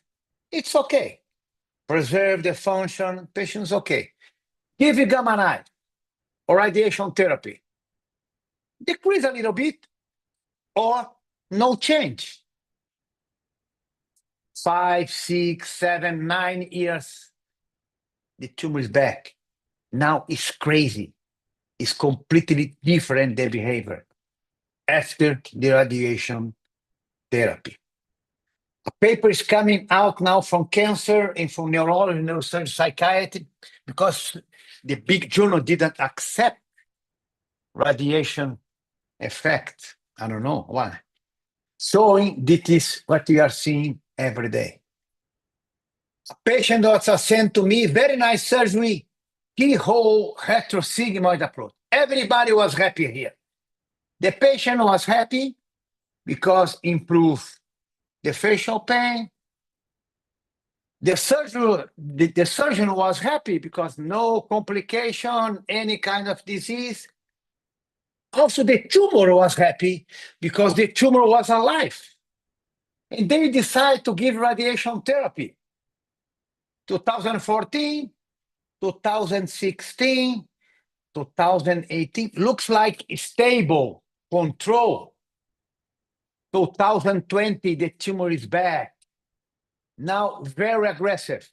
Facial anesthesia, you call anesthesia dolorosa, the worst complication you can get. I did surgery, was sent to me, I removed maximum that I could, I cleaned the MRI. 1 year later, the tumor was back. The guy that was a nice guy, grade 1 meningioma, we transformed him in a bad guy, giving radiation therapy. And now, the same patient, the very nice lady, radiation-induced cognitive disturbance. Now she has tumor and dementia. We know that radiation is not good. Radiation-induced meningioma is the only external factor that is proved that produce brain tumor or intracranial tumor is the radiation-induced meningioma. We do many, many, many years, as Professor Umansky showed here. Very low doses to treat tinea captis in radiation-induced every day. Like this case, leukemia, they used to do prophylactic radiation therapy after 10, 15, 20 years. Now, radiation-induced. In the childhood, leukemia, brain radiation, 37 years old, 19 years later. Remember, we are not treating cancer. We're treating a benign tumor. This patient will survive 20, 30, 40 years. Here, 20 years, tumors back. Was operated by a very good neurosurgery in my country. They clean very well. 1 year later, come back.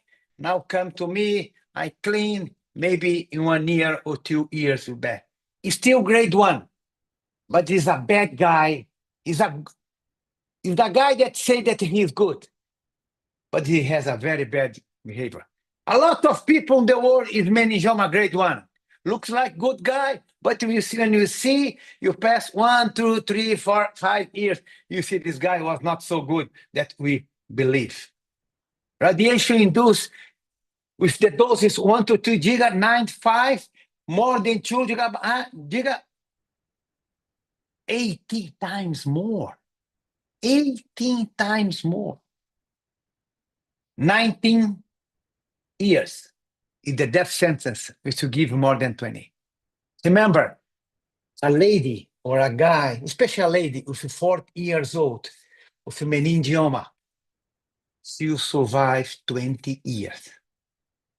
Not because of the surgery, not because of the meningioma, but we transform this benign tumor in Svanilla. It's the literature. If you go to the dentist to fix your teeth, you have 2 times more incidence of frequency of skull-based tumor. See, if don't wash well, brush your teeth, maybe you need to fix something. You have some cavity, maybe you can have a meningioma in the future. And now the people from radiation oncology, if you want to read something from radiation oncologist or radiation therapy, don't read the paper from one institution. Read the paper, the multi-institution, that nobody is the author, nobody is the data. And this data say, bad molecular spectrum is not indicated now for adjuvant therapy. They say that you should never give prophylactic radiation therapy for grade 1 meningioma. In subtotal removal, we need more study to say this really, really works. Maybe no knife is the best way, no X-ray is the best way, maybe the best way just wait. Now this paper from cavernosinus meningioma from France, 20% increase in size. 10 years follow-up, 7-1 is stable, 10% decrease. In complication, of course, one of them that they give radiation transform, radiation-induced meningioma, and they follow up longer to have more and more problem. Let's show just one case to finish here. 2017, patient came to me, I did surgery, I cleaned, I think very well. I was very happy. I was feeling the best surgeon in the world. You see, very clean. I show me everywhere. I'm the man, you see. 21 is back a little bit. 22 is back a little bit. Same size. What's happening to the patient? Asymptomatic. Now she's 60 years old. She's living her life. Any symptoms, leave her. She can live. She can live without any additional treatment. Sometimes you can do an indirectly surgery, just decompress the optic nerve, unilateral or bilateral, decompress the optic canal. You can open the buff canal. Sometimes you need to do a prophylactic recurrence, tumor like this. You need to remove the tumor and also the dura. Understand, 90% of your recurrence to meningioma is less than 1 or 2 centimeters to the center. We need to remove the tumor that's in the center, but the babies that are around. Because this, you never cure a meningioma when you come from the nose, because you are looking for this, and the tumor will recur in the lateral. In 100% of the case, is a matter of time. You need to go and clean and do that. Some tumor like this is the best choice. Very small tumor in the Parkinson triangle, totally extra duro. Understand the disease, understand the anatomy, understand where the tumor is, and you go directly to the point. Don't need very fancy, long, extend approach. Know where the money is. Go directly to the focus. If you go there and clean and remove. I know that there is a lot of young neurosurgeons here. Someone give me 30 seconds to say something. Neurosurgery, you need passion. My life, I like football. I love neurosurgery. I like to meet my friends and eat a very good meat and drink. But neurosurgery need passion, determination, need focus. focus. Keep your focus. And nobody has a divine talent. Few players, football players in the world. Maybe it is two Brazilian player, Ronaldinho, that is Pelé. Why Messi is good? Because he has focus, determination. Why Cristiano Ronaldo is good? Consistent. He believes in himself. He trained 24 hours. He's concentrated with what he's doing. These guys make the difference. And you can do. I'm not better than anyone.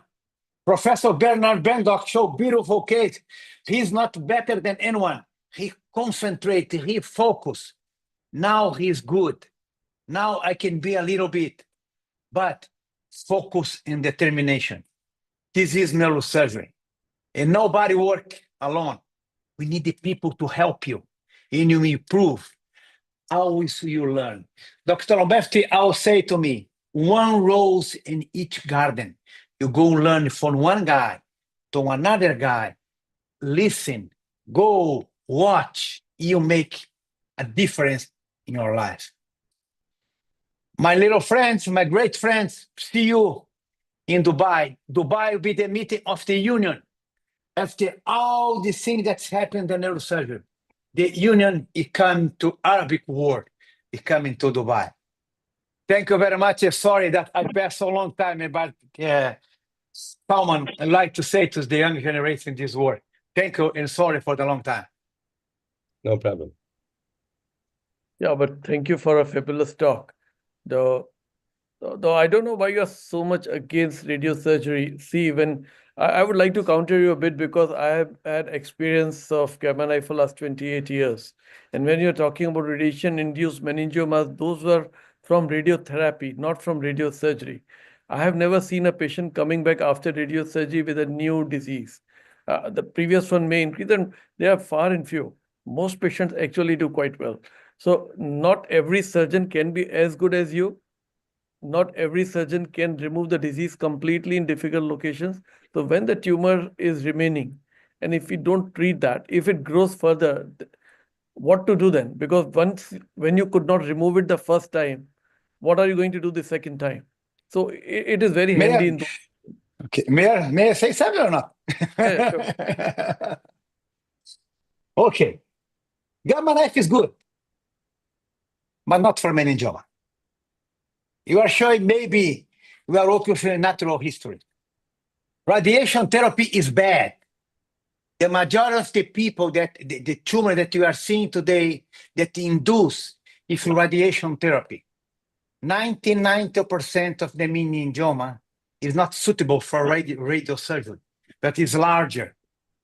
If sometimes remain a small piece, the natural history, you never know. And sometimes grow, but doesn't change the life of the patient. I have some patient that I did surgery, I couldn't remove totally, and wait and see, and sometimes grow, but doesn't change the life. Radiation, the majority of the tumor, say it again, in the world, meningioma are not treating radios. Now expand the radiosurgery.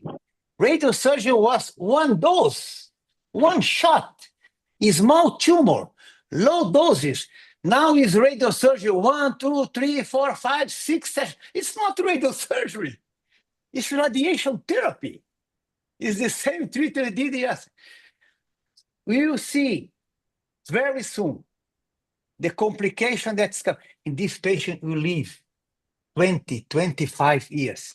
And not see, sometimes you can give, of course, grade 2 meningioma, you need radiation. If you don't take totally, if you clean totally, I think you wait. But if there is tumor in grade 2, I think you should give radiation. Grade 3, you need to give radiation. But grade 1, give time to them. Maybe we are treating the natural history of the disease. Everyone here, Professor Gold, the best of us. Professor Gold, the best neurosurgeon of us. I'm sure that he has hundreds of patients that came to him. He said, wait, the people 4, 5, 6 years, no change. The patient live well. If I have a gun, I don't need to shoot everybody. I need to shoot him really deserves. Sorry. It's my feeling, but it's good. Radiosurgery is very good for several pathologies. It must be a neurosurgical business, not a radiation oncology business. In my continent, 99% of the radiosurgery is made by radiation oncologists without any consultation, any talk with the neurosurgeons. Neurologist, ENT, everyone, but don't come to neurosurgeons. If we are losing the business, you cannot lose it. It's our business, radiosurgery. Sorry. Bernard, your talk was cut short. I would just like to ask you one question. How do you decide when to do a craniopharyngioma endoscopically and when do you do a craniotomy? You have to unmute yourself. Bernard, unmute yourself. Okay, it wasn't allowing me for a minute. So can you hear me now? Yep.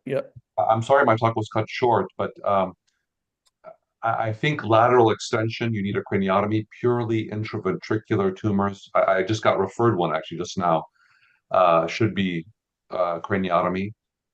But for many of the craniopharyngiomas that are trans or retroinfundibular or preinfundibular, midline, the transplanum approach is an excellent approach. And the issue is that you can get under and behind the chiasm safely. That to me is a major consideration. So understanding the chiasm anatomy and involvement of the vessels and the ventricle are the three things we need to think about as we select the best approach. Dr. Goel, a question to you. How do you deal with those bad atypical meningiomas which keep on coming back? Do you advise any chemotherapy to them? You're asking me? I was talking Dr. Goel. Yeah. What did you say? He's been quite silent for some time. Tell me, what is the question, Sandeep? Again, repeat. So there are certain atypical meningiomas which, despite radiation, they keep on coming back. And so how do you deal with such patients? You know what? My thoughts are a little bit like Louis. You know what I do is my strategy is to operate on meningiomas. And if I have to leave some tumor behind, I leave that tumor behind and wait and watch. And pray that it will not recur. And if it recurs symptomatically, then I will see if my knife is safe, and if my knife is sure, I will like to reoperate.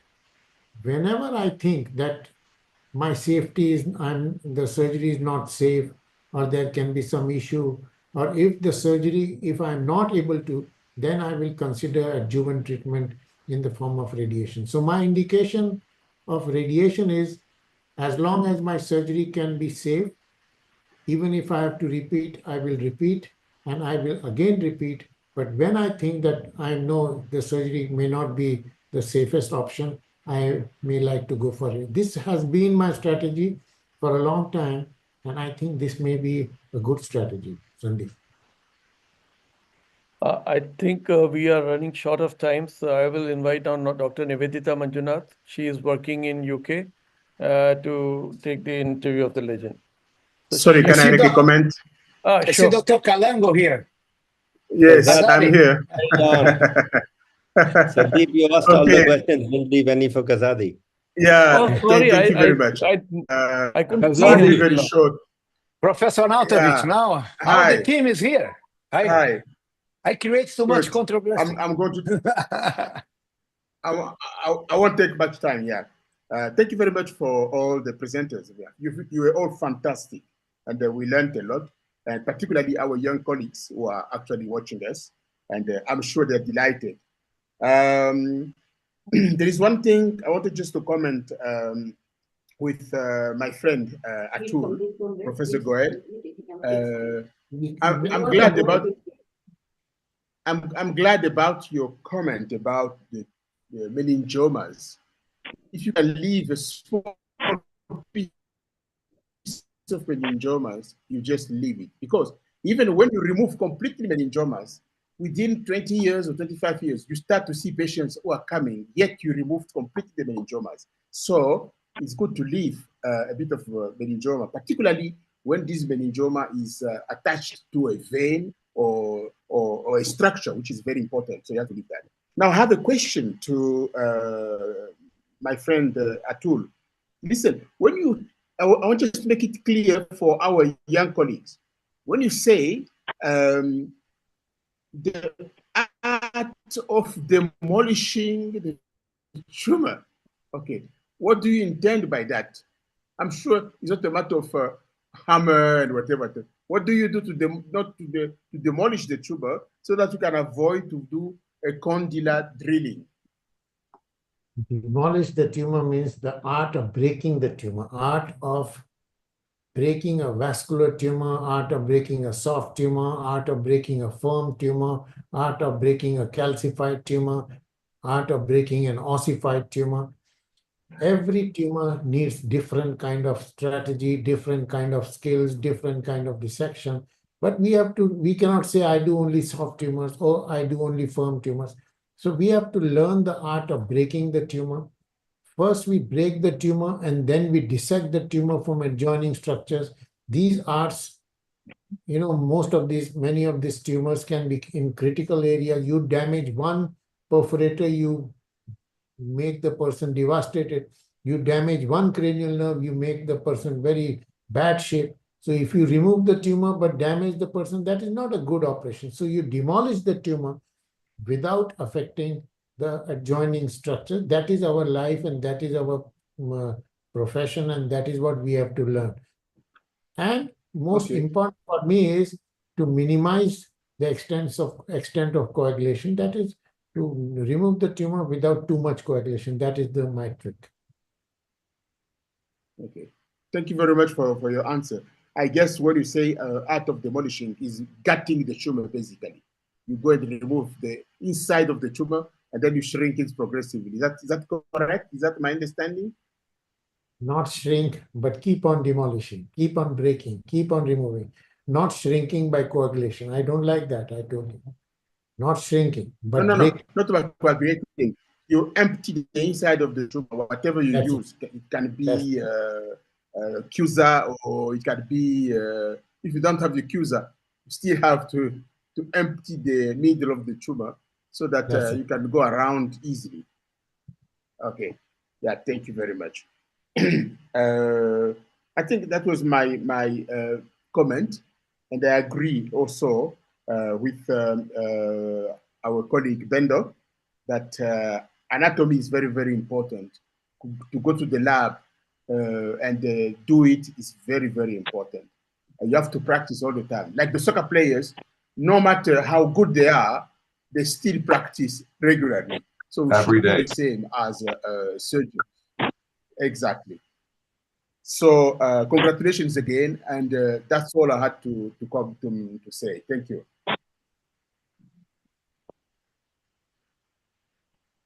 So, any more comments? I think we must get on. We are very late. Yeah. So is Giovanni Raffa here? I can't see him because yes, I'm here.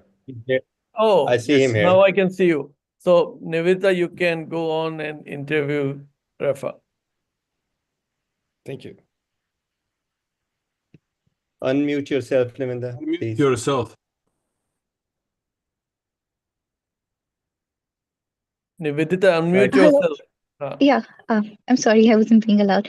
Hello, thank you for the lovely session, everyone. It's been really amazing to learn from the masters. Dr. Giovanni, it's wonderful to conduct your interview today. You've had a very decorated career so far.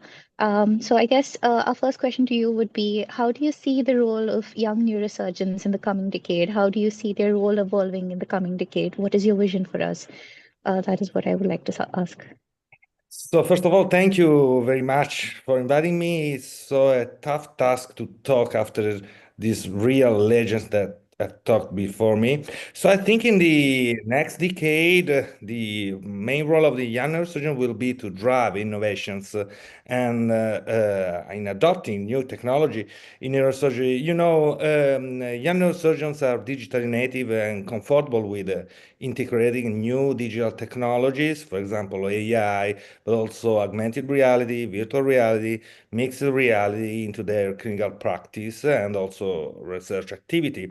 Indeed, they will be not, I think, only users of these technologies, but they will be also evaluators, and probably we will participate in the process of developing these new technologies, also helping their seniors in the adoption of this kind of tools. Like augmented reality, for example, in the clinical practice. This already happened in the past with some game-changing technologies, like, for example, neuronavigation. A lot of young neurosurgeons help their seniors in adopting in their everyday clinical routine the use of navigation systems simply because they were more friendly with computer-based interface. And I think that this will happen also in the next years, during which the young neurosurgeon will have a very important role in driving innovations in neurosurgery. Okay, thank you very much. So you already partly answered my next question as well, but I want to see how you see us changing the world with potentially in the next decade with AI and robotics and with neuroimaging and the various advancements that are there. How do you see that changing basically the future of neurosurgery? I think that all these technologies will reshape the current landscape of neurosurgical practice, and all these technology will become fundamental in our daily routine. For example, AI will be really important for the decision-making process in neurosurgery because it allows for an easier and faster analysis of big data sets, and that will facilitate clinical research and will also help to easily identify clinical evidence that could serve for identification of algorithms for an improved, safer, and even more effective treatment of our patients. For example, AI algorithms in preoperative planning can help by the analysis of a large database of surgical outcome in predicting potential risk and optimize surgical approaches.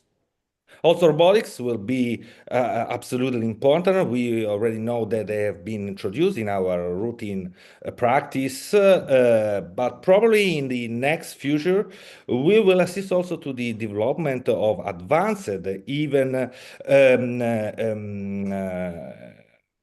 semi-autonomous robotic system that can be guided by neurosurgeons. Thanks also to the development of new system with haptic feedback, for example, thus potentially expanding the possibility to have access to surgical procedure is even from remote. And for example, another important application we are here in the neuro-oncology session will be the application of AI to neuroimaging. For example, radiomics is a very important field that is evolving and that could help us, for example, in predicting diagnosis before surgery in brain tumor cases, for example, in predicting the status of the IDH mutation before surgery. That will be really important as a strong prognosticator in the daily routine. Young neurosurgeon, of course, will learn very quickly how to use these technologies and will help also seniors for the introduction of these technologies in the clinical practice. Thank you very much. That's very insightful. Also, what do you think will be the challenges that young neurosurgeons can expect to face with the changing expectations of the patient as well as the healthcare systems in the future? Well, I think there will be a lot of challenges in the next decades for young neurosurgeons. First of all, we all know that neurosurgery is a highly demanding field. That demand, coupled with the pressure of rapidly changing healthcare systems, represents a high risk of burnout. young neurosurgeons should be able to maintain an healthy work-life balance and developing effective coping mechanism to prevent burnout. Such a balance will be crucial for long-term success and sustainability of young neurosurgeons' careers. And they will also face higher expectation from patients, driven by an easily available information on the web, the famous Dr. Google, and the desire for more personalized and less invasive treatments by patients. So patients will increasingly seek detailed information about their condition, their treatment options. They would like to participate also actively in the decision-making process and expect less invasive and more personalized approach. That will require strong communication skills and adaptability from a young neurosurgeon who should also learn how to use these novel technologies to face all these increased expectation from patients. Thank you. Yes, that is very important advice for us. Communication is something that all of us really need to work on. According to you, how important, I mean, this is obviously a very great forum, but going forward, how important do you think global collaboration and mentorship is important for young neurosurgeons in shaping our careers? Yeah. Global collaboration is of paramount importance for promoting the careers advancement of young neurosurgeons. So participation to international conferences, exchange programs, collaborative research initiative, sharing knowledge, research findings, and sharing best practice across different institutions and countries accelerates young neurosurgeons' advancement. And also mentorship is very important because mentors can provide an invaluable guidance and support for career development. Experienced mentors can provide constructive feedback on surgical skills, guide research, and offer advice for young neurosurgeons and work-life balance. So strong mentorship is for sure helpful to young neurosurgeons' career advancement. Thank you. One last question. So how do you think we can contribute to the field or even to global health, in fact, beyond just the operating room or beyond just, contributing to our patients' lives? How do you think we can contribute to that? A young neurosurgeon can contribute in different ways in research, for example, because they are more familiar, as we said, with emerging technology and can bring fresh perspectives to scientific research. They can give a good contribution also in education because they can play a vital role in training the next generation of neurosurgeons through teaching, mentorship, curriculum development. Young neurosurgeons are enthusiasts, they have a recent experience, so they are also very good educators. They can contribute to curriculum development, deliver engaging lectures and workshops, and serve as mentor to junior trainees, and they can also foster a culture of continuous learning. Regarding global health, they can also contribute to the global health by participating in international collaboration, providing neurosurgical care in underserved regions, for example, sharing their surgical expertise, training local healthcare professionals, being engaged in telemedicine consultation, and working with the international organization to build a sustainable neurosurgical capacity, especially in low and middle-income countries, thus contributing to the advancement of global neurosurgery. Thank you so much. That's been very insightful, and it's very great to hear from you. And it's been wonderful to have such great talks from everyone. And thank you for your valuable time as well. Thank you very much. Thank you to you all. Thank you. I think we had an excellent session, and we should just close this session and move to the next one. Thank you, everyone. Once again, thank you to our moderators, Dr. Sandeep and Dr. Afifa, for hosting this session for us. Now, before our quiz and the most awaited quiz and the prize distribution, we have another session, which is a skull-based surgery. So I would ask Dr. Chandrasekhar and Dr. Hassan Syed if they can open up their mics and start the moderation of this session, please. Thanks for this opportunity to join, and we have had a lot of skull-based discussion already, but I think we go on to this dedicated session to skull base. And this session is going to start with a keynote lecture by Dr. Oya from Japan on key consideration for selecting a surgical approach for petroclival meningioma. Dr. Oya, please, to share your experience. Thank you. Thank you very much.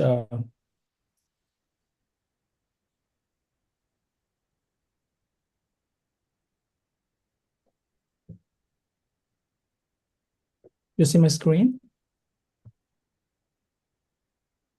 Yes. You see my screen now? Yes, we can see your screen. Okay. Well, I'm a member of our WFNS skull-based committee, and my talk is for young neurosurgeons, and is about how we select the surgical approach for petroclival meningioma resection. Well, sometimes it's difficult to accurately assess the attachment site of the petroclival meningioma on a preoperative MRI, but basically this meningioma has a wide attachment site that includes the clival area in the left photo and the petrous portion in the right photo. In addition, the tentorium may be involved in the attachment. Before surgery, we consider various factors such as the points listed here. For example, we evaluate the characteristics of the tumor, such as consistency, vascularity, the exact location of the attachment, and the degree of adhesion to the brainstem.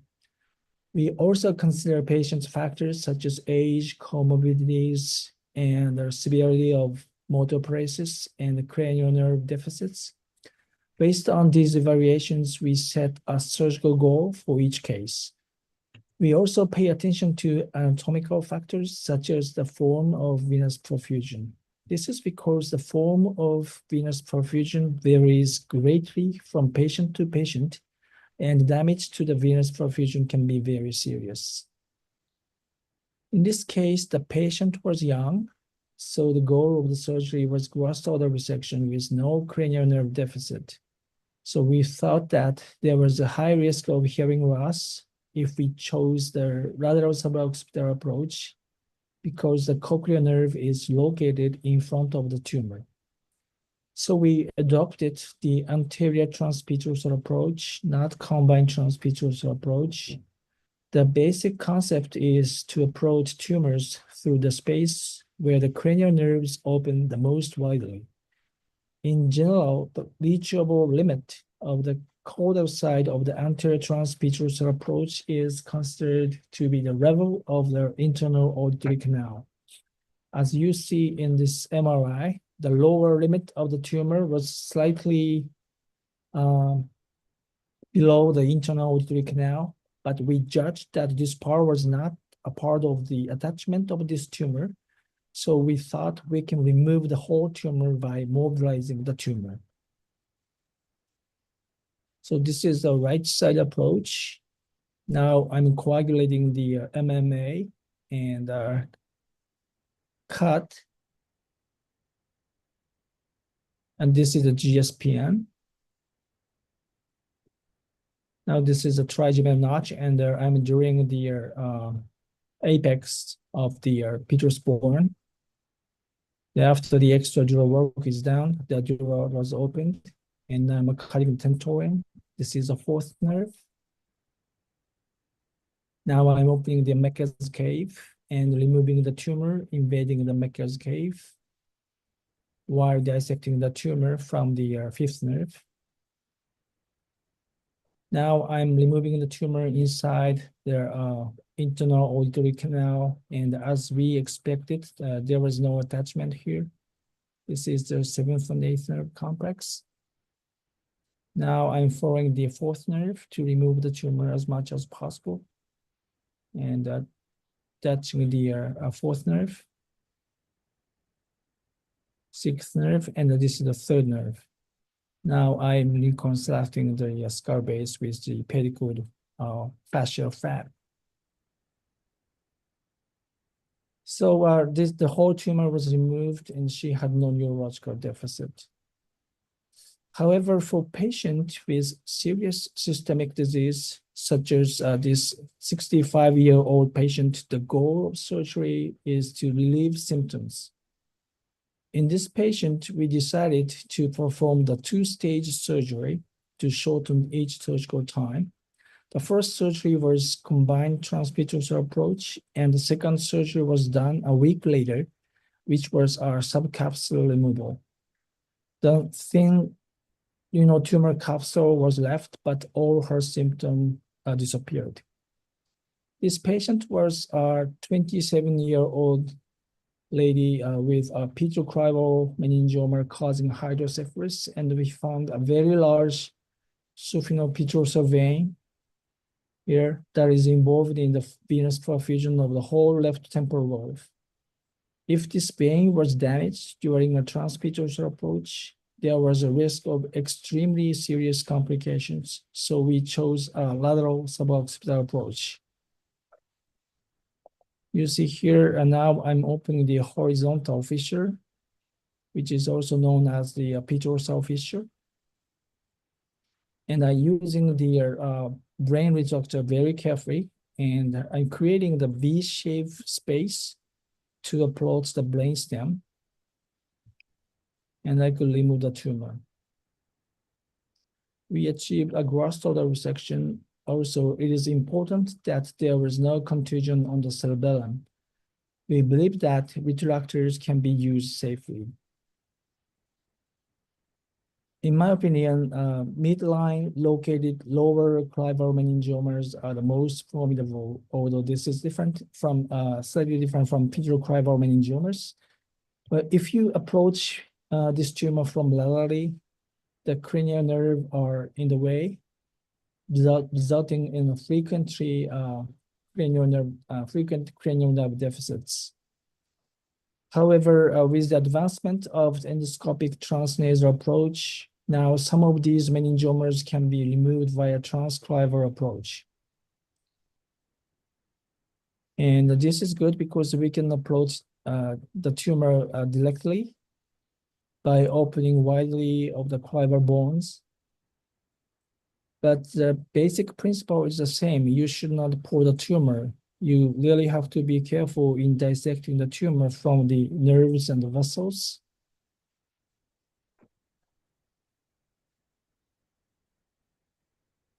And of course, after removing the tumor, the reconstruction of their skull-based dura is very, very critical. Well, gross total resection was achieved and all her symptoms was resolved. Today, I focused on these points to be evaluated to select the optimal approach for petroclival meningioma resection. Well, I am a member of the educational committee of the Japanese Society for Skull-Based Surgery. We have an observership program for overseas doctors. Unfortunately, there is no financial support for transportation and accommodation, but if you are interested, you can access it from this QR code. Thank you very much for your attention.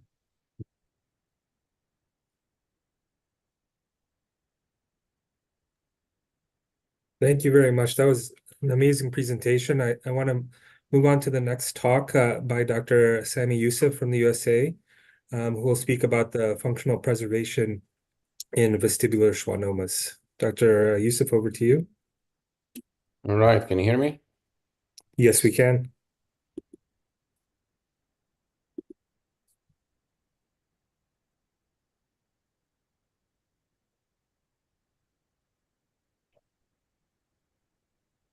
Stick to time here. Thanks, Professor Oya, for being on time and more. All right, so I will share with you some of our strategies about acoustic neuromas. And this is an example of a case that I saw in my office, young psychiatrist. She needs binaural hearing for interviewing patients on Zoom. And she presented with mild hearing loss and balance issues, very active lady. Excellent hearing, has grade 2 tumor. And when we always see these patients for the first time, I have a different strategy, of course, but people would always say, well, if the tumor is not growing, what should we do? Observe, do CAT scan, MRI in 6 months and repeat audiogram, or radiate, who's achieving more than 90% tumor control, or offer surgery, which controls tumor 97%, as we know, and more. And all these options come up, but we have to really look at what brought this patient to the office. And is the natural history something that we wait for here, or there is no natural history anymore from the moment the patient came to my office? So definitely there have been a paradigm shift from radiographic to functional outcome analysis. And quality of life is what the patient really dictates, not me. I cannot dictate quality of life on the patient. This is one of the example of quality of life studies that showed that gross total resection was associated with better quality of life. Oops, sorry, it's too early.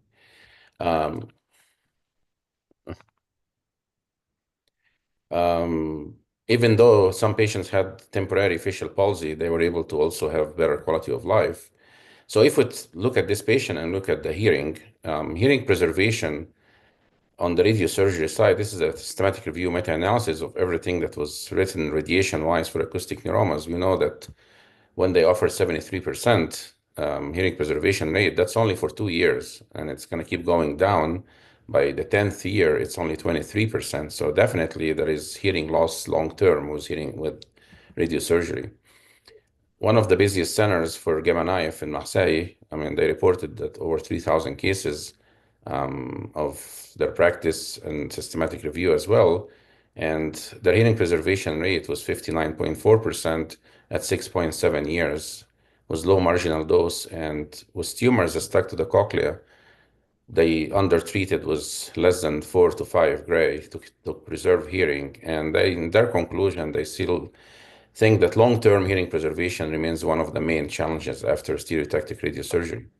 On the surgery side, by grade, of course, we know that intracanalicular have the highest hearing preservation, 57%, followed by retrosigmoid for the small up to 2 centimeter, which can be grade 2 or 3 up to that. And large, we still have the 12%. And on the surgery side, when we talk about hearing preservation, we talk about long-term as opposed to radiosurgery. So we don't have any evidence that hearing will deteriorate after surgery. So we're basically comparing apple to orange. In our series, this is for excellent hearing, our hearing preservation rates and patterns of that. Grade 1 is 44%. So interesting that we have higher on the grade 2, 56%. And grade 4, which is the largest, is about 18.2%. So what's our institutional trend? For asymptomatic patients younger than 60 years and small to medium-sized tumor, we tend to observe, unless there is hearing preservation issue for a young patient here, then I will offer intervention. I would not offer radiosurgery for a young person with intact hearing. Large tumors, we offer surgery with the goal of functional preservation and gross total resection. So the two are parallel goals. They're not separate from each other. Our surgical nuances is for small to medium-sized vestibular schwannomas, we found that preserving the vestibular nerve have really great advantage. And basically the idea is the tumor is eccentric to the nerve, and you can enucleate the tumor, as in this art here, while preserving the vestibular nerve. And that serve as an insulation layer between our dissection and the underlying facial and the cochlear nerves. And intraoperatively, that will be dictated by the different configuration tumor to nerves here. So type 1, which is anatomical, 70%. Type 2, where the two nerves are lower than the nerve, or the tumor is on top of the two nerves. That's less likely to be the scenario. So most likely we have type 1, and least likely and the least promising in hearing preservation and functional preservation, type 3, where the two nerves are splayed by tumors. So you don't have really a vestibular nerve to preserve. Here's an example of how we do this. So a retrosigmoid transcanalicular approach, you find the nerves at the brainstem, and sharply we establish the plane of dissection between the vestibular nerve. Here is the superior vestibular nerve, between the vestibular nerve and the tumor, and you can see the underlying nerves here through the thin layer of vestibular nerve.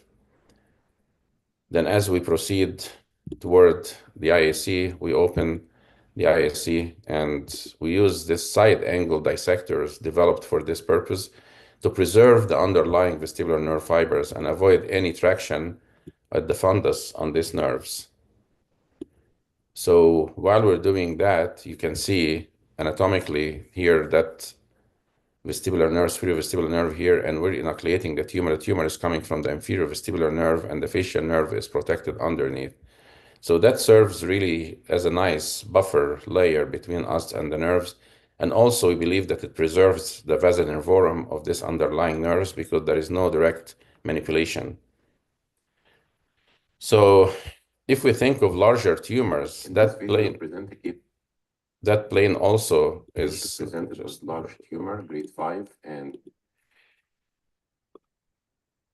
so we call it grade 5 when there is edema of the middle cerebellar peduncle and the brainstem. So you can establish that plane at the lower pole of the tumor first, find the inferior vestibular nerve, then we find it at the brainstem through this abnormally vascularized layer here, which is the nerve of origin for this tumor. So with this hearing outcomes, we were able to have, like for this medium-sized tumor, facial nerve 100% and hearing preservation about 70%, and even nervous intermediates preservation. If there any downside from preserving the vestibular nerve, we don't have early recurrence and we don't have longer rehab for vestibulopathy or imbalance.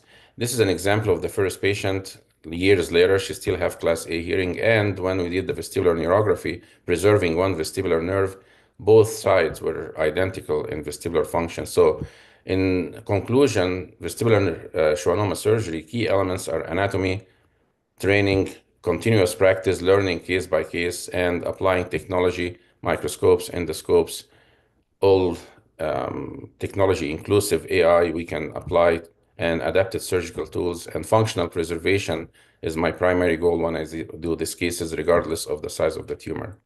Thank you.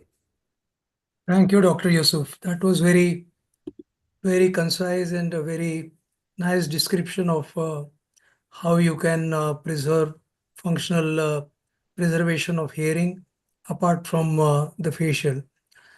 I think there is a literature coming up about radiosurgery versus observation, probably which may still think about, you can probably think about radiosurgery as an option even in younger patients. But I think with our current knowledge, I think this seems to be the best strategy. So thank you very much for your nice talk. And I'll take this opportunity to invite my colleague from Delhi to talk about the anterior cranial fossa. There may be some questions, Dr. Yusuf, if you stay behind. Yes, Sudhir.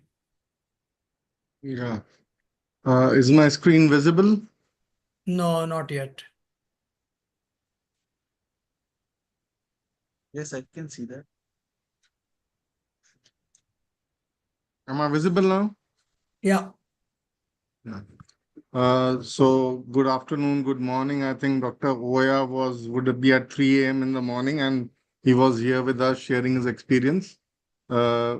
I will start. I'm talking about anterior skull base approaches, and they start with terional, supraorbital, tones, that is transorbital endoscopic surgery, the expanded endonasal approach, transbasal, and the transglobular approaches. These are important because all these approaches are required based where your vessels are there, the carotids, and where your nerve structures are there. So all approaches which you will take will depend which area you are going to address, where the primary tumor is, and how you have to approach it. Now, the important thing is for skull-based meningiomas, these approaches become really important because where their attachment is there, where the nerves are there, and where the vessels are there, that will determine how you approach them. So pterional supraorbital, I will take you through certain things. So this is a tumor which is skull base, which is olfactory groove, which is going anteriorly into the frontal sinus. This can be done through the nose. It can be done through the transglabular approach. The nose thing, there is a chance that there may be a CSF leak in the front here because the graft may not reach to that level. This is an endoscopic endonasal approach. This again is an endoscopic endonasal approach. This is a meningioma. This is a pituitary adenoma. For lesions like this is a TONS is a better approach because you go from the lateral side, transorbital surgery, and you take out this tumor. And whenever the tumor extends on the sides and it tends to go on the sides, then endonasal endoscopic approach has a limitation because you cannot take out the attachments at these places. And then you require either a supraorbital approach or a pterional approach. And pterional approaches become especially more important when the tumor becomes more bigger in size and it starts to take the vessels inside. The cases where transglabular approach will score above the others, where the tumor is very large from front to back, and it is reaching the frontal sinus to address this. A transglabular approach is a small approach where you go through a small craniotomy, maybe into 3 into 2 centimeters, and your extent of going on the sides as well as superior and inferiorly becomes very wide, and that helps you to do the surgeries. What most importantly it does whenever there is a edema, whenever you have a smaller approach, you have less brain retraction, less soft tissue disruption, you reach the tumor faster, and you also prevent neuronal loss because there's no retraction injury. And vessels are seen on the sides and you know where to reach them, and you dissect them from top bottom and you can really trace the vessels, and you preserve olfaction if you're not going endoscopically, and prevent CSF leak. Especially whenever the tumor is large. This is one ancient photo. Somebody had done a transcranial surgery for this, not even the transbasal. And you could see that a lot of brain retraction damage is there. A glabular approach also helps you when the tumor is going both above and down. And you can address both the components with this because your movement, even with a microscope or an endoscope, you can go and reach all the degrees possible required for this. The TONS, this is where you do the transglabular approach. This is basically tumors which are addressed with this, and these are also addressed, but more probably the pterional approach may have a better say in intrinsic tumors. Pterional approach, as I showed, more clinoidal meningiomas. It has a good exposure. It will go till the anterior clinoid thing, and it will go to the tuberculum cellae, and you can go to the suprasellar cistern. Endoscopic endonasal approach also addresses a lot of things. You can go from the front and address it. Transorbital is lateral to the cavernous sinus. These kind of lesions which are to be addressed. This is a small video, a tumor which is going lateral to the carotids, going into the orbit. This is an ideal approach for this. You have to go through the sides of the orbit without doing a small incision along the superior palpebral fissure. You dissect the bone on side, and periorbita you have to maintain. You have to, sometimes you can remove the lateral orbit and fix it back. Lateral orbitotomy can be done. And after that, once you reach there, you will reach the tumor, and you go on dissecting it, and you will have to peel the layers. Once you reach medially, you have to take out the clinoid process. You will see the orbital structures, all of them, and then you open the periorbita. In this case, the tumor was seen in the end part. This is the tumorous area. Optic nerves also you are able to decompress, and that will result in improvement of the visual acuities. And once the tumor is over, the optic nerves are seen. Then you have debulked it, and the post-op MRI will show it to be debulked, and the vision normally improves in these patients. Bifrontal and transbasal approach is a very big craniotomy, and in which you require a lot of exposure. So better option is to do a transglabular approach, because the option of the transbasal is to do a craniotomy like this, but transbasal you will reach the same thing with this small approach from the sides. And once you reach there, you can address the tumor from this. So there are a lot of steps involved. It's a small sub-incision between the two palpebral fissures, and you have to gradually dissect the vessels and the nerves which are in the supraorbital groove and save them. And this is how the incision looks like and the dissection takes place. Because of brevity of time, I will be short on this. And you can, the surgical video, you have to just take out the periorbita on both the sides. You have to work on one side, followed by on the other side. And once you have worked on both the sides, you have to do a craniotomy. And craniotomy has to be done with preserving the dura. So you have to be more careful than a normal craniotomy, because a dural tear is not a very good idea. There's a superior sagittal sinus which is running in the center. Once you have done a craniotomy, you will be at the base, you will have to open it up. And when you open up the base, you can you will get a whole bone flap which is out, and you will be reaching the area which you require to expose. And the tumor can be then, the dura is open from both the sides, and you have to ligate the superior sagittal sinus. And once you have cut the sinus, then you are nearly to the where the tumor exists. So this is an endoscopic view, and you reach the tumor directly without much retraction. So a lot of variations of this do exist, and you can address a lot of pathologies, the transglobular approaches, large tumors.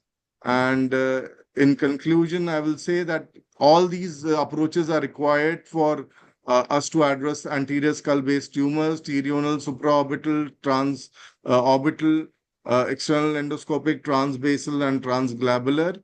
And normally, if you are maintaining your if you are doing a good job in maintaining your microsurgical techniques, you will have good outcomes. So with that, I will end my my talk, and let's take it back to the Dr. Chandrasekhar. Next, Dr. Hassan, please. Yes, thank you so much for a wonderful talk. Really dissecting the different approaches that you mentioned that can be very complex.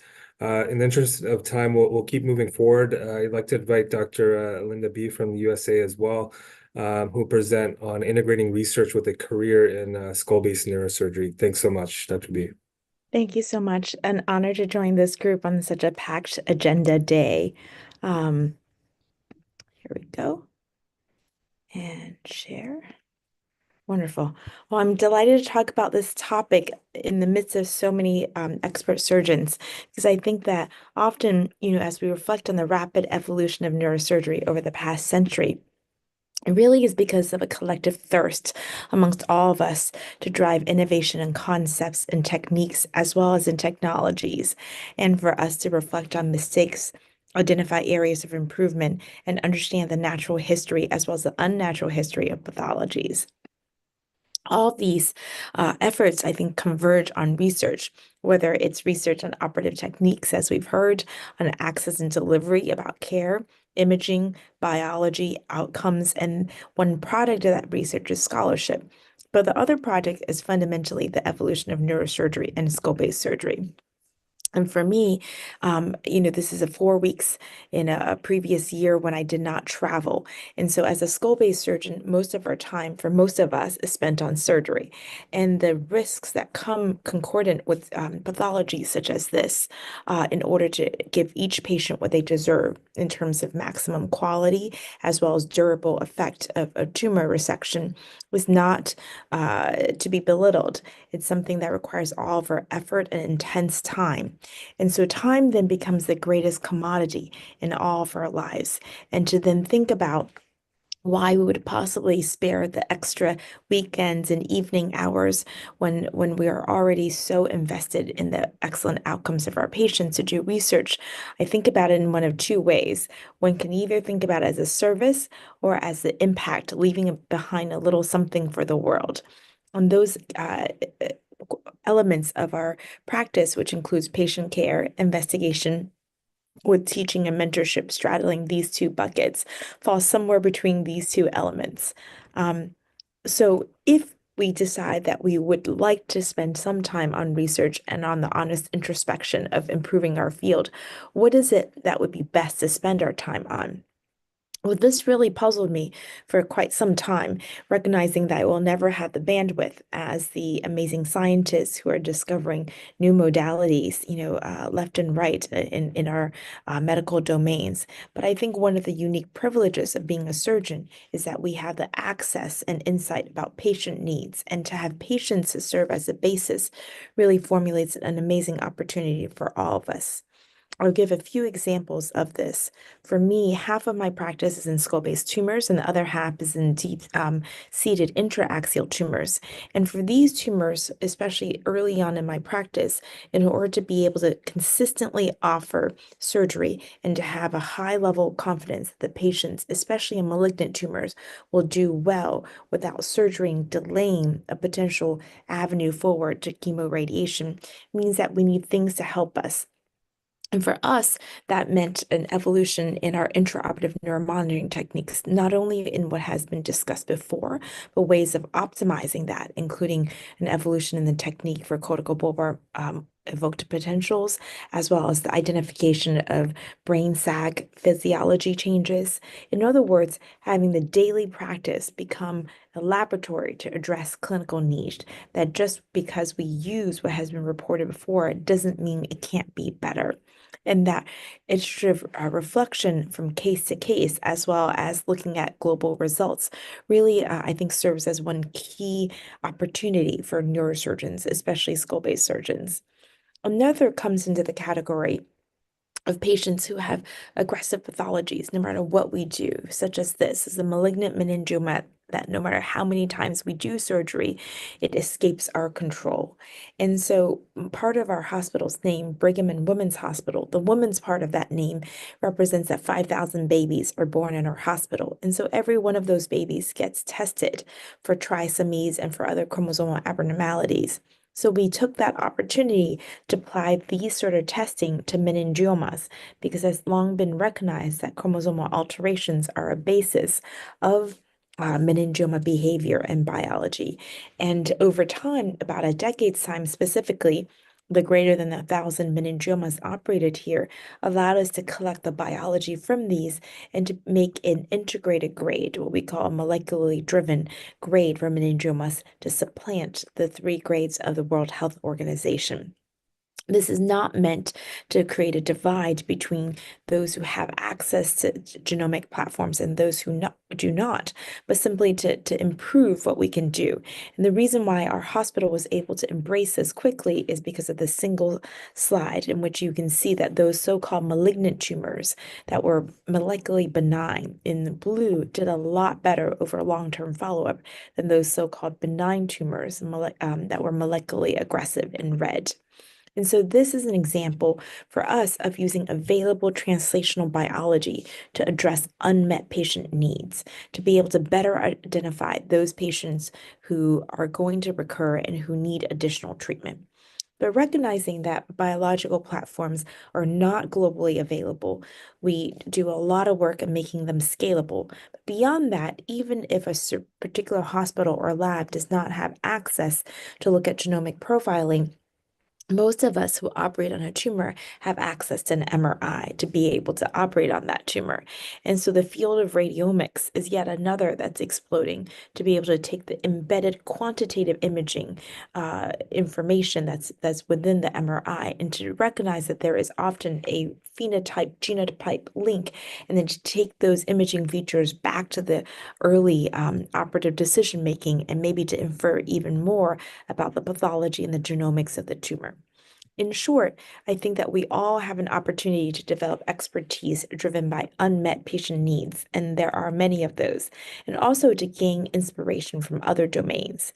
And what that means is that To be able to elevate the knowledge gained honestly and iteratively, we need to understand what is unique to our practice, such as the fact that we may have a particular access to a data set, such as for us in the genomic information, to a skill set, to personnel or funding or ideas, and to be able to identify the right partners, which may or may not be within medicine. For us, for example, a key partner in medical illustration comes from a neighboring school of fine arts. And so we all have unique assets in our surrounding community. And to be able to allow that cross-fertilization across these disciplines, including industry and across school departments or even schools of thought, as well as patients and our advocates, really allows us to then foster the honest introspection of our learning. And I think that, to me, is what research means in the field of skull-based surgery. So thank you very much. Thank you, Dr. Beep, for this wonderful talk. And I think it opens our eyes apart from just surgical nuances. I think the floor is now open for discussion. I would like to have Dr. Tariq and Dr. Mehjooba, if they are around, to moderate this question and answer session. Yes, I am Dr. Tariq from Pakistan. I am here, and I think Dr. Mehjooba is also here. If she will allow me, I don't know she or he is. If he allow me to ask the question first and to start the discussion, I will like to start. Dr. Mehjooba. Yeah, hi. Wonderful talk with Linda. Hi, Linda. Very interesting. It's fantastic to be able to ally skull-based surgery and research surgery. Something very interesting you said is service to patients and future of all what we are doing.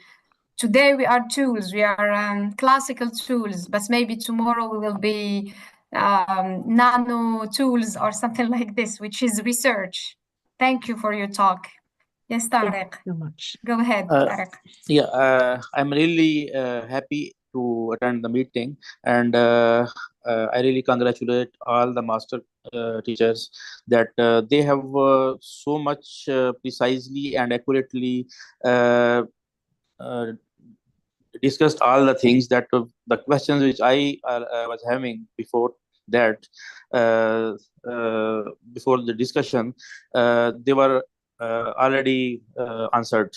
But I have one question with Professor Oya, who give the description of petroclival meningiomas. That he mentioned the endoscopic approach to the petroclival meningiomas through transclival approach. I only want to know that if you have any experience of transethmoidal approach to the petroclival meningiomas. If you have this, then kindly give some tips and trades about that. Thank you. Professor Oya. I think that Oya had to go. It was 3 a.m. in Japan. He sent me a message that he had to sign off because of surgery.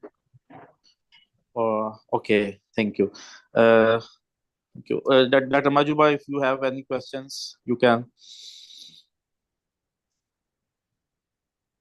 No, but we can tell you that transethmoidal approach for a clival, petroclival thing won't be required because you have a endoscopic corridors which are wide enough and you can address the things, provided they're not going laterally enough. So laterally, if the petroclival is going, then you have a limitation of carotid, which you try to do transmaxillary approach, or people have started doing the transorbital endoscopic approach, going medially, cannulating the lacrimal ducts. So these approaches can be followed if you want to go on the sides.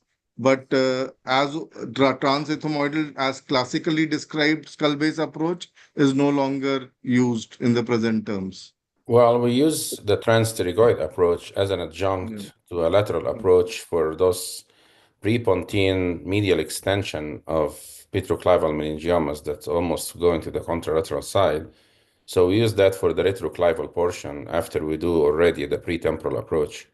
So it's an adjunct. It's not like a pure endoscopic approach by itself to petroclival meningiomas? Yeah, exactly. That's the reason I was asking the question, because there were some papers which mentioned that if there is petroclival meningiomas which are predominantly on the left side, that can be approached through the right corridor, and if there is tumor on the left side, then it can be approached through the right on. Then it can be approached through the as an endoscopic direct approach. That you have cleared that it can be used as an adjunct, but not as a whole corridor and a whole approach. Thank you so much.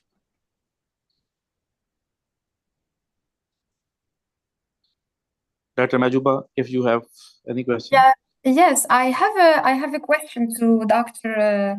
Sudhir Dubey, who talked about the anterior skull base approaches. In many instances, what we face in our context also is very big tumors, very big olfactory groove meningiomas, giant, like 15 centimeters. Patients are already blind. In these cases, what would you advise?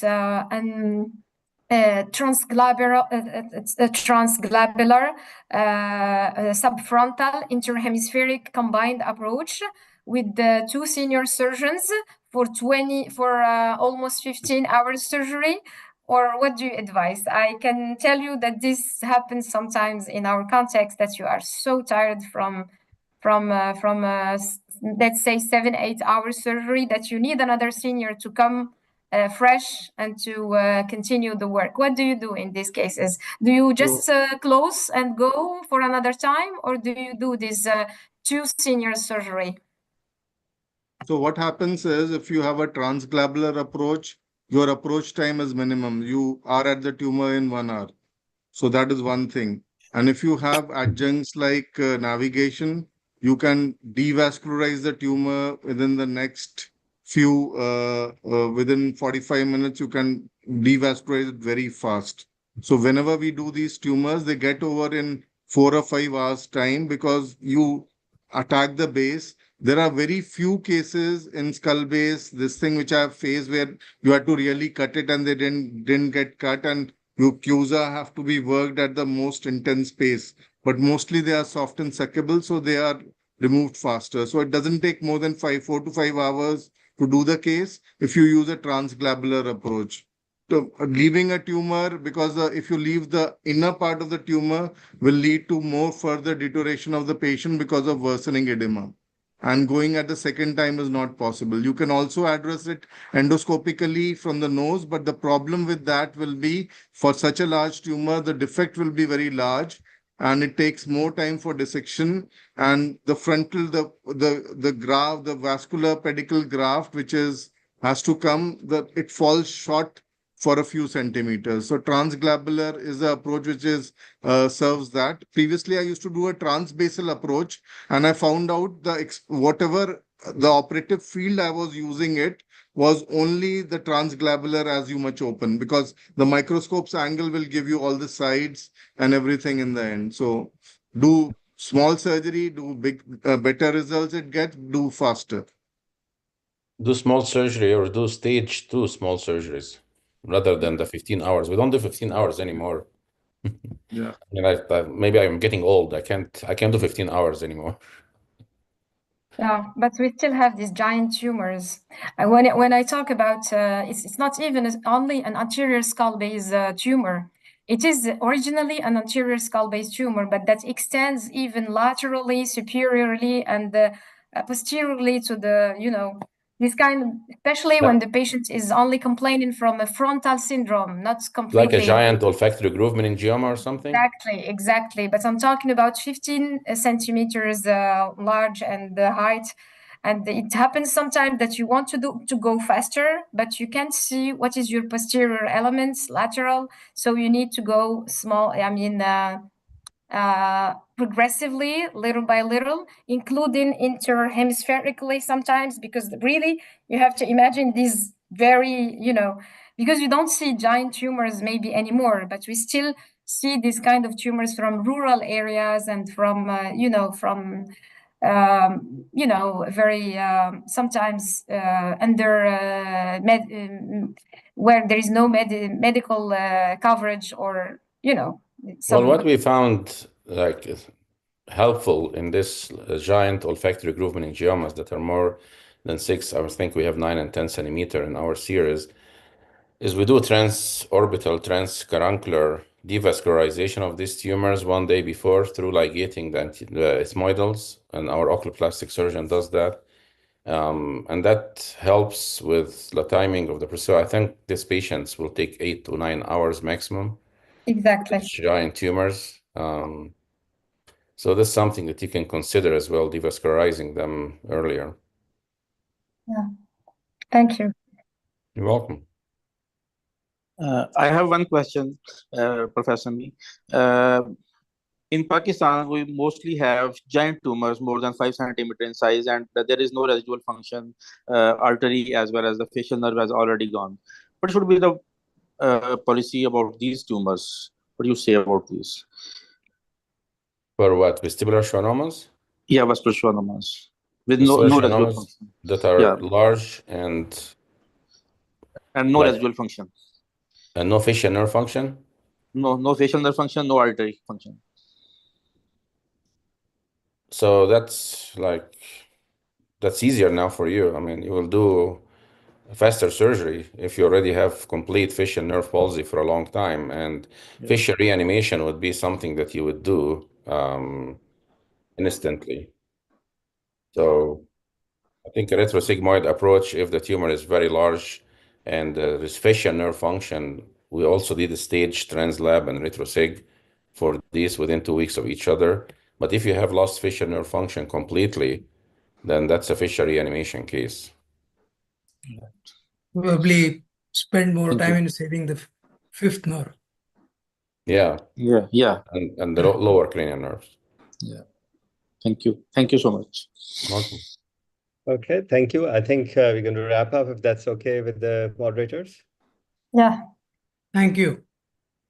Thank you. I think we need to move on. Rami.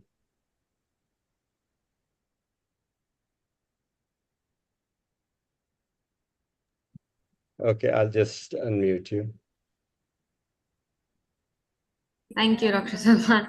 Thank you for another amazing session. Thank you, everyone. So now the quiz that we have been waiting for so long. So I would like Professor Salman, Dr. Yasser, if you, and Dr. Zubair also, if you guys can come forward and moderate this good session with us. Bernard who's doing the quiz with Yasser. Okay. Ahmad's help. So we have a limited time. We have approximately 45 seconds for each. And the thing that we have said previously, to please join with your real names. So if You need Dr. to Yasser, explain what's going to we're happen waiting with. for your cue. First, you need to explain what is Kahoot, how does it work, so that they know.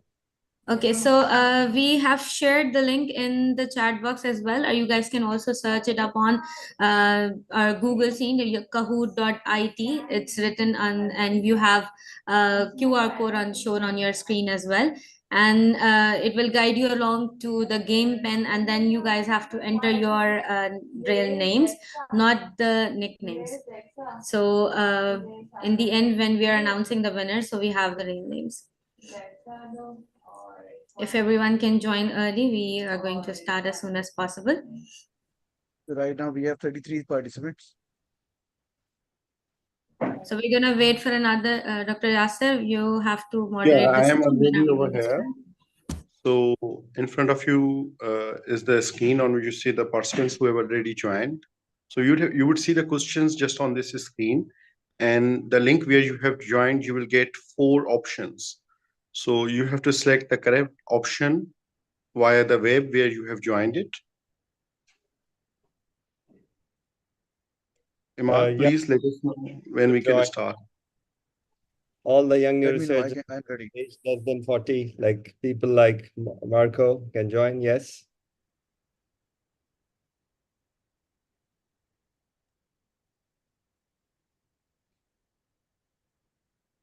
Can we start? Join.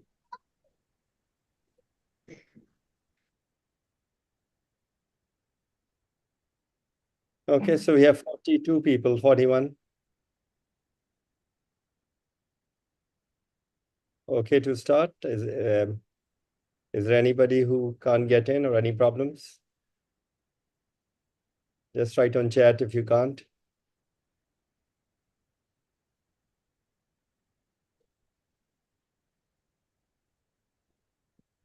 Imad, can you help the person who's writing they can't get in?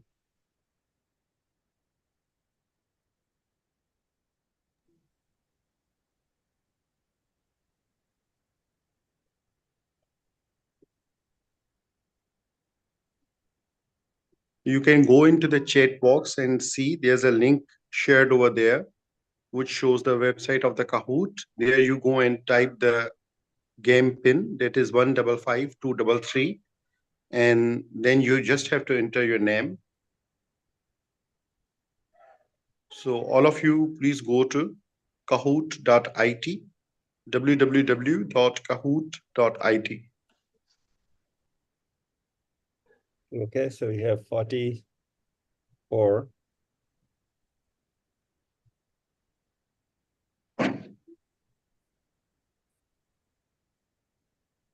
Okay, 47. So okay to start? Yes, maybe 49, 50.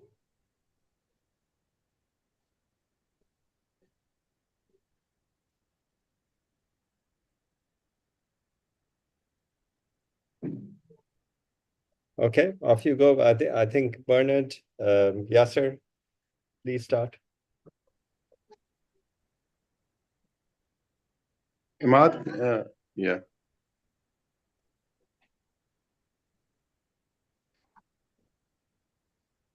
Where's the music gone? So when has the field of microsurgical neuroanatomy established in the literature? These are your options. You can see the triangle, circle. You just have to select the correct option via the web.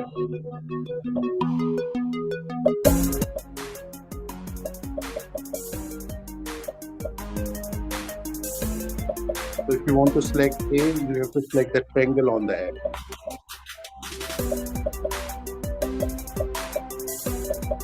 Also, the more earlier you select your option, the more the score.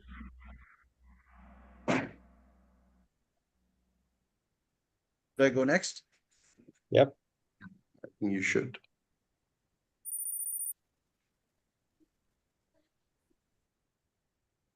What symptoms would the patient experience due to an advanced dystonia? You've got 4 options: triangle, circle, diamond, and a square.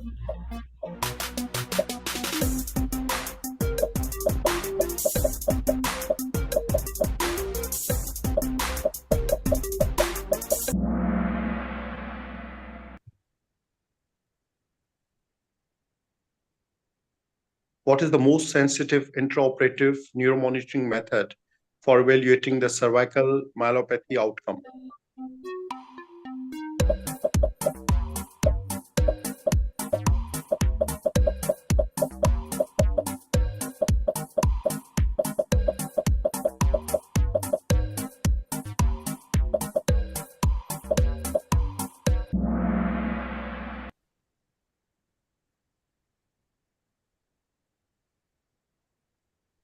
Of the following, what is of the main difference between neurosurgical treatment in Germany and India?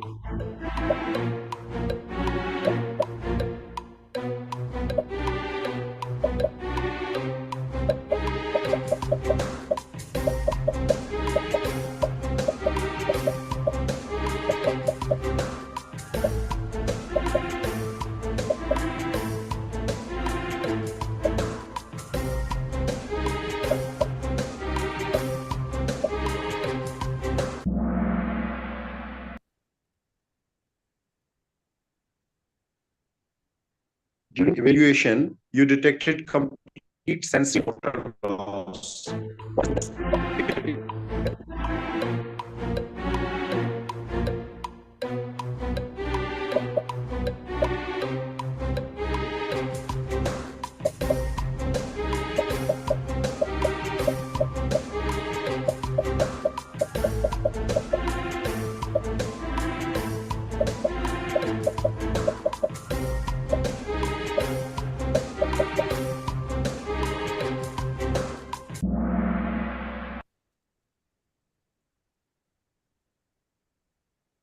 Question 6, injury to the subthalamic nucleus during a functional lesion procedure would produce what type of movement disorder?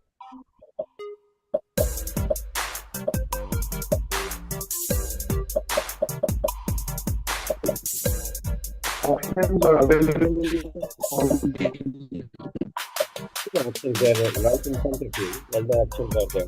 Bernard, maybe you could read up some of the questions because I think he asked me having some Wi-Fi problems. Sorry.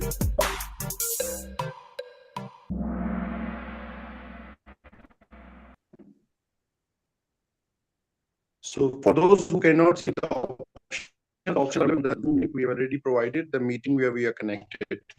So DBS in the setting of is expected to result in brief or minimal improvement of what? Yasin, sorry, we can't hear you very well. I think you have a Wi-Fi issue.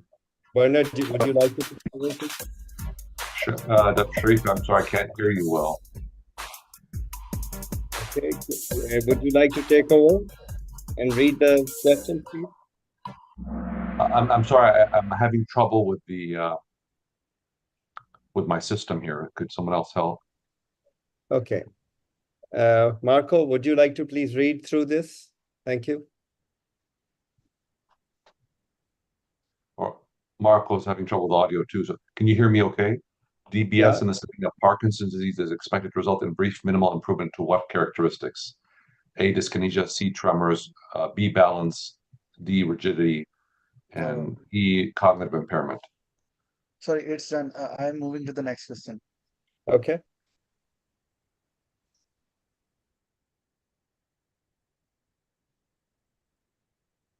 Should I read this one, Salman? Yes, please. What characteristics is more common in adult craniopharyngiomas compared with those that occur in children? Cystic changes, calcifications, lower apparent diffusion coefficient value, solid appearance, heterogeneous contrast enhancement.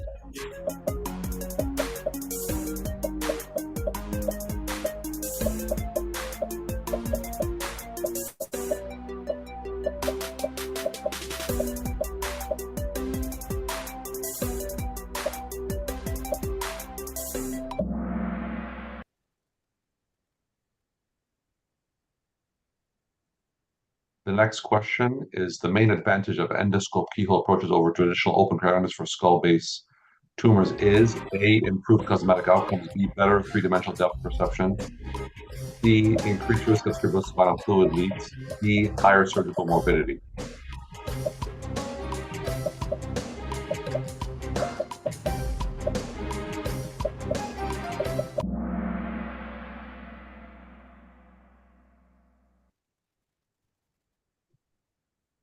The next question, which anatomical structure is the main landmark for approaching skull-base tumor via an endoscopic transnasal route? Anterior communicating artery, B, sphenoid sinus, C, falx surgery, D, tentorium cerebelli.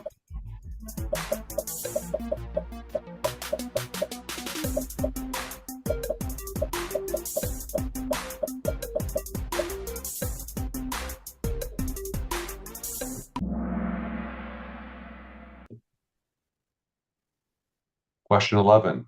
Which intraop strategy is most useful for gross total resection of a pituitary macronoma with suprasellar extension? A, using an angled endoscope. B, employing electrocautery extensively. C, leaving a residual tumor to avoid CSF leak. D, relying solely on microscopic visualization.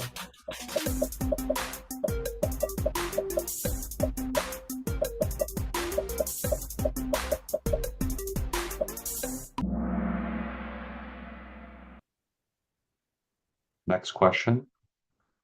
What is the most common mechanism of brachial plexus injury in adults? A, iatrogenic injury during surgery. B, traction injury from high-speed trauma. C, birth-related injury. D, tumor compression.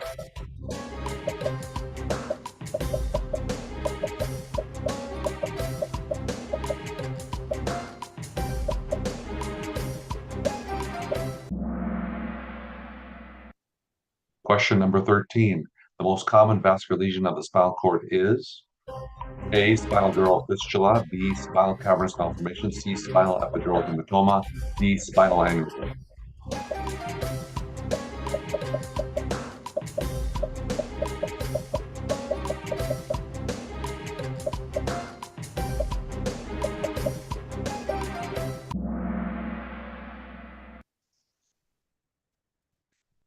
Next question 14. What is the first step in managing an intraoperative aneurysm rupture?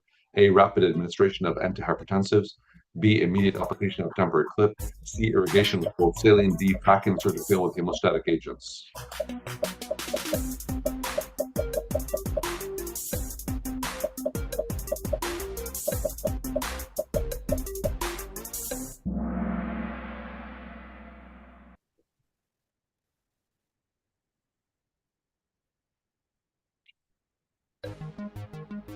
Next question, what is a major risk of temporary clipping during aneurysm surgery? Infarction, A, infarction, B, aneurysm rupture, C, vasospasm, D, hypotension.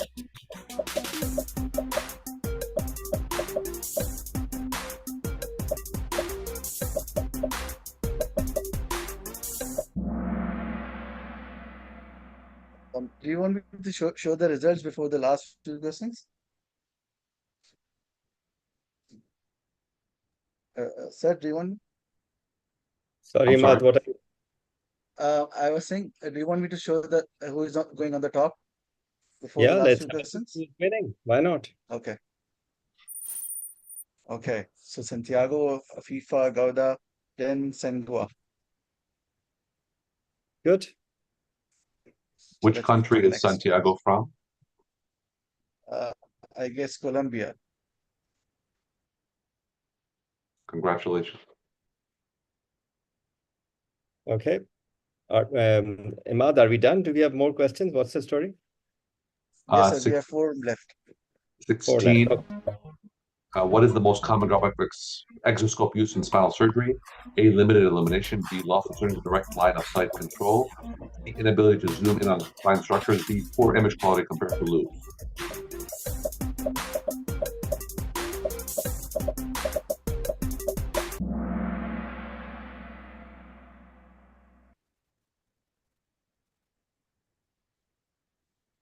Question 17. Which intraoperative technique is most effective for preserving hearing in vestibular schwannoma surgery?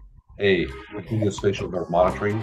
B, preoperative embolization of the tumor. C, intraoperative brainstem auditory vocal potentials. D, routine use of subtotal resection strategy.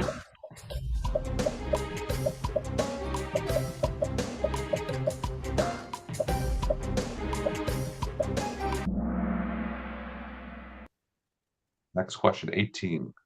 Which imaging feature is most suggestive of craniopharyngioma on MRI? A, homogeneous contrast enhancement. B, ring enhancing lesion. C, mixed cystic and solid components with calcifications. D, diffusion restriction.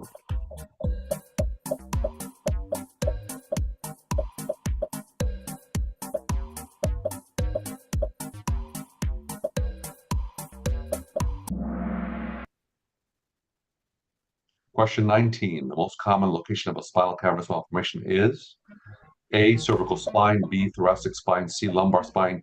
D, conus medullaris.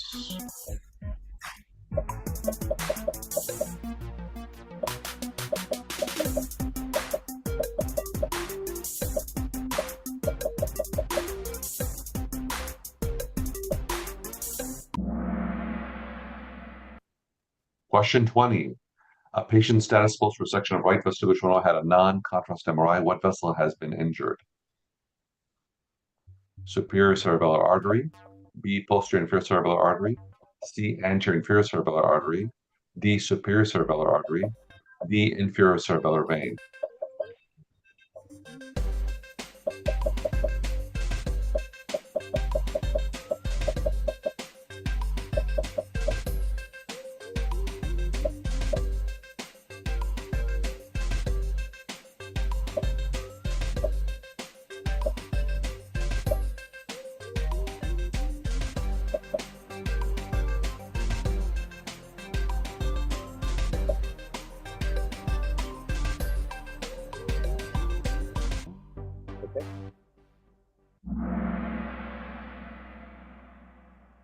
So now questions are finished. So can I show the results? Yeah. Okay.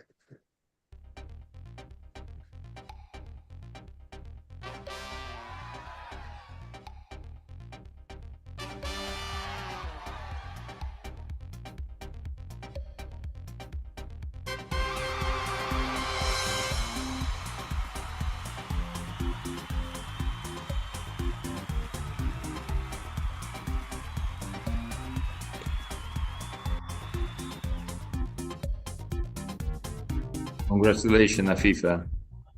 Congratulations, Afifa, Dr. Akhilesh, and Santiago. Which societies do they belong to? Do we know? Afifa's.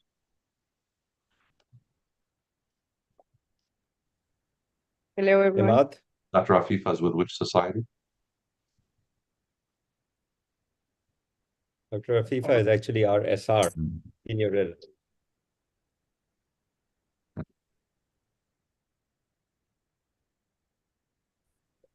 Santiago is from Colombia.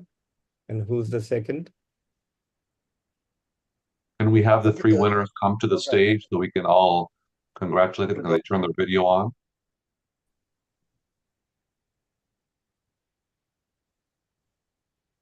Santiago, Dr. Afifa, can you, and I can't remember the third name. Can you put that back up? Imad, can we go back and see the three winners, please? Santiago is there. Dr. Santiago from Colombia, there. Dr. Afsar, could you please tell us just your society, which country you're from?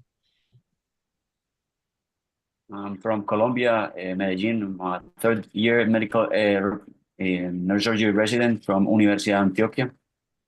Congratulations to you, your university, and to Colombia and the Colombia Society. Who's Dr. Afsar? We have a third winner. I don't see them yet. Hi.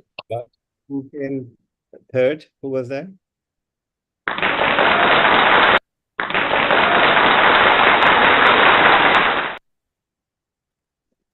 So for Dr. Afsar, first prize is correction techniques for spinal deformity. I hope you like spine. Yeah, I do.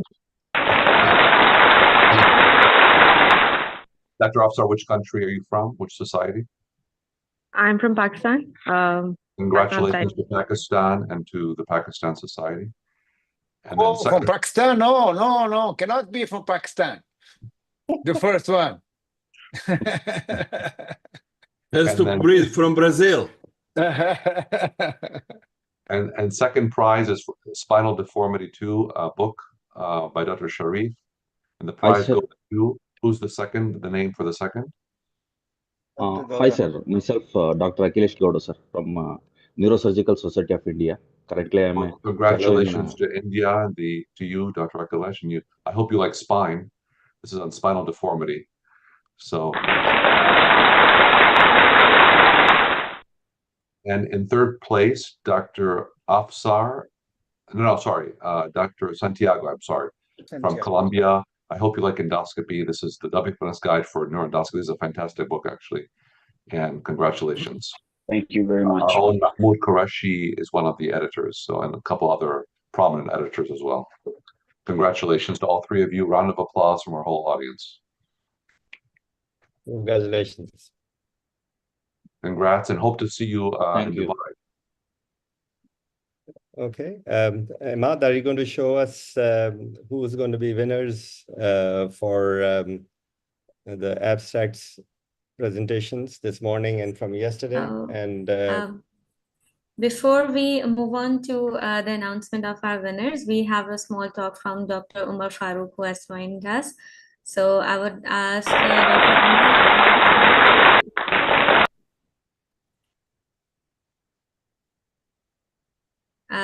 Imad, if we are going for Dr. Umar's presentation, or are we telling all the winners? We will first announce oral presentation, then we Okay. Okay, so please, Professor Mehmet, if you can unmute yourself. So we are going to announce oral presentation winners. Thank you. Hi, everybody. I must tell that the oral presentations were really very successful, and I cannot see too much difference between many nice presentations. Shall I start with the first prize or third prize? So the first prize. Yeah, okay. The first prize winner is Dr. Petro Octavian Perdana from Indonesia. And he will get the book of WFNS guide for neuroendoscopy.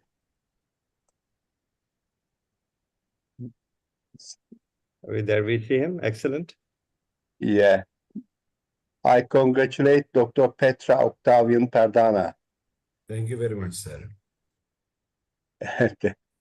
It was great, really. The second prize winner is Dr. Santiago Engel from Colombia, and he will receive a spinal deformity surgery book edited by Dr. Salman Sharif. Thank you. I congratulate Santiago Engel. And third prize winner is Dr. Caio Eduardo Rodrigues Fachao from Brazil, and he will get the spine tumors book from Dr. Salman Sharif, Riya Gökaslan, Sandeep Paisha, and Tian Yunyu. I congratulate Dr. Caio Eduardo.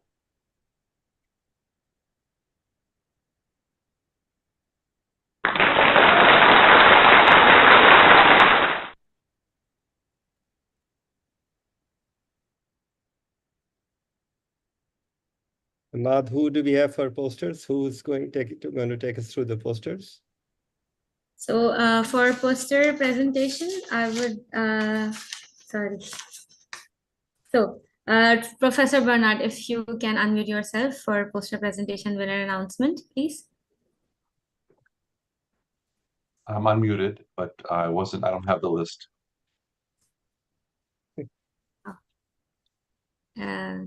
Ahmad, are we sharing the list with him, or are we I can move on. just going on presentation? Dr. Bernard can announce, yeah. Yeah. Okay. You could Yeah, show the that's winners, we'll announce them. And first prize, Dr. Sebastian Ordonez from Colombia. Congratulations. Again, the book on neuroendoscopy, which is a fantastic book. Congratulations. In second place by a couple millimeters, again, spinal deformity, the Dr. Sharif book to Dr. Muhammad Akil Nat from Pakistan. Congratulations.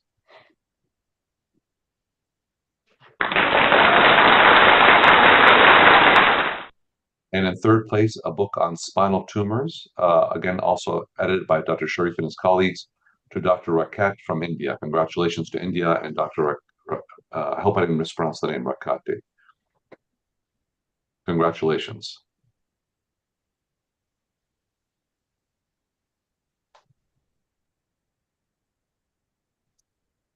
Excellent. I think probably, yeah, sorry, go on. Dr. Sharif, I think Bernard, we're going to have to do this again because there's requests for a rematch. Surely, I think we have one in 6 weeks because pediatrics did not take part, neurotrauma did not take part, so they have requested to do this in 6 weeks' time. So hopefully we'll come back with them and other chairs if they wanted to participate as well in 6 weeks' time. Luis, you wanted to say something since we have time now to the young neurosurgeons who are left there. I think we can leave the closing remark to Professor Arnautovic to say something. It's a great pleasure to be here. And I think Kenan. Go ahead, Kenan. Thank you, everybody. This was really very exciting event. I have a goosebumps, and congratulations, first of all, to all our attendees, residents, young neurosurgeons, colleagues from all over the world for attending. I would first like to thank all the members of WFNS AC who spent 2 days here with us. I think Dr. Borba, President-elect there, big applause. Professor Fontanella, Professor El Gandour, who else is there? And then we have our chair of bylaws committee, Professor Bendok. my little person. And then the most credit goes to two people who put it together, Professor Salman Sharif and Professor Mehmet Zileli, who really did fantastic job organizing everything with their collaborators. I want to mention that a year ago or so, when we were proposing Dr. Salman Sharif and Dr. Mehmet Zileli to take this position of chair of committees, we had a strong pushback, and we persisted and insisted for them to stay on this position. And thankfully they did, because we knew how talented, hardworking they are. And this is another proof of their fantastic work. As you know, we, the WFNS AC, had a very hard time in the past year, because we really are trying to put revolutionary changes in leadership and education of WFNS. First of all, we want to completely promote volunteer activities, which was started by our friend and former past president, Professor Servadei, where all our activities are self-funded. We all go around the world on a weekly and monthly basis. We educate around the world, both on our dime, and we don't go to expensive dinners. We go to basis of our colleagues, and we promote education with them. The other thing that we really had a hard time, we wanted to bring about permanent resources and funding for our beloved association.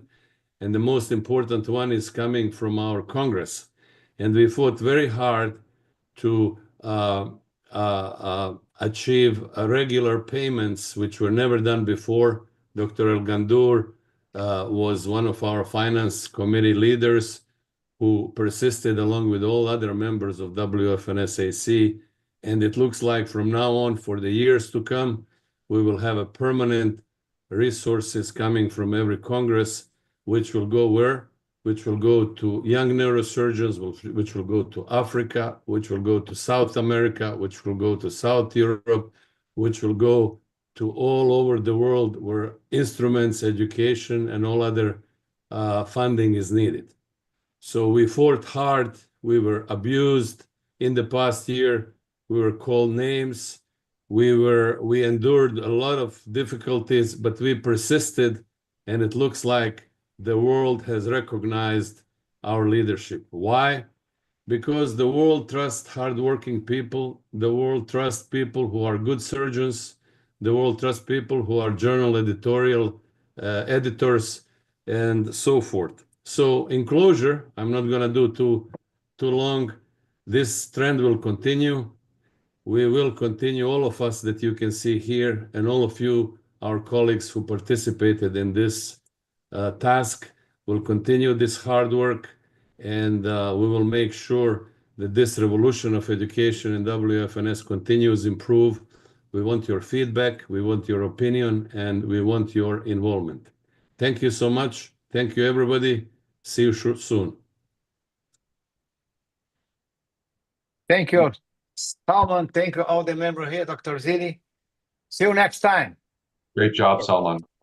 Okay. Sorry, I was going to ask if any of the young people want to say anything. We'll be happy to switch on their mic. Any of the young people want to say anything? I can say, sir. My name is Dr. Nargiza. I'm from Uzbekistan, and one more time, I would like say thank you for the organization. Thank you for the opportunity for us to participate, to talk, to be more active, to be less shy. The biggest problem is not that some of us don't have enough knowledge. Some of us just sincerely shy to speak out loud, to say their opinions, because we are in front of the biggest giants in neurosurgery. And I also want to say thank to everyone who help us to get the fellowships, who help us to get the opportunities to attend the conferences. And we have a lot of things to do, a long way to go, but with your help, we are getting motivated, and especially with your stories. So I'm still excited and inspired with the story of Professor Kenan Arnautovic. So this is what makes us stronger and not giving up. Thank you so much for the great organization, Professor Shalman Sharif, Professor Zileli. It was a great. Thank you. Thank you. Thank you. Anybody else? Thank you very much. We want to hear a few more comments because we like the feedback. We need to know what did we do bad, what we need to improve. Dr. Umar is here. If you have anything to say, just raise your hand, please. Dr. Umar, if you may. Hi, my name is Umar Farouk. I am one of the complex spine guys from England, and I would like to say that WFNS has greatly contributed to young neurosurgeons. I remember the days when I was giving my board exam, and honestly, Dr. Salman, he started a young neurosurgeon's corner in those days, and I prepared my exam using that resource. To be honest, I still remember those days. And over the years, WFNS has done a lot for young neurosurgeons. I would really like to congratulate the faculty, the speakers, the organizers, the WFNS committee for organizing this amazing meeting. And would like to thank everybody for spending their family time this weekend to provide us young neurosurgeons with an opportunity to gain access into invaluable experience from all of the experts all over from around the world. And that is, that's what brings the spark back into neurosurgery and fuels that passion that we all need. And I would just like to conclude by saying that WFNS has been a bridge between young neurosurgeons and the legends of neurosurgery, bring them closer. People who we've read about, we've grown as neurosurgeons, hearing what they are doing, what techniques they are introducing and everything, and seeing them in person and having an opportunity to talk to them and gain from their experience is just invaluable. And I believe that this bridge is getting stronger and stronger with time and with the efforts of this committee. And I really would like to congratulate and thank you everyone for providing us with this opportunity. Okay, we have got a couple of friends who have their hands raised. Can you unmute them, please? Yes. Dr. Muthu, you are unmute. Please say your remarks. Yeah, I'm just going to say thank you for what you do. I'm talking about the senior faculty members. Only God and posterity can reward you enough. And this is not easy. It's putting this together and having to travel around the world trying to propagate neurosurgery. And most of the time, there's no reward, no material reward coming, and you keep on doing it. Just about 2 weeks ago, I was sitting at the same table with Professor Salman Sharif in Belfast. And here again is put this together. I don't know what time you have to rest. Well, thank you so much for all you do. Thank you.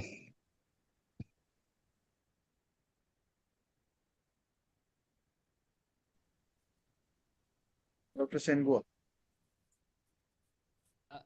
Thank you very much. I hope you can hear me. I'm Dr. Sengua Koipapi, a resident at Muhimbili Orthopedic Institute in Tanzania. And I also would like to add on what my colleagues had already said, to thank you, the organizing committee, for a fantastic job.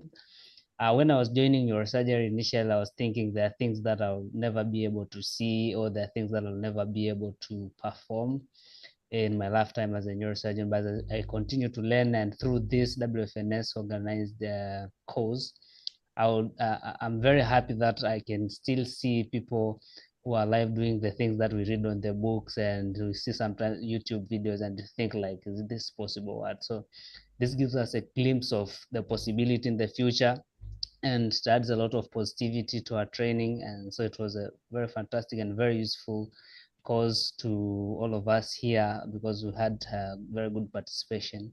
So I would like to just thank you, because I know there's nothing really that we can do to pay for what you're doing.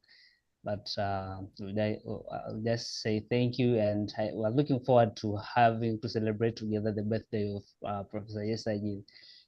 July. It's very inspiring to see this legend still alive and ready to deliver and mentor young people. And also, I'm looking forward to learning more from all of you, the faculty members, and from my fellow young colleagues. Thank you so much. Dr. Sharif, if I may, some questions have come in on the chat about getting a certificate for attending. I don't know if that's a possibility. Yeah, definitely. All the participants will get a certificate, and all the people who got some prizes will also get a certificate. And don't worry, we'll get your books to wherever you are. So we'll sort that out for you. Imad will do that, right?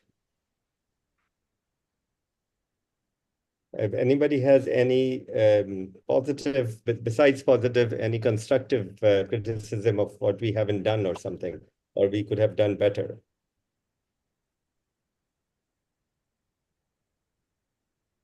Mehmet, Can I have an idea for you? Sure. As I reflect, I'm a very slow learner, but perhaps next time, some of the masters showed amazing cases, but they're like magic. It's a little too quick. And perhaps if we ask, let's say, Dr. Morkos, for example, to show a bypass step by step in a bit of a more detailed fashion, it may be helpful to the learners. That would be my only. We saw some amazing cases, but they're presented in a way that's a little too quick, I think, for some of, and I'm reflecting on my own learning, that it would be helpful to have that. I totally agree with this. When we started, we gave 15 minutes to each chair. Yes, of course. And squeezing them, and also, for example, watching Dr. Borba do a glomus tumor, but step by step, I think this would be very helpful. May I have a question and I have a suggestion, Dr. Sharif. Question, how many participants over the 2 days we had? Do you have idea? More than 200. So in 240 was the maximum that we went today, and 225 but in was the the Zoom, maximum. In the YouTube, you have more people. Yeah, in YouTube, the maximum we went was but majority of the time it wasn't. So people were coming and going because it was like going on for 7 hours. So people would come in, attend some sessions, and then they would go, and then they come back again. So I would suggest you were prepare a little report, which we will publish in our newsletter, and also put on the website, where you'll mention how many people participated, when was the date, what kind of topics, and teachers, whatever, because that's very important to kind of circulate information around the world, because this is the event that will be continued, and we need people to know what happened and how are we going to proceed further. Can I tell something? Actually, it was a great meeting, really. I congratulate Salman for his big enthusiasm to create such a 2 days meeting, like 5-6 hours or more discussions. It was together with the very senior surgeons and also very young values who have contributed too much to the discussions and to oral presentations and others. Really, it was a very colorful meeting. I enjoyed all parts of it. Thank you. Thank you, Salman. And I must thank also to Imad for his great help in contributing to this meeting. Can we see Dr. Imad face, because we talk to him all the time in emails and messages. Let's see. He's the secretary of Salman, as you know. I must applaud his efforts. Besides Salman. Thank you, Mr. Ullah. Can I have Imad has just said that sorry, we had can I have a total of suggestion, Salman? Sorry. Can Yes, we sure. can Just to let sure. No, I was just telling you that we had total of 1,170 registered participants, and they were going and coming, but we will get the exact numbers at what time we had how many and how many were different altogether. Sorry, Marco, go on. No, can I have a suggestion? We can organize a session of cases with this trying kind of what is the name, the Kahoot, where we can vote what every one of us is able to do in that case, what has to do in that case would be nice, and where every one of us can bring cases, of course, respecting the privacy of the patient. But it would be nice just to see what the word is going to do in a single case. I think a very good idea. The biggest people that I think we are forgetting are the chairs of the committees who have worked very hard for this. So all of the chairs were great. They helped us so much. All I needed to do was tell them, and they were always there. And yes, there were times I needed to push them, but majority of the time, I think they did a very good job. And to select the legends and to select the keynote talks was not easy because so many people wanted to come in. But I think they all did a very good job. And I think my team, there's no doubt, have worked very hard for it. But I must say the AC all along has given us suggestions, and it has worked. So thank you, everybody. You're very, very kind. Thank you. Thank you. Congratulations. Thank you. Nasser, you are Yes, quiet. just few words before we close. I would like to thank my dear friend and brother Salman for these amazing two-day activities. I understand how difficult to organize these webinars.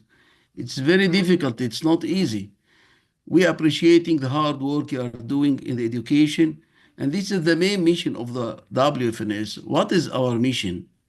It is mainly educational. And our target is the young neurosurgeons. What you are doing, Salman, with Mehmet and with your team, you are raising the flag of the World Federation very high. Thanks to you, to all your team. Thanks to my colleagues in the AC who supported this event, and all of them joined with great enthusiasm from the beginning to the end. We are proud of this amazing event. Looking forward for more events. We have to work together, and we continue working as one group, as one team. The World Federation now is becoming very stable financially. We are progressing very good. I want to assure everybody that we are standing up again, and we are proceeding very well. And we ask everyone here in this meeting to support the Congress in Dubai. We have to work hard to make this event a very high, successful, and memorable event. Thanks to everyone who contributed to this event, speakers, participants, faculty, and of course, organizers. Thank you very much. Thank you, everyone. Sir, should we, yeah, Dr. Marco wants to say something. Was just saying hello, please. Yeah. Okay. Okay. Yes, Just sir. 1 second. We have a group picture. So everybody, please switch on your videos so we have a group picture. Do not disappear on us. Everybody switch on your videos. If you're not wearing clothes, please wear something on top at least. Everybody turn the camera on. Camera on, please.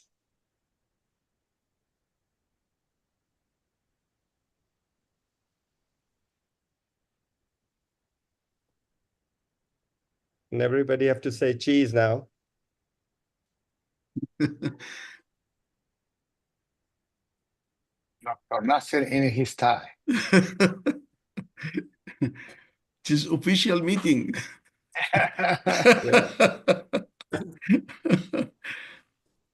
The only two properly dressed doctor Bendok and Dr. El Gandour. Everybody else underdressed. Thank you, Kenan.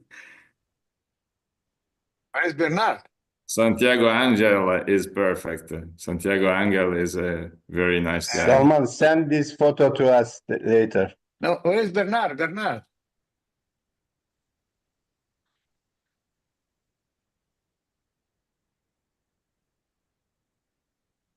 So he's taking all the photos, Dr. Lewis, don't worry. We'll get the photos. He's just muted himself to take the photos.